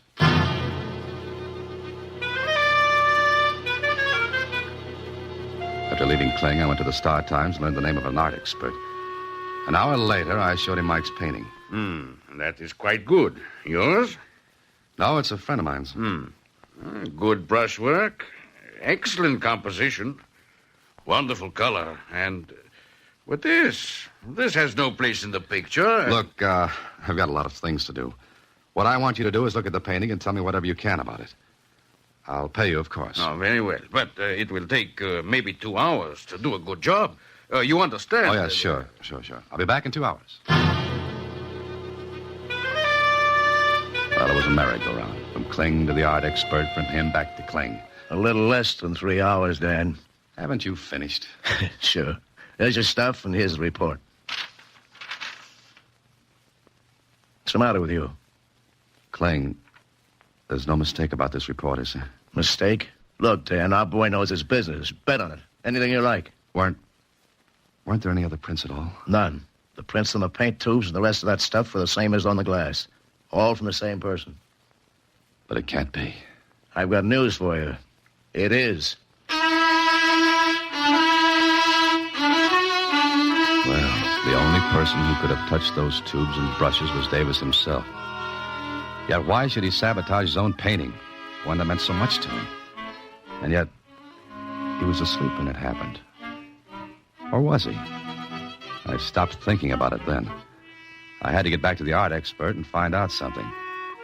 It was a day of surprises because when I saw him... Yeah, a fine thing. They pushed me and they took your painting. Who? I'm standing here looking when they come in. I have no time to see who they are. They pushed me. They grabbed the canvas and they're gone. Did you call the police? Yeah, the police come, but I can tell them nothing. Never mind. Were they men, the ones who took the painting? One man, one woman. You're sure there was a woman? Young man, I'm an art expert, but I also know other things. I know a woman when I see one, even for a second. All right. Never mind them now. What did you find out about the painting? Well, not much. I had not much time, but I can tell you this. I think that the right side of the picture was painted by somebody other than the one who painted the rest. You mean that stone quarry wasn't painted by the same artist who did the rest of the picture? No, I do not think so. There's a different technique, one that is familiar, and I think I recognize it. You do? Well, what's his name? The one who painted the quarry. Well, it's a peculiar technique. Some years ago, I handled some paintings by this man. And... All right. Who is he? Luigi Antonetti. Oh. Where can I get in touch with him? Well, what? I want to see him. Where can I reach him? Oh, you're crazy, young man. Luigi Antonetti is dead. Oh, that was great. One more twist like that, and I need a corkscrew to take off my hat. Well, there was one person who could answer a few questions for me. Betty Harper. I got her address from Davis and told him to hold base until he heard from me. I guess Betty didn't expect me. Mr. Holliday, I was just getting ready to go out. Correction, you just came in. Where's that painting? Painting? What are you talking about? Betty, Oh, hello. Hello. Kit, this is Dan Holliday. Kit says Mr. Holliday. How are you, Holliday? Oh, that voice. The voice of doom over the phone. Well, really, Kit, that was a bad job. Well, Be quiet, Kit. Where's that painting? Now, Mr. Holliday. You know you've let yourself in for a vacation on the taxpayers' money with that trick? Now, really, it was a joke, wasn't it, Betty? Mr. Holliday, Kit really thought he was helping out in a practical joke. Well, wasn't I? Look, will you go? Now, Holliday... Oh. All right. But I must say, it all turned out very stupidly. Okay, Betty. So you've got the painting. Yes. Now, will you please let me alone? Will you let Mike alone? Not before I find out what's going on. What if I told you his career would be ruined? His life ruined, too? Would you still go on? Maybe I don't believe that. But you've got to. I love Mike, and I'm trying to help him. Help him? Look, if Mike doesn't finish that painting, it won't hang in the Burners' galleries. What becomes of his career then? You're robbing him of his chance, not helping him. Then I'll rob him of it. I'd rather do that than... Then what? I've said enough. Oh, please, please, you've got to believe me, Dan. All I want is for Mike to be happy. And all I want to know is what's going on. And what does Luigi Antonetti have to do with all this? How did you find that out? It doesn't matter. Is Luigi Antonetti still alive? He's dead. And how can he paint that quarry on Mike's canvas? Get out of here. You get out. All right. All right, but I'll find out. If you do and any harm comes to Mike, I swear I'll kill you. Now get out.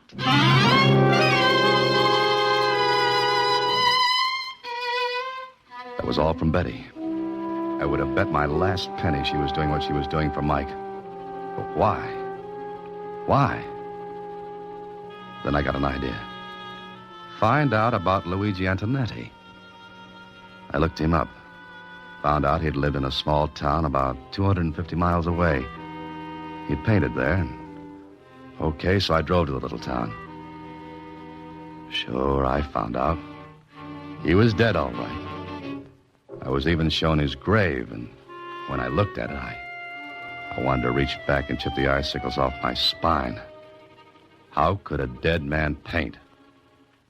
There was only one answer. He couldn't. Then I learned something else. Antonetti had a pupil named Michael Davis. More questions, and finally I found an old school teacher who remembered. Michael, of course. Wonderful boy. Luigi Antonetti taught him painting. He said Michael had a brilliant career ahead of him. I see. Well, Mr. Evans, do you know what became of Michael? Well, I think he went to the city, although I haven't heard. When did he go? I believe shortly after he graduated from high school. That must be 16 years ago. Yes, it was right after his best friend was killed. His what? Yes, poor boy. He fell into the old quarry. Quarry? Stone quarry? Well, yes. It was one night after a senior party. I think, yes. Both lads, Michael and Arthur, were in love with the same girl, you see. Would her name be Betty Harper? Now, it's amazing you should know that, yes. How about this Arthur? Well, it was quite dark. Arthur, I believe, went back to get something. The bridge across the quarry must have broken. Michael was upset for days, even though Arthur was his rival for Betty. Thank you. Thank you very much, Mr. Evans. You'll excuse me, but I've got to hurry.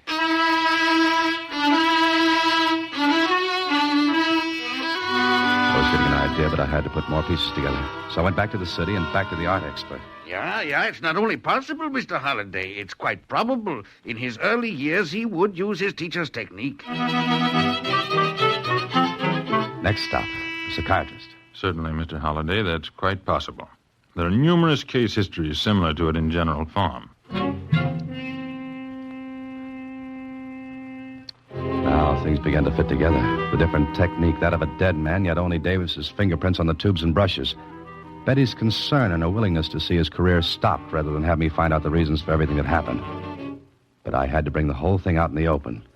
So later in Mike's studio... Let me get this straight, Dan.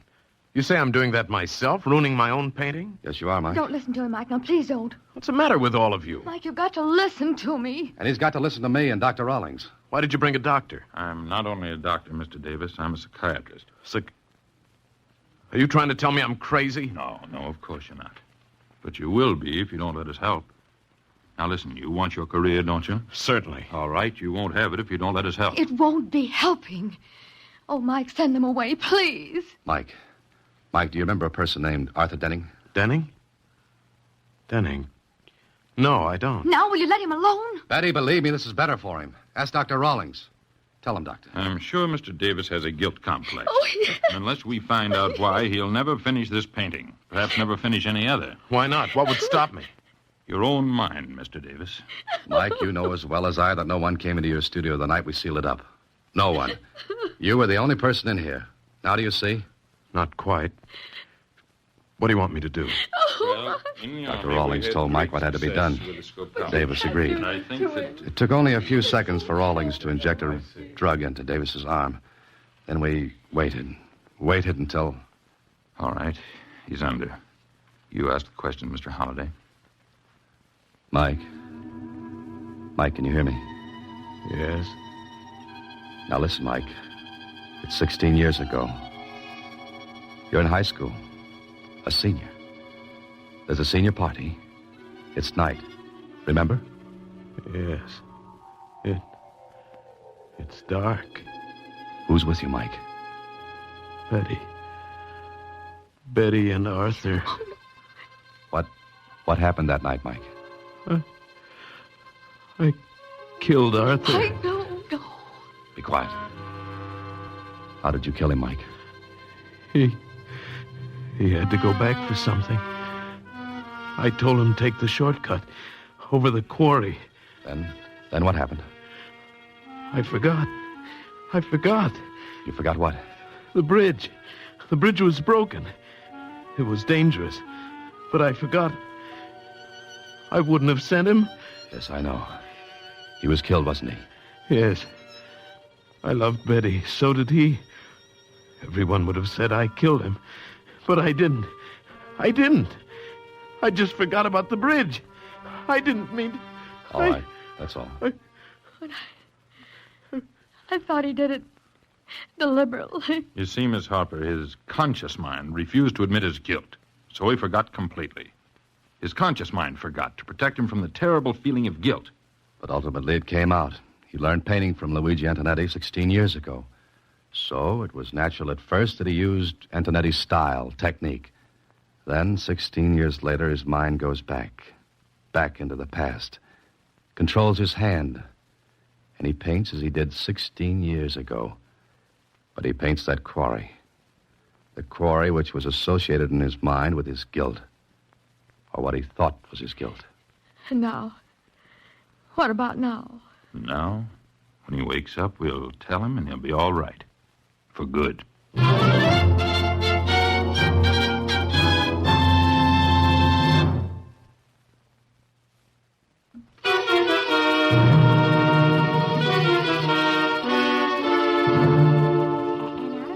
Gallery show have come several new painters of distinction.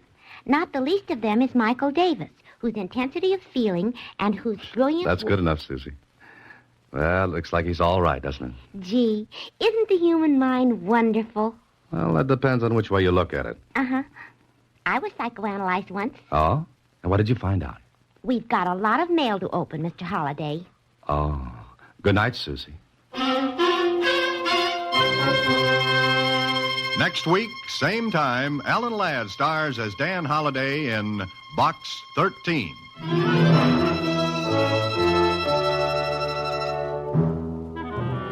Alan Ladd appears through the courtesy of Paramount Pictures.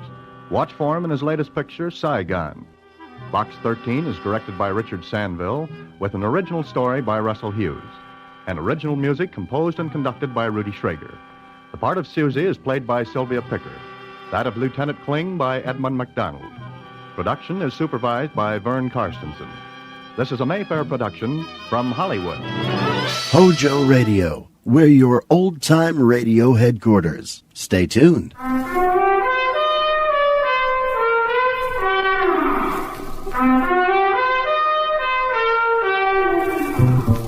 Being a private investigator means two things. You can be sure you'll run into trouble, and you can never be sure you'll get out of it. Not much you can do about it, I guess, except, like Julie always says... Walk softly, Peter Troy.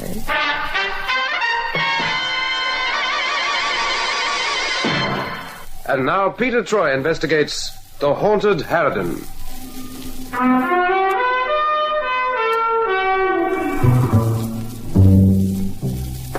I guess you've all become pretty used to the routine that takes place when my office door opens.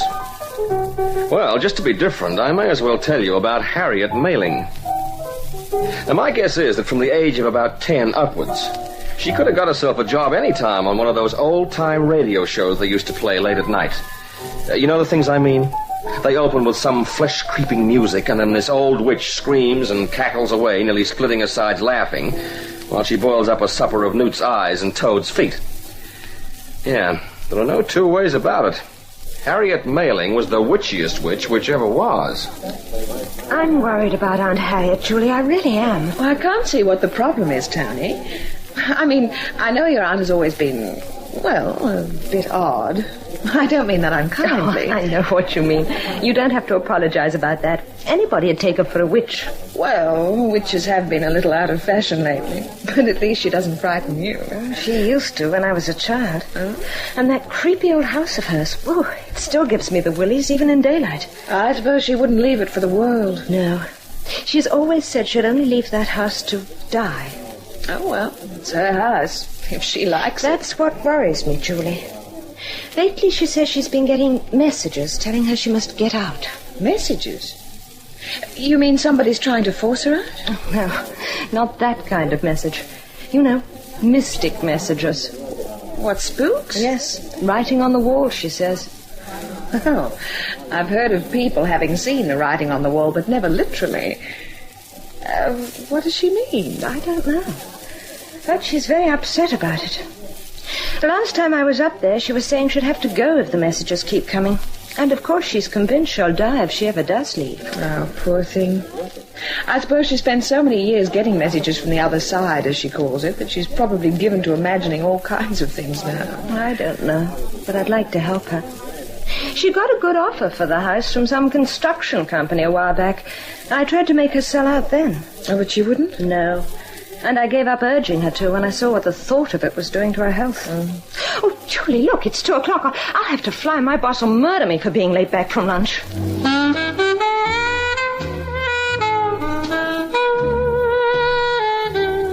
And that's how it all started. Julie had a luncheon date with this old school chum, a doll named Tony Mailing, and Tony blows down her ear about the troubles of having a witch for an aunt. At least that's the way I figured it. Julie, of course, fell for the whole wacky line and came over all pensive on the score of this old doll that was being pushed out of her house by spirits. Pete? Mm-hmm. How would you like to spend a night in a haunted house? Oh, that'd be swell. A what? A haunted house. Tony Mailing says her aunt's house is haunted. Is that a fact? Well, I'm glad you set me right on that, Julie. It's a thing I've always wondered about. You have? Sure. I lie awake nights just trying to figure out whether Tony's aunt's house is haunted. Look, excuse me, but I'm trying to read through this report. I said we'd go out there tomorrow night. Oh, swell. Let's do that. You what? We're going out to Miss Mailing's place. Tony's worried about her. What are you talking about? Isn't this Mailing Den the old Harridan who makes like a witch? Yes, and she's getting messages telling her to leave her house. Yeah, I know just how she feels. I had a landlord once who Not did a message from the landlord. Spirit messages. Spirit messages? Oh, Julie, are you nuts? Well, that's what she thinks, anyway. And I think there's something fishy going on. That's why I told Tony we'd go there tomorrow night. And she and her boyfriend, John, are going to be there, too. Oh, now, isn't that cozy? And just what are we going there for? To lay a ghost or something? That's right. Now, see here, Julie, I am allergic to ghosts. Ghosts and me, we just don't gel. A jellied ghost? That would be different. Anyway, you never know. The ghost might turn out to be a beautiful maiden in a diaphanous gown. Oh, say, that's a thought. With her head tucked underneath her arm. Oh, that does it. Look, forget it, Julie. I am not making any dates with ghosts, male or female. They're just as likely to end up with my head tucked under their arms. Oh, what's wrong with that? You've one to spare, haven't you? Oh, funny. You kill me. Now, listen, Julie, will you let me finish this Roberts report, please? All right, go ahead. I won't disturb you again. Thanks. Oh, Tony and John are picking us up here at 5:30. I said we'd go in your car. It's only a half-hour's drive. I really would like to help the old lady. Tony says she's a dear, really. Oh, Pete, I'm so glad you're not making a fuss about it. I knew you'd help her. What was that? Oh, were you still on that thing, Julie? Now, look, I am a man of very few words. Yes, but you use them so often. We are not going to visit any old Harridan. And that means we are not going to visit Miss Harriet Mailing. And do I make myself quite clear? We are not going. N-O-T, not.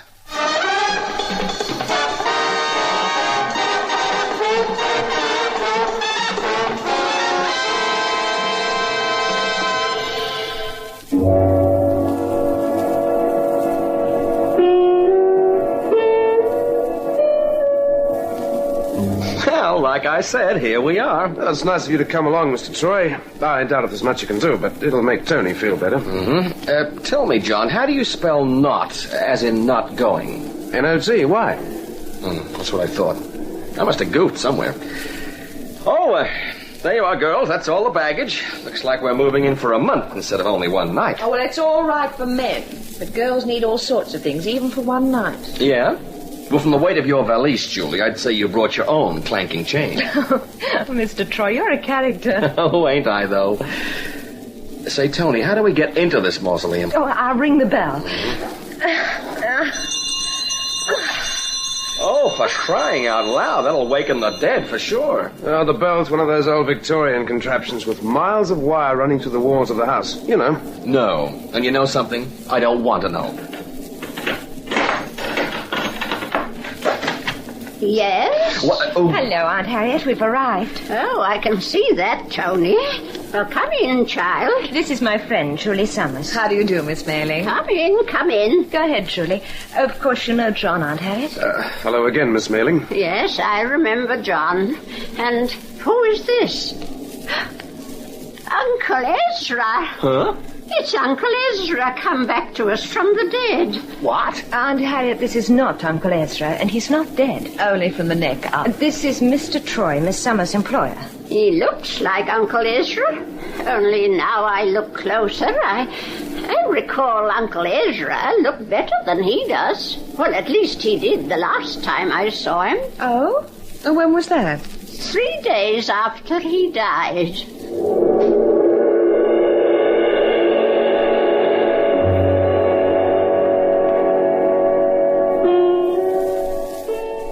And that's where you saw the writing on the wall, Miss Mailing? That's right, but not on the wall, on the tapestry. Oh, yeah, that's what I mean, on the tapestry. It's a lovely piece of work, don't you think, Pete? A tapestry? Well, I'm no connoisseur, Julie. See one piece of tapestry, you see them all, as far as I'm concerned. That tapestry has been hanging there for 200 years. Oh, is that a fact? I hope you didn't strain herself when she put it up. Oh, Pete, it's funny, you know. It never spoke to me before. Only these last weeks. Well, there's no sign of writing on it now, Miss Mailing. Just a lot of guys in tin hats beating each other's brains out. That's the Battle of Bosworth Field. The first Baron Mailing was killed in that battle. I'm not surprised. Looks quite a Donnybrook. If the writing comes again, I'll have to leave. Oh, now why will you have to do that? This is your house. Not even spirits can push you out of it, Miss Mailing. Oh, yes, they can. You dare not defy the spirits. But if I leave here, I know I shall die. Well, come to that, we'll all be dead someday. But I'm sure Tony could get you fixed up with a nice little apartment somewhere in London where you could spend many happy years yet, Miss Mailing. No. My life goes with this house. I can't live anywhere else. That's why she wouldn't sell out to that construction company, Pete. They offered her a good price, but she wouldn't listen. Oh, but I guess she will if the spirits tell her to, huh? But where would she go if she has to leave here? Oh, honey, I wouldn't have a clue. Well, it's me for the sack. Yes, Tony and John have already gone up to their rooms. One way and another, it's been a trying day. Well, it's time we said goodnight, Miss Mailing.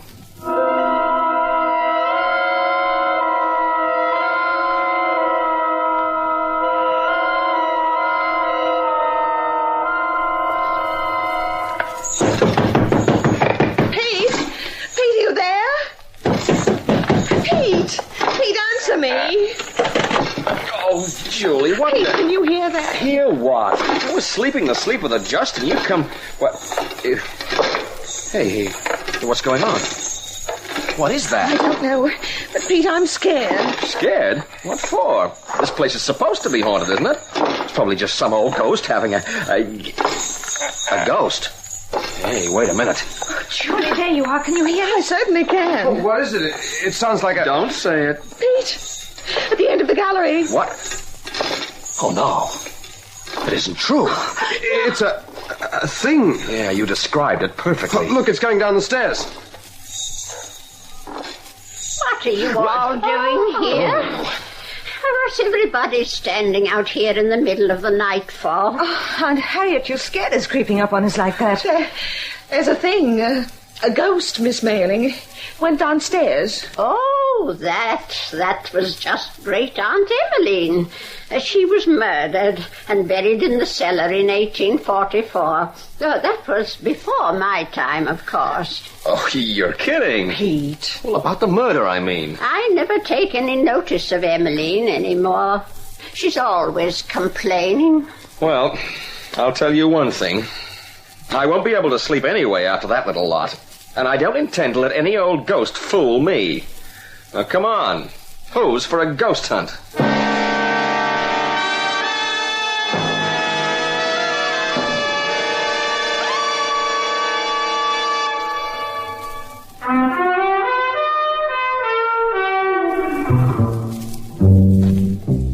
Well, at least it was different.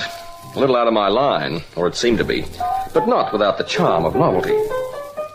Nobody was game to stay alone upstairs after Great Aunt Emmeline had gone into her act for the night, so we all floated downstairs in a body. Now I'm even starting to talk like a ghost. It seemed to be that everybody being somewhat shook up, the best thing to do was to find out what the heck had happened to that thing we'd seen, or thought we'd seen. And to keep everybody busy, I organized a wall-rapping expedition in order to find out if there were any secret passages or anything that Great Aunt Emmeline could have disappeared into. Well, I'm not going anywhere alone. I can tell you that right now. You don't have to go anywhere alone.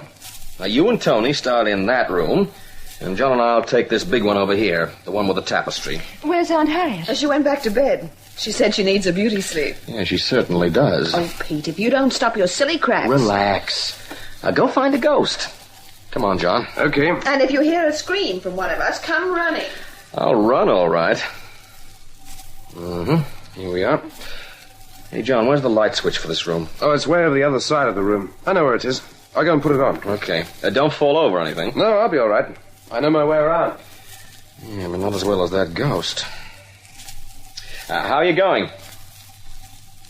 John? What the diff? Who shut that door? John, did you?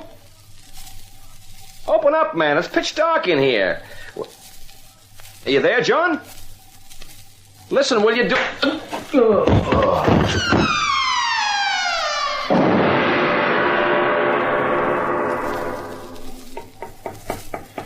Oh, we don't seem to be finding any secret passages in here. Wonder how the boys are making out. Perhaps we should go and find them. Hello there. Oh, John. Oh, you gave us a fright. Oh, sorry. I was just wondering if you'd seen Mr. Troy anywhere. No. Isn't he with you? Well, he was, but then... Then what? Look, girls, I don't want to alarm you, but some very funny things are going on here. We don't need to be told that. What do you mean, John? Well, you know I went off with Mr. Troy to the tapestry room. Yes? Well, the light was out, and I went over to switch it on. Yes? And something hit me on the head. What? And the next thing I remember, I was out in the hall waking up. What about Pete? Where's he? I don't know. When I came to, I went to the tapestry room and put on the light, but he wasn't there. He's in the kitchen. Aunt Harriet, we thought you were asleep. Oh, I couldn't sleep. I suppose I worry about poor Emmeline more than she deserves. I came down, and in the tapestry room, I found Mr. Troy. What was he doing? Lying on the floor. He said somebody had struck him a blow on the head. Oh, no. Oh, he's all right. I've bandaged his head with vinegar and brown paper. Oh, he'd love that.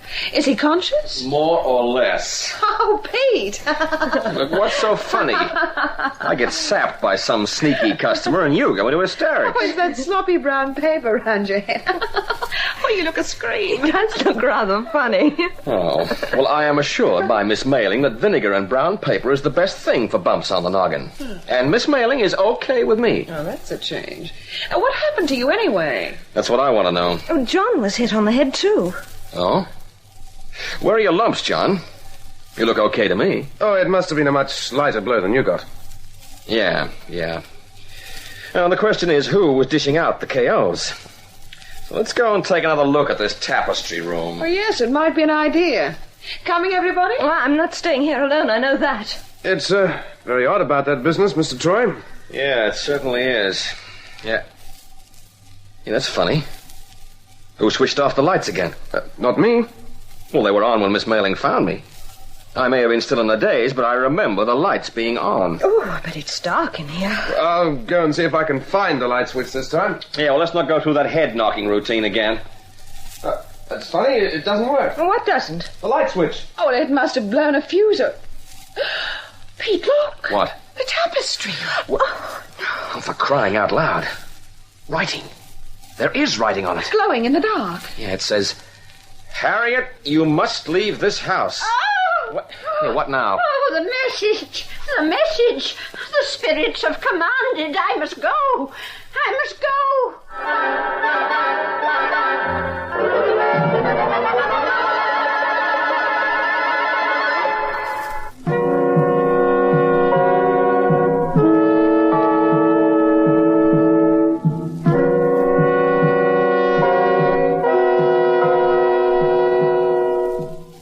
Well, girls, got over all your creepies and crawlies? Oh, I was just saying to Tony how different it all is in daylight. Yes, it is rather.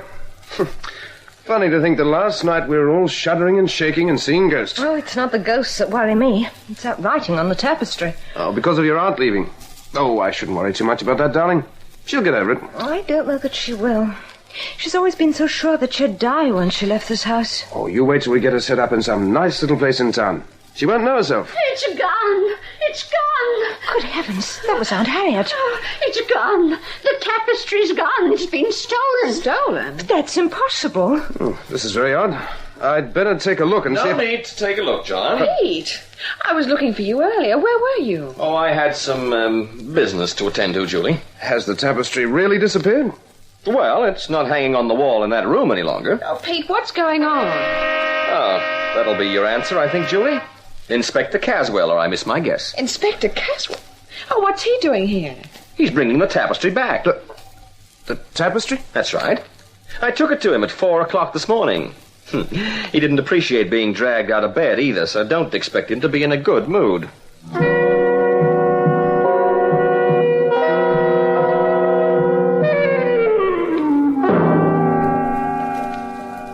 Now that I've met everybody, I suppose we can get on with the business that brought me here. My tapestry.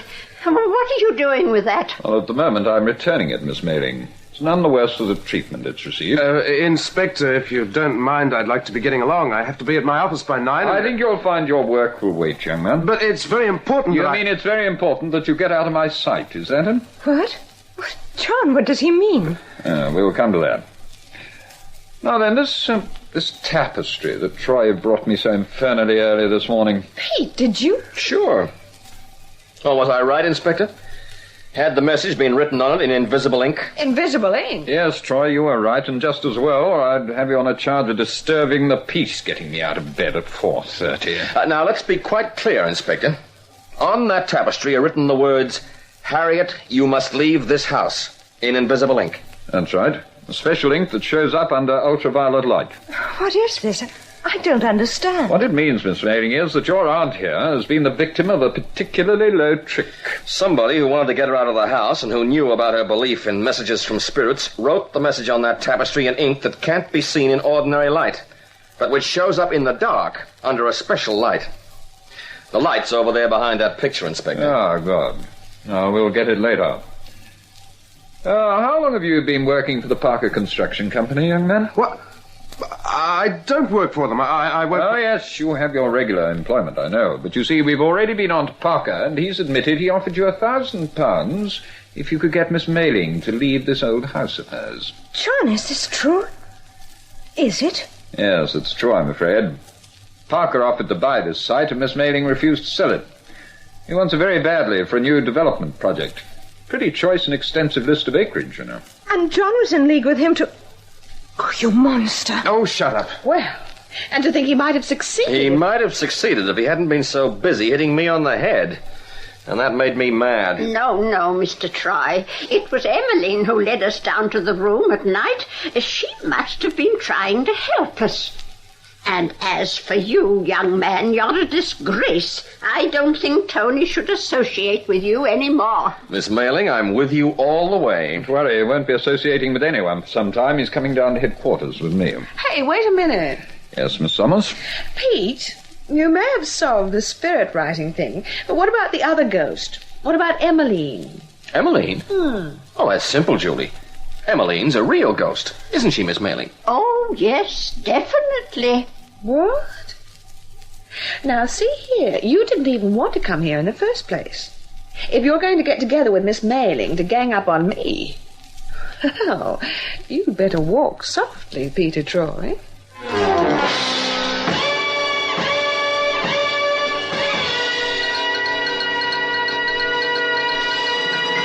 Joe Radio for more classic old-time radio. Lights out for the devil and Mr. O.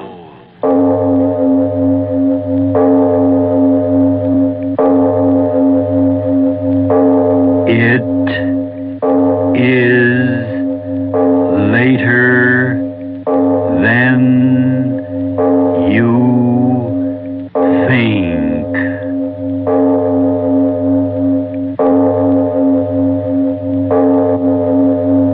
Turn out your lights now.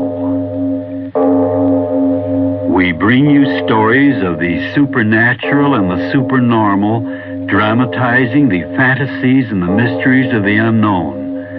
We tell you this frankly so that if you wish to avoid the excitement and tension of these imaginative plays, we urge you calmly but sincerely to turn off your radio now.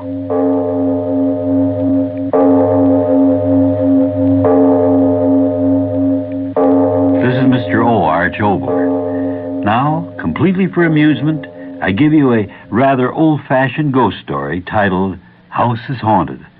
It begins after a realistic message from your station. When you've got a family to feed, there are ways to cut high food costs, and we'd like to tell you an economical, tasty way to serve top-quality meat dishes. Today's answer is high-protein ham, H-A-M. Crackus and Atalanta imported Polish ham. When you buy Crackus or Atalanta Polish ham, there's no waste, no gristle, or bone to throw away, and no water added. It's all lean, flavorful ham down to the last tasty bit. You can even use the small amount of jellied broth to make soups more nourishing or to create delicious gravies. And ham is also perfect for breakfast, school lunch, snacks, and parties. It's the easiest food you can prepare because Polish ham is fully cooked when you buy it. Highlight your Easter dinner with a Polish ham. It's the most delicious, most economical way to delight your guests. And you'll be delighted with their compliments because only you'll know how easy it was to prepare that magnificent platter. Incidentally, a can of Crackus or Atalanta ham is the perfect Easter gift for everyone on your list. And now, if you haven't already done so, turn off your lights and listen to The House is Haunted.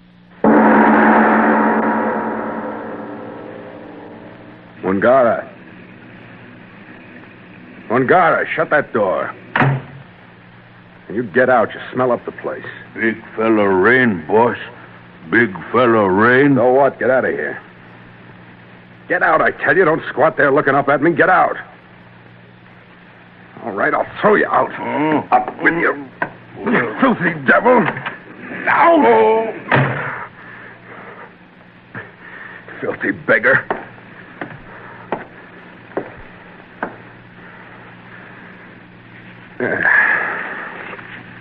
Gonna write my last letters. Dear Sheldon. Well, here's my last letter to you. Another 3 weeks and my exile's over. I'm coming home. After 3 years in this devil-forsaken bush country, home. Home. I've almost forgotten how to write that word. Well, Sheldon, my friend, tell them to fatten up the fatted calf. I'm coming home rich. Ask Alec Riverton won't have to take their infernal snobbery. He struck it rich out here, and he's coming back to buy the town and everybody in it. Liar, liar, liar. You haven't struck it rich, you're still a tramp. You're nothing, nothing. 3 years in hell and you're nothing. Yes, they always laughed at you and they'll keep on laughing. Alec Riverton. Have you heard? He's back in town. Yeah, sure, he's broke. He's always broke. Broke. Who? Mangara. Didn't I tell you to stay out? Bushman. Get out of here. Blast you, get out. Bushman, look. Me find. No. Me find. Me Mongara. Me find. Give it to me. No. Me find. Me. Diamond as big as your hand. Me take stone Queenland. Buy 2, 3 wife. Me Mongara. Listen, Mongara. I have no money. Me take Queenland. Bushman Queenland got lot money. Oh, yes, lot money. But I'll give you my rifle. See? Big gun. You, Mongara. Give me that diamond. No. No give one gun. Mongara go Queenland. Get lot money, lot gun. Mongara, wait. Listen to me. Money. I'll give you money. More money than Queensland, man. My hand? Give me money, my hand? Tomorrow. Sun come up. I'll give you money. Do you hear me? Plenty money. Now, give me the diamond. No. Bossman no got money. Me go Queenland. Oh, wait, you can't go. Bossman no hold me. Mongara go. Stand still. Listen to me, you filthy savage. No. Listen to me. I've got to have that diamond. It's my chance. You can't take it from me. Go Queenland. I'll give you anything you want. Just give me a chance to buy it from you. No, I'll not let you get away from me. That diamond, give it to me. You're not going to sell it to anybody else. Give it to me. No. Me find it. You no take from me. No. You devil. I can't take it. I haven't got your strength. No, me go. All right. Your knife. Knife. I'll kill you. Kill you.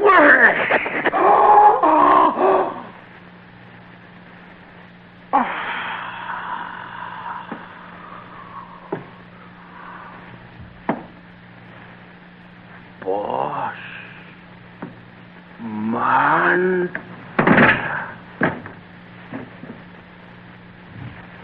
You kill Mongara. You go long way now, but long way no help you. You die 3 days when you get off big fella boat.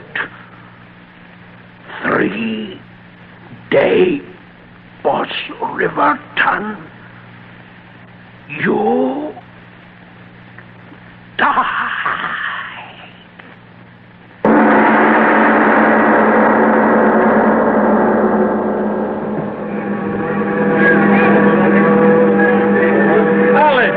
Alec Riverton. Yes, Charles, over here. By George, Alec, really you. Good to see you, Sheldon. You got my letter? Oh, obviously, I'm here. So you've struck it rich, huh? Good old Alec. What'd you find? The whole bunch of us been crazy with curiosity ever since I got your letter. Gold, platinum, tungsten.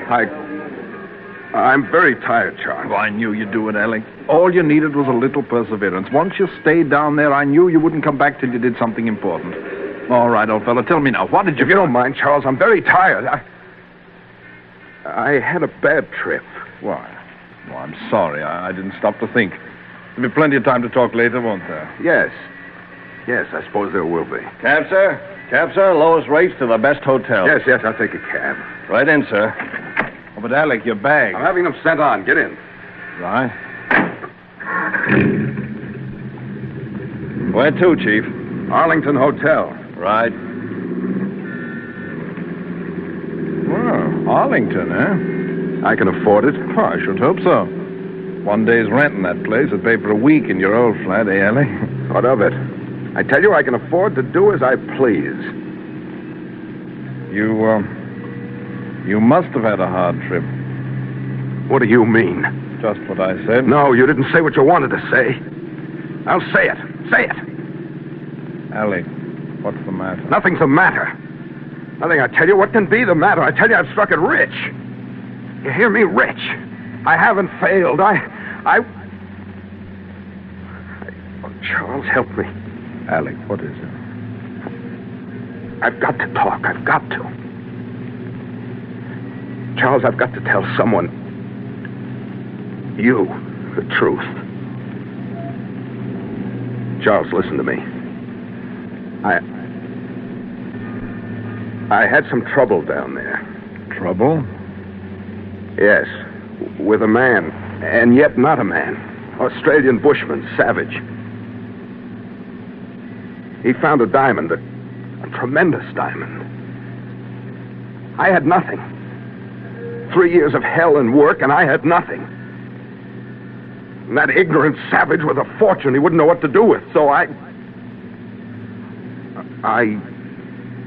So what? You what? I cheated him out of it. Sheldon, didn't you hear me? What am I supposed to say?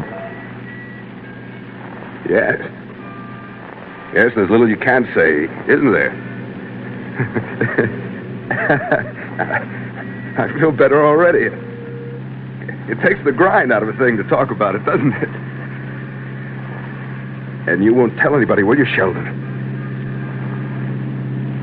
Sheldon, don't just look at me like that. He did that, too. He? Wangara, the man filthy savage. Why should his eyes... Listen. You know what he said? He said that 3 days after I got off the boat... 3 days after you got off the boat, what? What? What did you say? Well, I didn't say it. You did. You said that 3 days after you got off the boat. No, that doesn't matter. All that matters is that I've got a pocket full of cash. Yeah, that's important, isn't it? I think I'm sorry for you. Sorry for me? You crazy? I got all the money I can use for the rest of my life. Hey, you, cab driver. Pull back that glass. I want to talk to you. Your chief, what's on your mind? What do you take me for, a country cousin? This isn't the shortest way to town. Well, you see, Big Shot, it's this way. I just thought that you'd die in 3 days when you get off, big fellow boat. 3 days was Riverton. You die. Alec, what is it? Stop the cab! Stop the cab! Stop it! Alec, what is it? What's wrong? You, cab driver, what did you say? What did you say? So help me, I ain't said nothing. No, you spoke. Alec, what's the matter? What's wrong with you? He didn't say anything to get excited about. No, honest, all I said was that I'd take you where you wanted to go. Wangara's voice. I heard it. Wangara? But you said that he's dead, yes, I know he's dead. Dead and rotting half across the world. He couldn't have spoken. And yet, I think I heard him. The dead can't speak.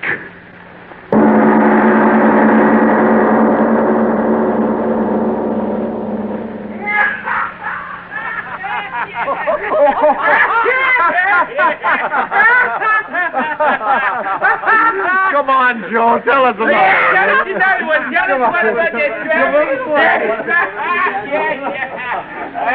You mind if we go outside for a little while, Miss Bennett? Nan? All right. I can't take those jokes either. Well, this is more like it. The air is good. Yeah. I haven't had a word alone with you all night, have I? Truthfully, I didn't expect you to talk. Why not? Oh, Charlie Sheldon told me you weren't much of a talker. He's right. Where I've come from, I haven't had many opportunities to talk. Well, come now, not sing, Mr. Riverton. Almost as bad as that. Down under. Where? The bush country, interior Australia. Oh. You know, you're the first woman I've gone out with since I got back. I'm not quite sure whether that's so flattering. It is. Until Sheldon introduced me to you, I just didn't want to be with anyone. Thank you. Very pretty, aren't you? In the dark? No, really. I'm all there. Man. 3 years in the bush country. Maybe I'd better go in. No, stay. Please. Just talk to me. Talk? Yes. All right. How long have you been back? 1 day. Is that all? I'd better go in. No, I won't. What were you doing in Australia? Business of some sort? You. Please tell me about you. You're an actress? 2 schools of thought. Right now, I'm what's unhappily known as resting between engagements. Let's get away from here. What do you mean? Go. Someplace away from here. Should I? I want you to. That does it. I can never say no to a good-looking man who knows his own mind. All right, Mr. Riverton. Wherever you say, but don't forget that 3-day boss man, you die. No. What's the matter? What is it? You. What did you just say? Well, all I said was that if you wanted... 2 3-day boss man, you die. You devil. What? You think you can fool me, but it's you, Mangara. I heard you. What's the joke? I don't get it. Out of your throat, I heard it. Well, now, look here. I'll stop you. I'll stop you, Mangara. I will. I will. Hey, did somebody scream? Hey, stop that, you. Let go of her. Let go of her. Help! Somebody help! He's choking her to death. He's choking her.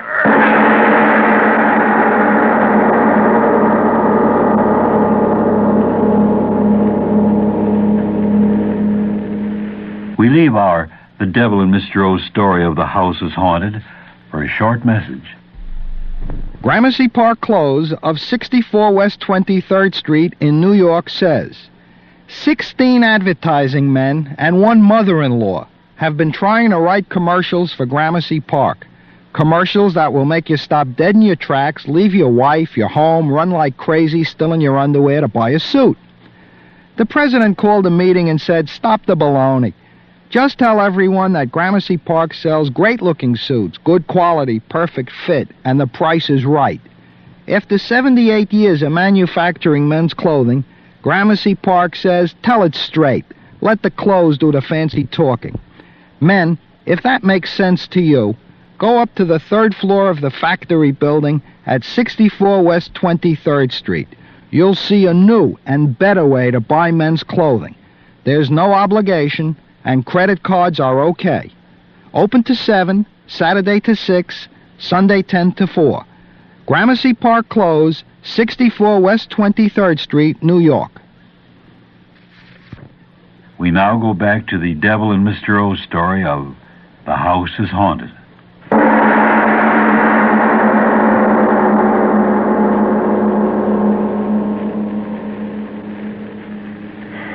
Now, look here, Alec. For 24 hours, you haven't moved out of this room. Now, why don't you... Stop it. It's none of your business. Oh, isn't it? Not for me, you'd be in jail right now. Why do you think Nan Bennett didn't have you thrown in jail? She needed money. Yeah. It took me 3 hours straight talking to talk her into it. Once and for all, why did you choke her? It's none of your business. Nothing's my business, no. I'm just the guy who happened to be chump enough to be a friend, eh? Alec, listen to me. Go to the police. No, don't say that. Sheldon, if you talk... I can't talk and I won't talk, Alec. My infernal friendship. Alec, at least let me call in a doctor. Doctor? What do I want with a doctor? For your nerves, maybe he... Mind your own business, I tell you. I'm all right. There's nothing... Who's that? Oh, waiter, I suppose, for dinner. Are you sure? Who else? Ask who it is. Oh, of course. Who is it? Room service? Oh, well, come in. Come in. Your dinner, sir. Yes, I know what it is. Well, set the table. Serve it. Very good, sir. You are in a state, all right, Alec. I just don't get it. The second day. What? Never mind. You're going to eat with me, or aren't you? Everything is ready, sir. Well, it's about time. Here, you sit here, Sheldon. All right. Waiter. Yes, sir? Lights.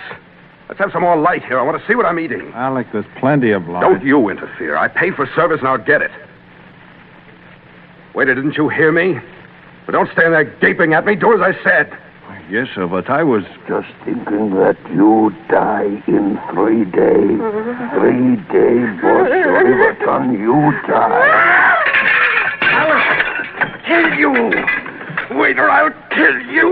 No, sir, let go of me. I didn't do anything. Alec, let go of him. Are you completely out of your mind? Kill him. I will. I will. But I didn't do anything. You turned the table over. You did, sir. I swear it. That's true, Alec. You overturned the table. The waiter didn't. Mungala. His voice. Waiter, you spoke with his voice. I heard you. I saw your lips move. What? Alec, what are you saying? The waiter, what did he say? Quickly, what did he say before I threw over the table? Answer me. What did he say? Why, I don't remember. What did you say, waiter? I merely said that I thought the meat was a bit cold. Perhaps I'd better replace it. No, you lie. You lie. I heard you. You spoke with his voice. Get out. That devil won't get me. He's dead. Get out. Get out. Get out. My head. Alec. Alec.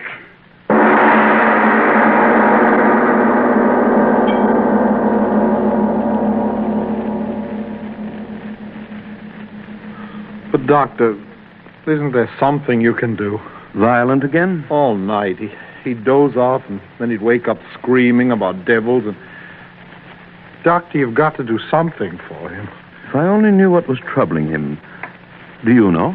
Yeah, he's got some crazy fixation about some Australian savage. He told me he cheated him. He keeps repeating the third day, over and over again in his nightmare. The third day? Yes. And today, when dawn came, he began to cry. He said that today was the third day. Doctor, please, come in and look at him for yourself. As you wish. Who is it? What do you want? It's the doctor, Alec. Yes, good morning, Mr. Riverton. What's this nonsense about nightmare? I'm glad you came, Doctor. He won't dare come when you're here, will he, Doctor? He? Well, who do you mean? Oh, no, never mind what I mean. Just stay by me. Don't leave me, not today. Sheldon, you won't leave me. Of course not, Alec. Please try to calm down, will you, fella? You think I've gone crazy, don't you? Well, I tell you, I haven't. I did hear him talk. Twice. Yes, once the first day and once the second day. But today I must not hear him. You hear me? I must not. If I do, I die too, and I can't die. I won't die. I never had anything. Now I can live. I can have all the things. Please, I'd better give him the hypodermic. Yes, please. Anything to quiet him. He's so afraid. I can't help him. Mr. Riverton, please. What? Your arm. What are you going to do? Why, merely want to give you a sedative subcutaneously. It will act quickly that way. Put you to sleep, Alec. Sleep? It'll put me to sleep. Yes. Yes, of course. Then give it to me quickly. He can't hurt me when I sleep, can he? Who can't hurt you? Stop asking questions, I tell you. Give me the injection quickly. It's the third day. If I fool him today, he can't hurt me ever. I know he can't. Can you give me the injection? Here's my arm. Hurry, Doctor. Yes, hurry. I've got to be asleep. Yes, of course. In a moment you'll be all right. Yes, just another second and... You die, Boss Riverton. You die. Alec! Mr. Riverton. Mr. Riverton. No. Stay away from me. What? I heard you. What is wrong? You're not the doctor. You're him. The devil, Mungara. Doctor, he's out of his mind. Do something. Yes, of course. I'll give him the sedative. No. You're him. I know it. You're him. You speak with his voice. I heard you. You're him. Alec, the doctor wants to help you. Of course. To help you. No, don't touch me, Mungara. Don't touch me, Mungara. Get away from me, Mungara. You're dead. I killed you. I saw the knife drive in you. You're dead. You hear me? You're dead. The dead can't live again. No, that knife in your hand. Don't do it to me. I'll give you back your diamond. I'll give you back your diamond, Mungara. Don't knife me. Don't.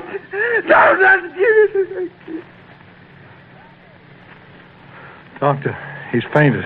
Yes, No,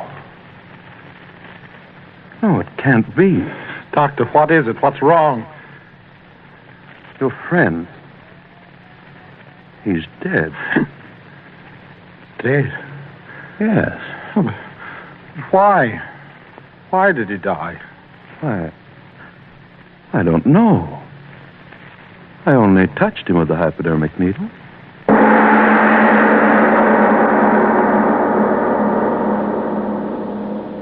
This is Mr. O. Arch Obler. The conscience of a man, of a very strange man, is the subject matter of our next week's play. More about that after a message. Hal Wallace's The Nelson Affair. That Hamilton bitch. Perhaps I am. But I'm the woman he wants. Glenda Jackson and Peter Finch in The Nelson Affair, rated PG. Judith Christ in the New York Magazine says The Nelson Affair is an absorbing one, anything one could wish for, done with remarkable effectiveness. Together again are Peter Finch and Glenda Jackson as Lord Nelson and Lady Hamilton, and what a dynamic duet they offer. A brilliant cast. Q Magazine says The Nelson Affair is refreshing in its candor. See The Nelson Affair, now at the Fine Arts Theater. If a disease touches you personally, or unless you realize how serious it is, you tend to think of it as just another charity. There's one disease that everyone's heard of, yet few realize that it afflicts 8 million Americans. Few realize that it kills more people each year than automobile accidents. Few realize that kidney disease is not just another charity. It's the 4th major cause of death in this country. This is Charlton Heston asking you to support your kidney foundation. This is Mr. O again. Next week I take you through the wonders of this medium inside the very head of a man with a very strange, very macabre profession. The play's title, Official Killer. The time, next time.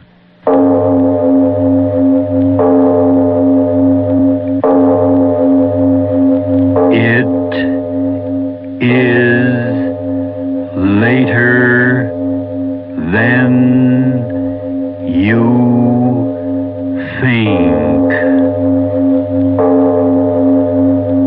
Stay tuned to Hojo Radio.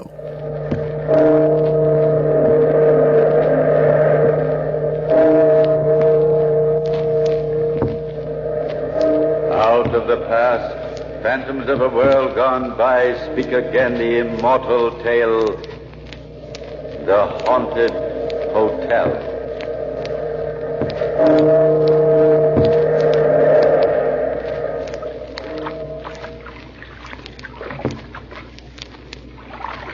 Venice is a beautiful city. Its climate is ideal, its buildings picturesque, its atmosphere charming. But I felt almost physically incapable of pleasure as the oarsman tied his gondola to the castle hotel mooring. For in my brain there was just one thought. It kept flying around and around like an imprisoned bat. Why is Philip dead? Why is Philip dead? And it was this that had brought me clear across an ocean to Venice. Good evening, senor. You have a reservation for Henry Westwick? Yes, senor. It was you who requested the northeast room on the ground floor, was it not? That's right, overlooking the canal. You are lucky. In the very next mail, another American named Miss James asked for the same room. Oh? But, of course, you had the priority. Oh, I'm Miss James. Does that mean I can't have room 14? Sorry, Signorina, I am afraid so. Unless, of course, you can persuade Mr. Westwick to trade with you. Yours is number 15, next door to the young man here, but without a view of the canal. You wouldn't like to exchange, would you, Mr. Westwick? I wish I could be more gallant, Miss James, but I have a special reason for wanting 14. Boy, yes. Take these bags, room 14 and 15. Just follow the page, senor, signorina. Thank you. A special reason? You sound so mysterious. Well, as a matter of fact, I'm here to solve a mystery. Really? Well, please tell me about it. Oh, that is, if you don't mind. No, I think I'd like to, Miss James. Just to make up for not being able to switch rooms with you. 6 weeks ago, my brother married. It was very sudden. He'd met this Countess Nerona and her brother Rivar while traveling through Italy. Fallen deeply in love with her. They came here to spend their honeymoon. Oh, I thought the hotel opened just last week. Oh, it did. This was formerly an old castle. Philip rented it for a month. He was scheduled to leave the day before remodeling began. But something happened? He was only here 2 weeks when he died. How shocking. Not only that, but when I wrote to his wife for more particulars, I got no reply. She and her brother seemed to have vanished off the face of the earth. It took me a month to wind up my business affairs, but I'm determined to stay here until I find out exactly what happened to Philip. How? Why? Yes, I can understand how you'd feel about your brother, Mr. Westwick.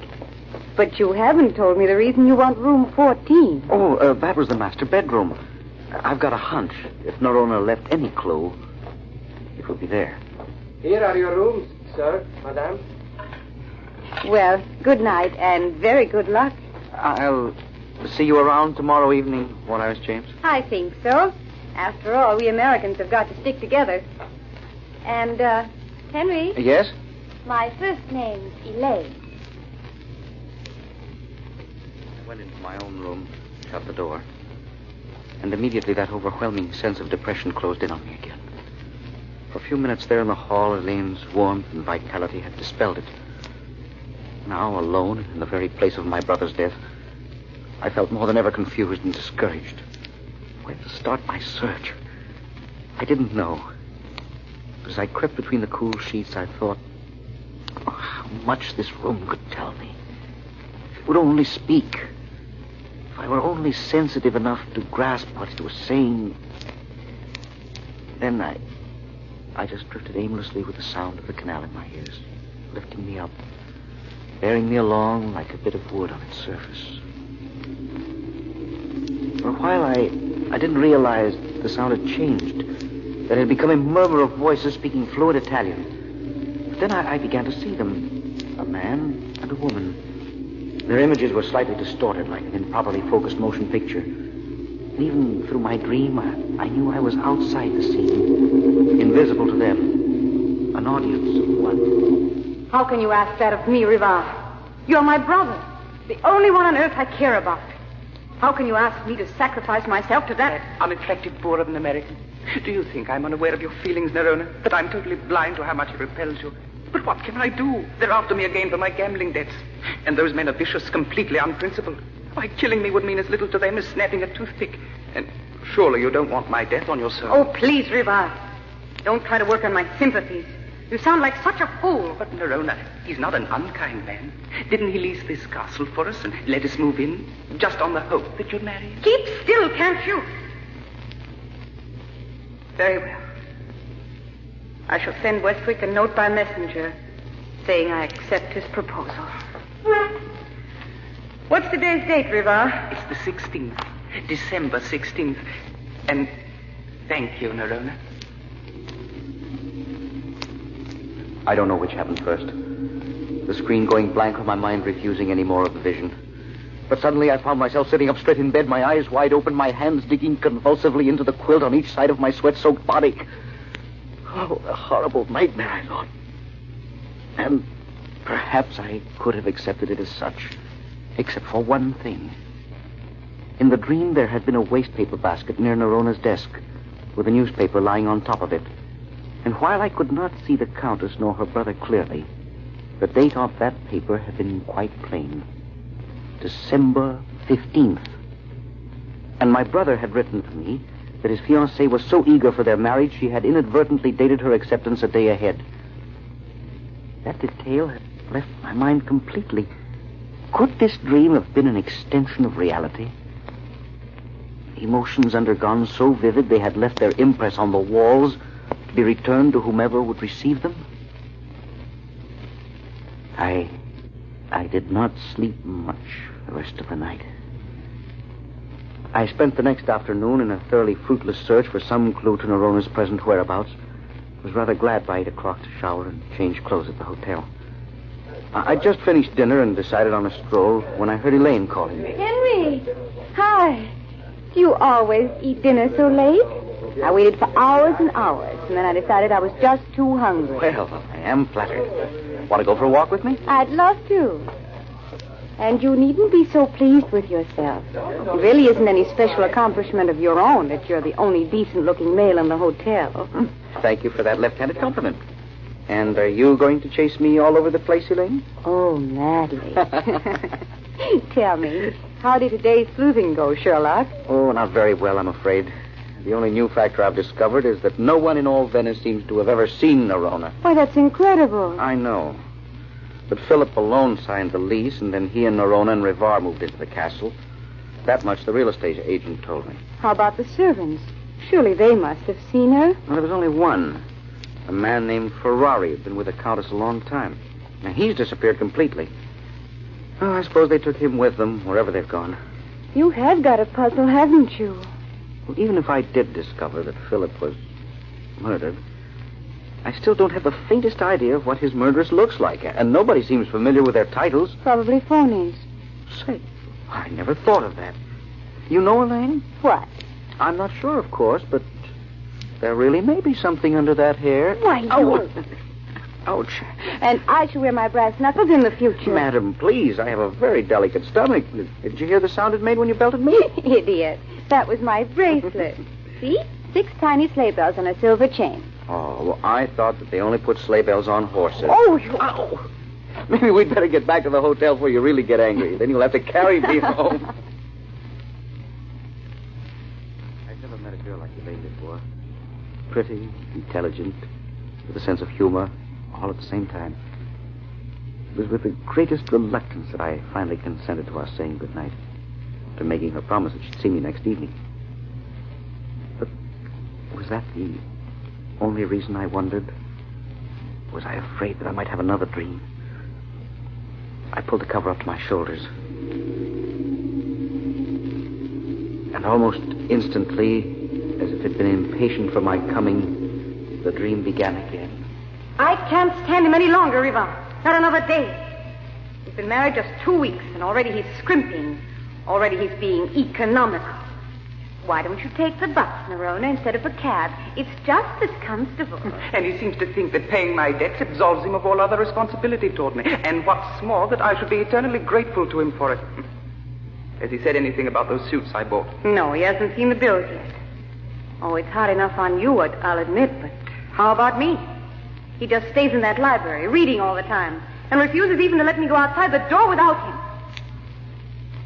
Riva, I'm leaving him. No. Why not?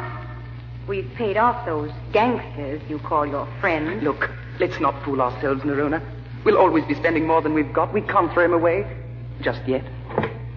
Baron Rivar, Mr. Westwick wants to see you. I'm afraid it's that tailor bill. Oh, Lord. Now I'll have to stand there like a disobedient little boy while he gives me a dressing down. I said I thought you were out of the house, but he'd seen you come in. How's your cold, Ferrari? Oh, not too good, Countess. Not too good. If only there was some way to have Westwick's money without his presence. Or if we could just make a quick killing and... Yes, a quick killing. Riva, no. Do you want to live with that man the rest of your days? Tell me, Nerona, does your husband carry any life insurance? All had gone black again. I was pushing desperately through the thick sludge of sleep, struggling back into consciousness. It was nearly dawn. The world from my window looked cool and clean and quiet. I was so shaken I could barely dress. But I knew only a long walk would calm my shivering nerves. And besides, there were a few telegrams I had to send. Telegrams which might clear up the mystery of Philip's death.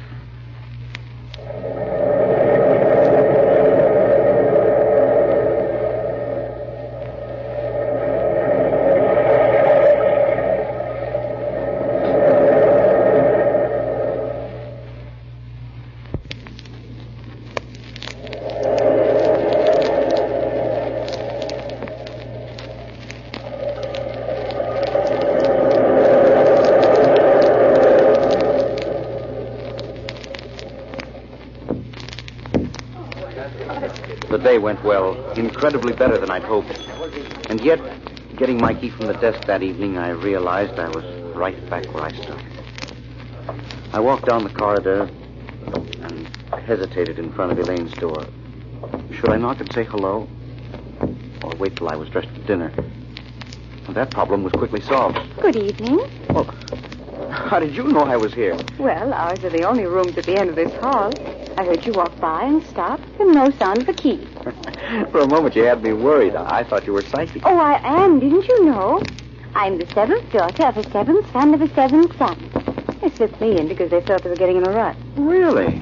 Oh, then I don't have to tell you what I found out today, do I? Oh, you know it already. Oh, come on inside, you horrible creature, and stop keeping me in suspense. Now, tell me all about it. Well, I feel like a pawn in a chess game, Elaine. The minute my side forges ahead, something occurs to checkmate it. Like what, for instance? Well, like discovering Philip had been insured for $50,000. $50,000? I telegraphed all the insurance companies in America today, and one of them cabled the information immediately. Why, Henry, you're brilliant. Whatever gave you the idea? Well, I've been having... It was just a hunch. They gave me the name of Philip's examining physician here in town who filled in the death certificate, and I checked up on him this afternoon. Yes? No. Straight as a die. Got the best reputation of any doctor in Venice. Now, he swears my brother died of bronchitis, and, well, I'm sure the insurance examiners weren't any too cheerful about handing out $50,000, especially with only one premium paid on it, but they believed him. Oh, that means a dead trail again, huh?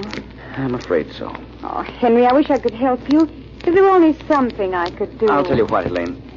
Get into a fluffy dress and clasp those funny little sleigh bells around your wrist, and we'll go out and really see Venice tonight. Okay, Henry. I'll meet you in the lobby in 10 minutes. What?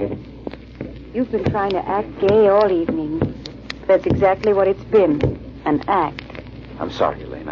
I didn't mean to worry you with my troubles. You worry me much more when you won't tell me. What worries you? I know you're tired. It's nearly 2 o'clock, and you've been yawning for the past half hour. Elaine, would you think me crazy if I told you I was afraid to go back into my room? Afraid to go to sleep? But why? I have the most hideous dreams. All about Philip, the Countess, and her brother. Oh, good heavens, Henry. That's perfectly natural. The three of them are constantly on your mind. And you are using Norona's old room. But the nightmares seem to be planned. They seem to have a purpose behind them. Look, if you wish, I'll gladly change rooms with you. No. No, thanks a lot, Elaine. But the least I can do for whatever's trying to give me the message is to receive it. Good night, Father. Sleep didn't come so easily now. Perhaps because I was too anxious to get into the dream, or because for the first time I'd acknowledged a complete belief in it. At any rate, my eyes simply wouldn't stay closed. My mind kept whirling ceaselessly. I tried to lie very quietly, without thrashing, and my body grew taut and straining with the effort. Finally, just as I felt I could stand this immobility no longer, the thread snapped. My brain went limp, and the shadow play continued. Take another look, Riva. He promised he'd come immediately. The doctor's not here yet, Nerona. Do you think I'm blind? No, I'm sorry. It's just nervousness, I guess. Poor sister. Never mind. It'll be all over with by tomorrow. Yes, Ferrari. But we should come to this, Riva. The only friend we have left. And we bury him in another's grave. I don't mind, Countess. In fact, I should be flattered. Think how long I shall be pointed out as a millionaire instead of the pauper I really am. Twice before I had this illness, I knew a third attack would be fatal. He's coming. Quickly now, Ferrari. Repeat your story. Yes. I am Philip Westwick.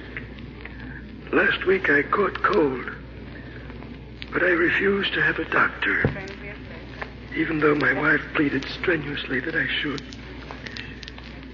I hold a $50,000 policy on my life, and in the event of my death, I wish the doctor to communicate with them. My wife will arrange all the funeral details and notify my relatives in America. Right. Now, I must go into the library and find my husband. He'll be pleased to see me, I'm sure.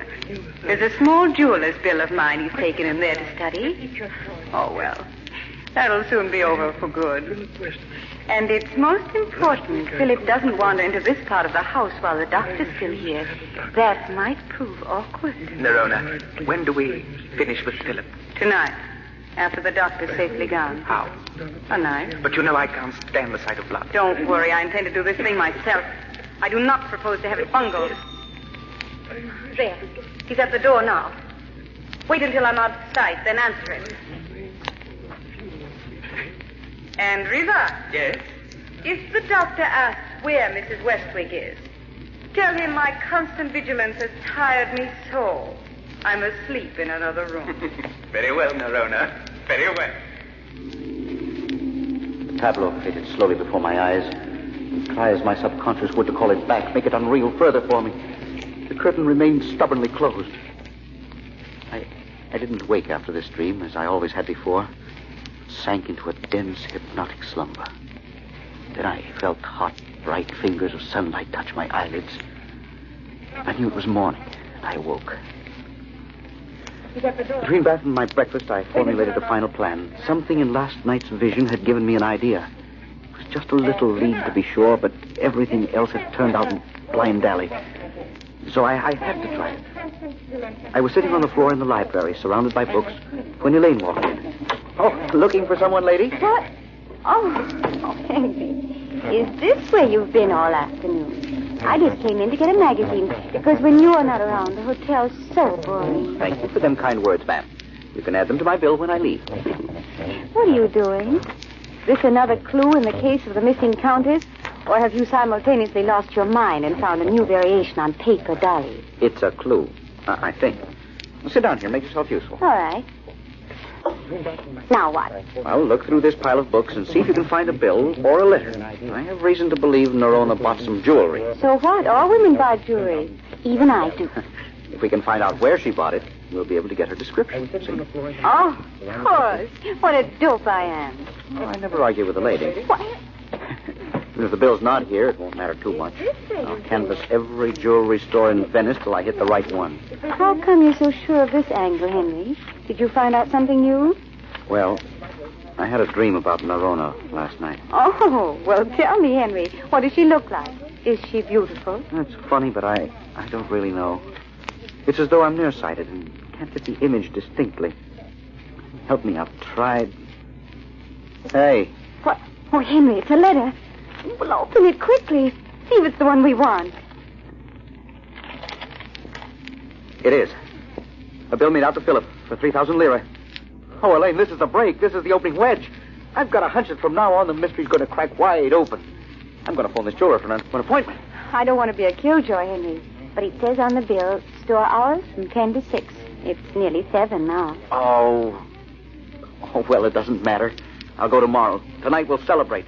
We'll have truffles and nightingale's tongues and champagne. The works. Anyway, Henry, we'll have the champagne. Late that night, when we returned to the hotel, I felt more than ever that at last I was getting to the root of Philip's death. I crept into bed. I could wait for the dream calmly now, because I was no longer running around in circles, right at the threshold to my brother's vengeance. I recognized the corridor outside my own door, and Rivar and Nerona walking softly toward it. You're sure you can do it? I'm not afraid. I'll go through with my end of it. Just be sure you don't mess up yours. Remember now, the biggest wine cask you can find in the cellar, and saw a wide enough hole in the top so the body will go through. Have you got the knife? Of course. Now go, for heaven's sake. You make me nervous. I watched her. With an icy, agonized horror no earlier dream had produced, she stealthily opened the door. I could see Philip at the window, his back toward us, gazing out over the canal. I didn't seem to hear her footsteps sliding across the floor, coming nearer and nearer to him. I wanted to shout, scream at him, warn him against Nerona. But I knew I was just a spectator, watching a hideous motion picture, and I could not change this ending. She stopped then, motionless, just in back of him. I saw her hand come up slowly, with a sharp, slender knife, the blade glittering up brightly as the bracelet on her wrist. Just as it started downward for the final thrust, I heard a familiar sound. It was then I realized the dream had dissolved and that I was gazing up at reality. I grabbed her hand. Ow! Oh, let me go. Elaine, it was you. Let me go. No. Knifing one member of the Westlake family is quite enough. Countess Nerona. One moment more and you'd never have known my identity. Yes, I would. I'd seen your hand with a knife, with a sleigh bell bracelet. So, that gave me away, did it? The last thing your brother ever paid for, alive, Henry. If you had not found the bill for it, I shouldn't have tried to kill you tonight. No. When would you have tried to kill me, Countess? Perhaps never. I liked you, Henry. Riva and I learned of your arrival from the shipping news while we were at Milan collecting Philip's insurance from the branch office there. I followed you, of course, to make sure you discovered nothing. However, we were both unfortunate. Especially you, Nerona. Walk in front of me to the telephone. I've got the dagger now, remember.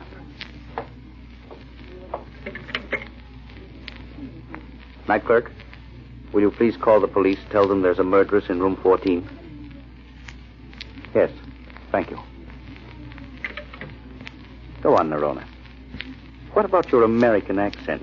It's quite perfect. I really am a countess, even though from an obscure town in Luxembourg. And I was given the appropriate education. I could speak 6 languages fluently at the age of 10. However, one cannot turn titles into bread nowadays, and so we had to live by our wits, Riva and I.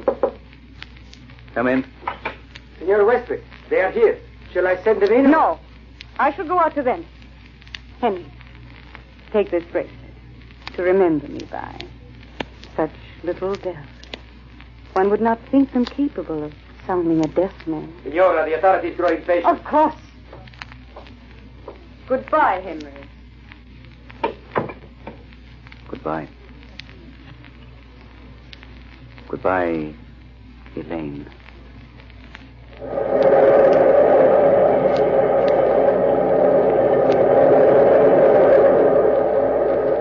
From the time-worn pages of the past, we have brought you the immortal story of the Haunted Hotel. Bellkeeper, hold the bell.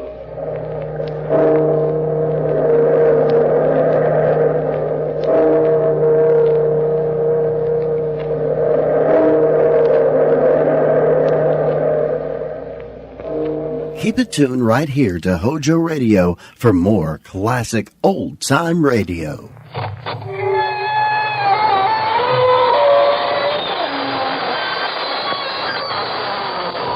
Good evening, friends.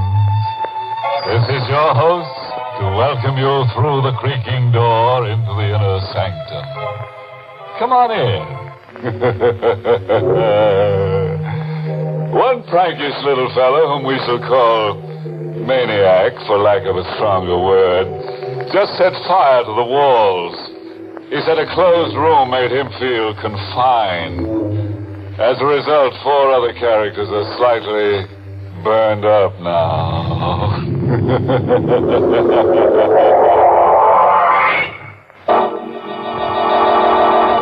Tonight's Inner Sanctum Mystery, Corpse for Halloween, was written by John Robert and stars Larry Haynes in the role of Jimmy with Barry Kroger as Kavanaugh. And now, let's unhinge our minds a little. After all, what's a little insanity among friends? Tonight's story dramatizes the fanatical hold of memory. The one scene, the one fragment that plays and replays over and over again in your mind. The one terror that's with you when you dine and when you walk and when you sleep.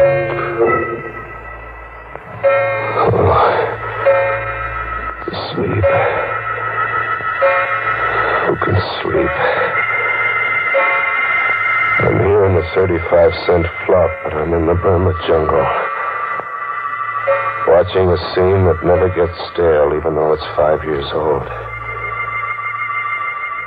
I can hear sounds travel across the brush. I pick them up as if I'm a receiving set. Animal sounds. And I see, as if my eyes are in the sky, I see 2 grim figures standing with their rifles aimed at a pair of jungle beasts, a tiger and its mate, in a crouch, ready to jump. They fire point blank together as if by signal. No good. They miss. The beasts roar and leap. I hear them scream out, Kavanaugh and Boxer Dolan, just before they die.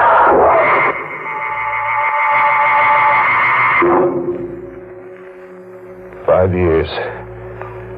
And you've been everywhere trying to forget. And you almost do forget. But it edges right back into your mind by itself. Like when a guy suddenly sneaks up on you in the night. Do you have a match? What? Do you have a match? Oh, yeah, sure. You popped up on me so suddenly. You're a nervous man. Thank you. I have a parcel with me. For you. For me? What are you kidding? No. I have a parcel for you. Here, take it. Wait a minute. Hey, wait! But he's gone. Just the way he came. As if he's a chip off my sanity. As if there'd been nobody. But there is a package left with me. The mind doesn't dream up a package. A cardboard box, heavy kind of. And tissue, lots of tissue around something that had the feel of a head. It is a head. The stuffed head of a jungle tiger. Its mouth fixed in the snarl that sends the blood hammering to my head. Doesn't make sense. No good figuring it out. Toss it into the river, box and all, and get away. Get among people. Yeah, Rocco's. Go to Rocco's. Get the jukebox going and slip into a fog. Coffee, Rocco. Jimmy, I got something for you. For me, Rocco? A package. A guy come in before and leaves a package for you. See? For Jimmy Fox. Your name on it. My name? My name's Jimmy Scott. You know that. Scott, yes, but the man says your name is also Jimmy Fox. He says he knows. He knows? I took the package outside into the night, into an alleyway. Another cardboard box, heavy. And tissue, lots of tissue around something that had the feel of a head. It was a head, but not a tiger's this time. It was a human skull. It shone with a hard white light where the moon touched it. And then it seemed to speak. Do you have a match? What? You're being an idiot. It isn't the skull talking to you, it's me. You? Where are you? I'm behind you. I don't see you. It's because you're afraid to. See me now? Yeah. A black suit and a face grinning at me like a laughing mask. It is a laughing mask. Well, why are you wearing a mask? Why not? Tonight's Halloween. Halloween? Sure, Halloween. Not everybody plays jokes. Oh, gosh, I should have remembered it was Halloween. Can you identify the skull? Identify? Look, what kind of a gag are you trying to... Suppose I give you an hour to identify the skull. It's 8 now. Until 9 o'clock then, Jimmy. Wait! Hey, wait! It was gone again. As if there'd been nobody. Just another big chip off my sanity. I really had to get away from myself now. I hit the back streets, and then somewhere a big neon sign across a tenement pulled me off the sidewalk. It read, the Tillery Street Boys Neighborhood Association. Halloween costume ball. Public invited. A girl in a booth, masked like a witch, stopped me at the door. Mask, mister? Mask. Oh, sure. Give me one. Black, green, yellow, or purple? What's your favorite color? Yellow. Here you are. 50 cents. There you are. Oh. Oh, what? Just a description left with me. I'd almost forgotten. Are you Jimmy Fox? Suppose I was Jimmy Fox. What about it? This grocery bag was left here for you. A man told me to tell you. You forgot it somewhere. And he said that he'd meet you one place or another later. Here, take it. By the shape of it, I'd say you had a Halloween pumpkin inside. What if I told you there was a human skull inside that grocery bag?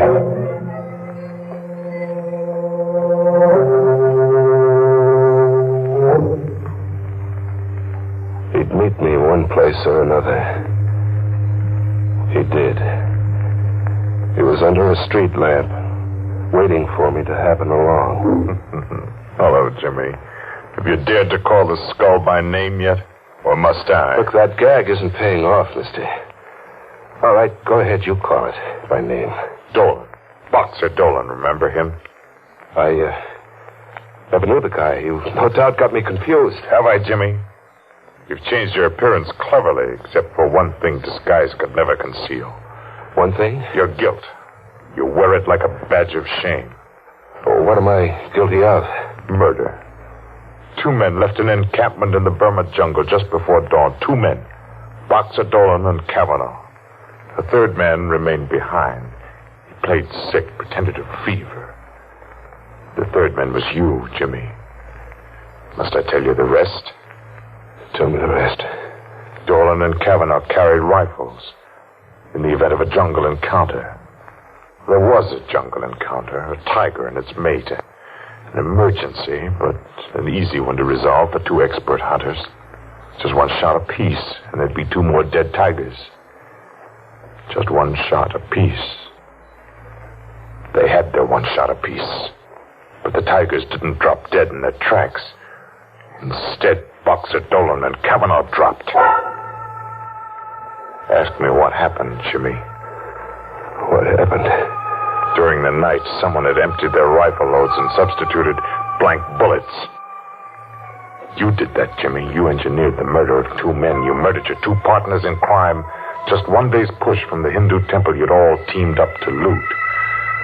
They got within 24 hours of treasure, and then you murdered them. 1 more day to the temple, so why split 3 ways, huh? You know about the temple? But I never pushed on to that temple. No loot, no nothing. How about that? You lost your nerve. You just hadn't counted on losing your nerve. What are you, a detective? No. I'm your second victim. I'm Kavanaugh. Kavanaugh? Kavanaugh was killed.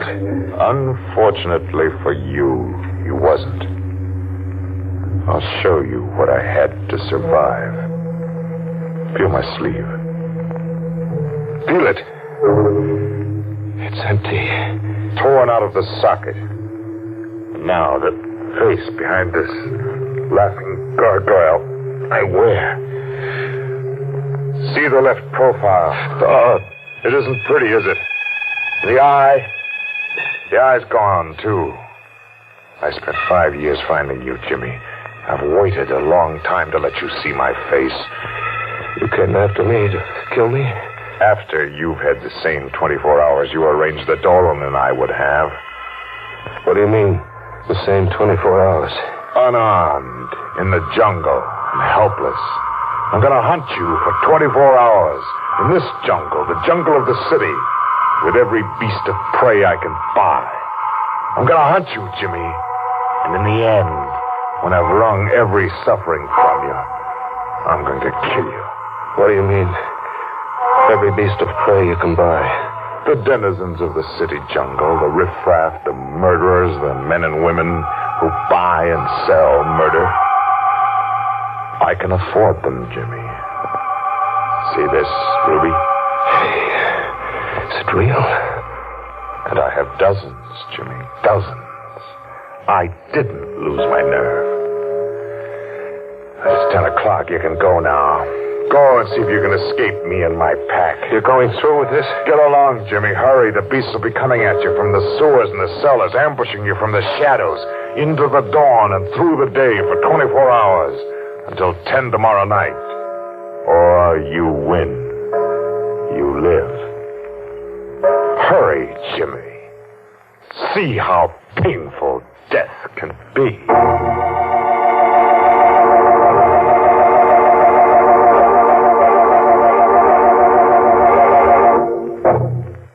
That Kavanaugh's one fella I never want to hunt me up. No, sir. That guy slays for creeps. 24 hours. Kavanaugh's got 24 hours to kill, and Jimmy has just enough time to die. Yes, you know, Jimmy might win out over Kavanaugh, now that he's got an extra skull to go with the one he's stuck with. After all, 2 heads are better than 1. Let's live out the terror now, shall we? An animal game of murder for 24 hours. I was to be hunted down in a jungle where human beasts came at you from the sewers and cellars, where killers in the hire of a homicidal lunatic lay in ambush. Well, I had to win. I had to save myself. I had to. Hide. The thing to do was to hide, fade into an alleyway and find a cellar and stay put for 24 hours. Just stay put. With the sickening reek of the garbage cans until 10 tomorrow night. Was I alone? Movement. There was a whispering movement somewhere in the cellar. A faint rattle of ash cans, as if the wind was rattling them. Wind in an airtight cellar. Hello? Anybody there? No answer. I've been imagining. But then something winged at me, goring into my shoulder, sharp and deadly like a knife.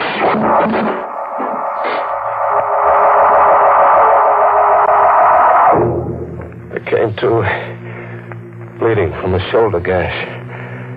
I got out of there and back into the streets, into a jungle of faces. It was Halloween night like I'd never seen it. Masks and costumes on kids of 6 and old crones of 60. A crazy jungle of witches and snarling sea captains and lunatics.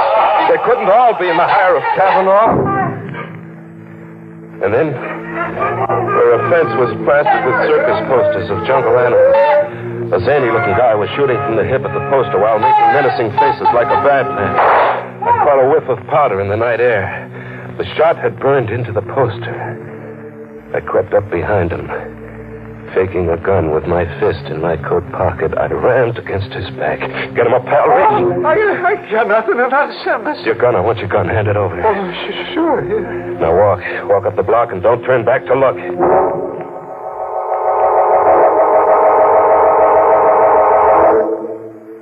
I had a gun now, and the tables were turned.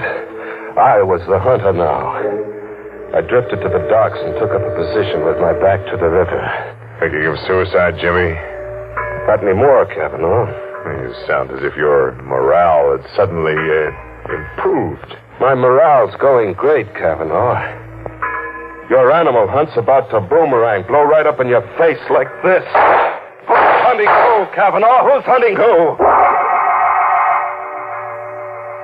Kavanaugh kept standing up.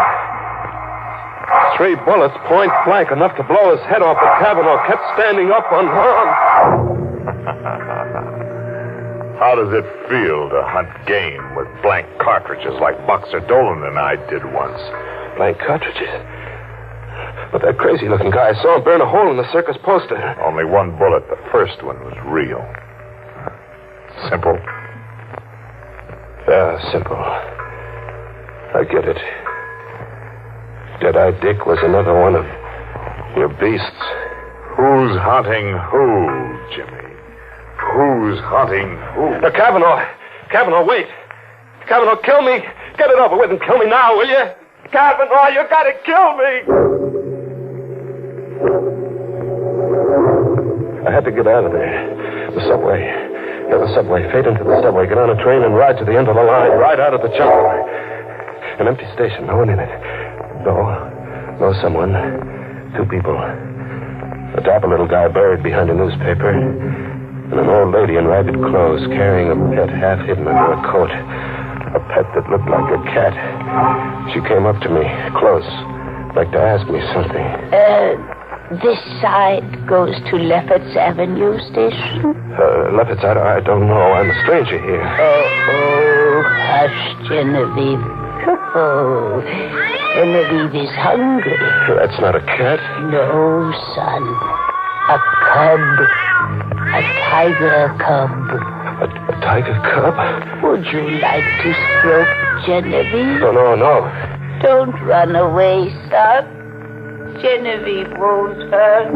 I ran away with the old crone after me, hobbling in her skirts, and the little dapper guy behind the newspaper circling at me from the opposite direction, cornering me. I jumped to the tracks, my only out, and I ran. I ran deep into the bowels of the subway, deep, very deep, with the little dapper guy after me, as if he meant business. And then the train. It had a Halloween look, too, bearing down on me. An iron face with banjo eyes. I ran against the wall and flattened out. The train flashed past, and the dapper little guy screamed.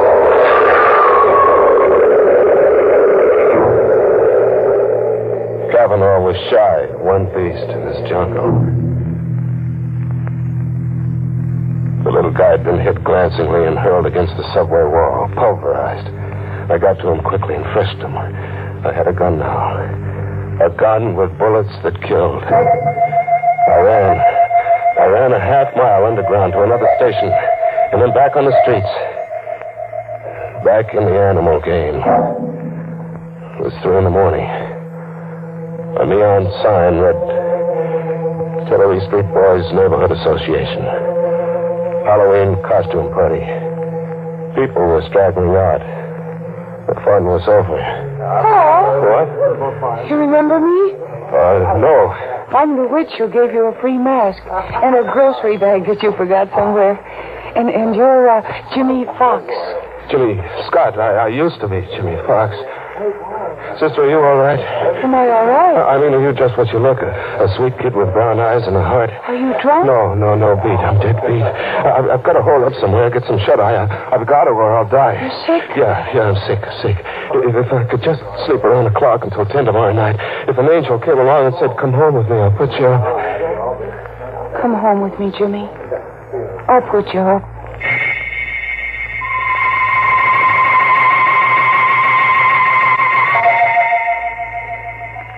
I fell asleep on the sofa with the gun under my pillow. girl on a chair watching me anxiously. I had a friend. I could drop off and live in dreamland until 10 that night. At 10, I could wake up and live. Coming awake, I heard the alarm we'd set go off. The alarm stopped. There was a sound. An animal sound. And then a claw scratching at me, tearing at my cheek. And I jumped up. The girl was gone. A guy was sitting watching me now. A skinny kid with a heavy shock of hair, not a day over 21. Oh, that's a lousy way to have to wake up from a sleep, pal. Lousy way. There was an animal clawing at me. My cheek's bleeding. Genevieve, she isn't housebroken. Still a little wild. You should have seen her dash for the kitchen when you let out a scream just now. Genevieve. Who are you? You're Jimmy Fox, huh? Yeah. I got something for you. For me? Yeah, it was given to me to give to you. Here. A ruby. Hey, wait a minute, look.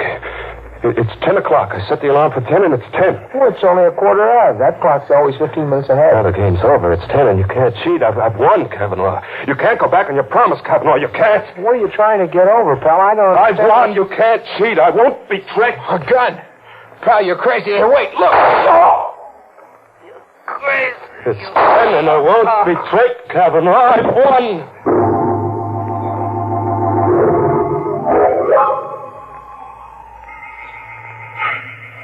I'm still on the sofa. My arms are rigid, and my legs rigid. Like something exploded inside me and paralyzed my nerves. I can just look and hear. She's in the room now. The girl with her sweet face and brown eyes. Only her eyes are red, swollen from crying. I hear her talking to a cop. He's taking down what she says.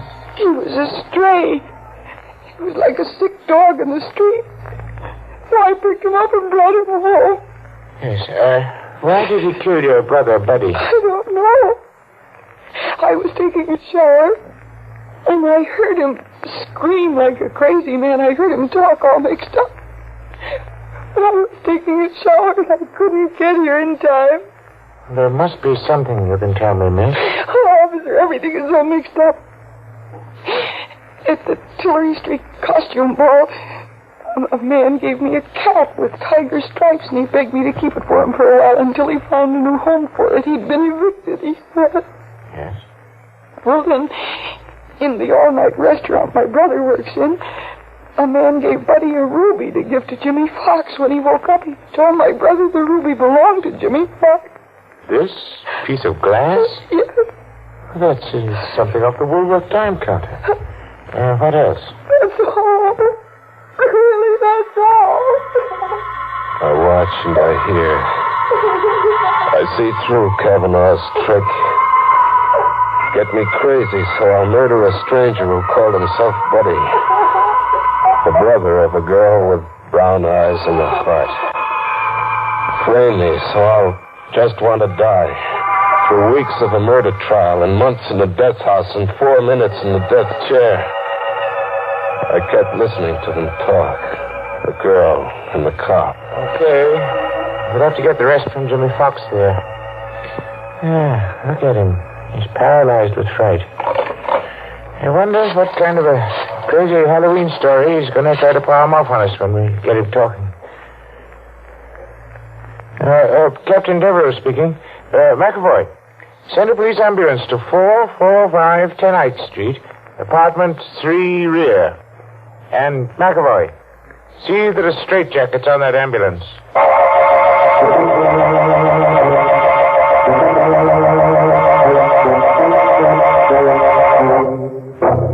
Well, quite a chase. It got so poor Jim didn't know whether he was coming or going. Nuts. What got his goat most was the way he kept seeing animals everywhere. Very confusing to a guy on the lam. Yeah, I guess we couldn't tell who's zoo. Tomorrow? Oh, sure. I read this Halloween notice on a tree somewhere. Never hunt out of reason.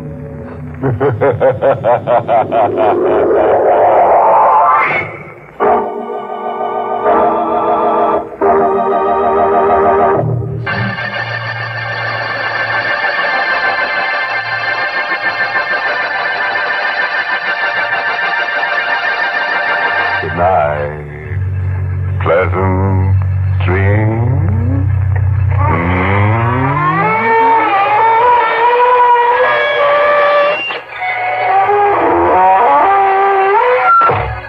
Inner Sanctum was heard in the United States over CBS, the Columbia Broadcasting System, and has been rebroadcast for servicemen and women overseas. This is the United States Armed Forces Radio Service, the voice of information and education.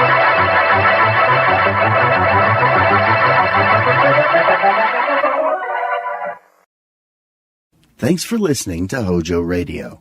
We'll be back again very soon.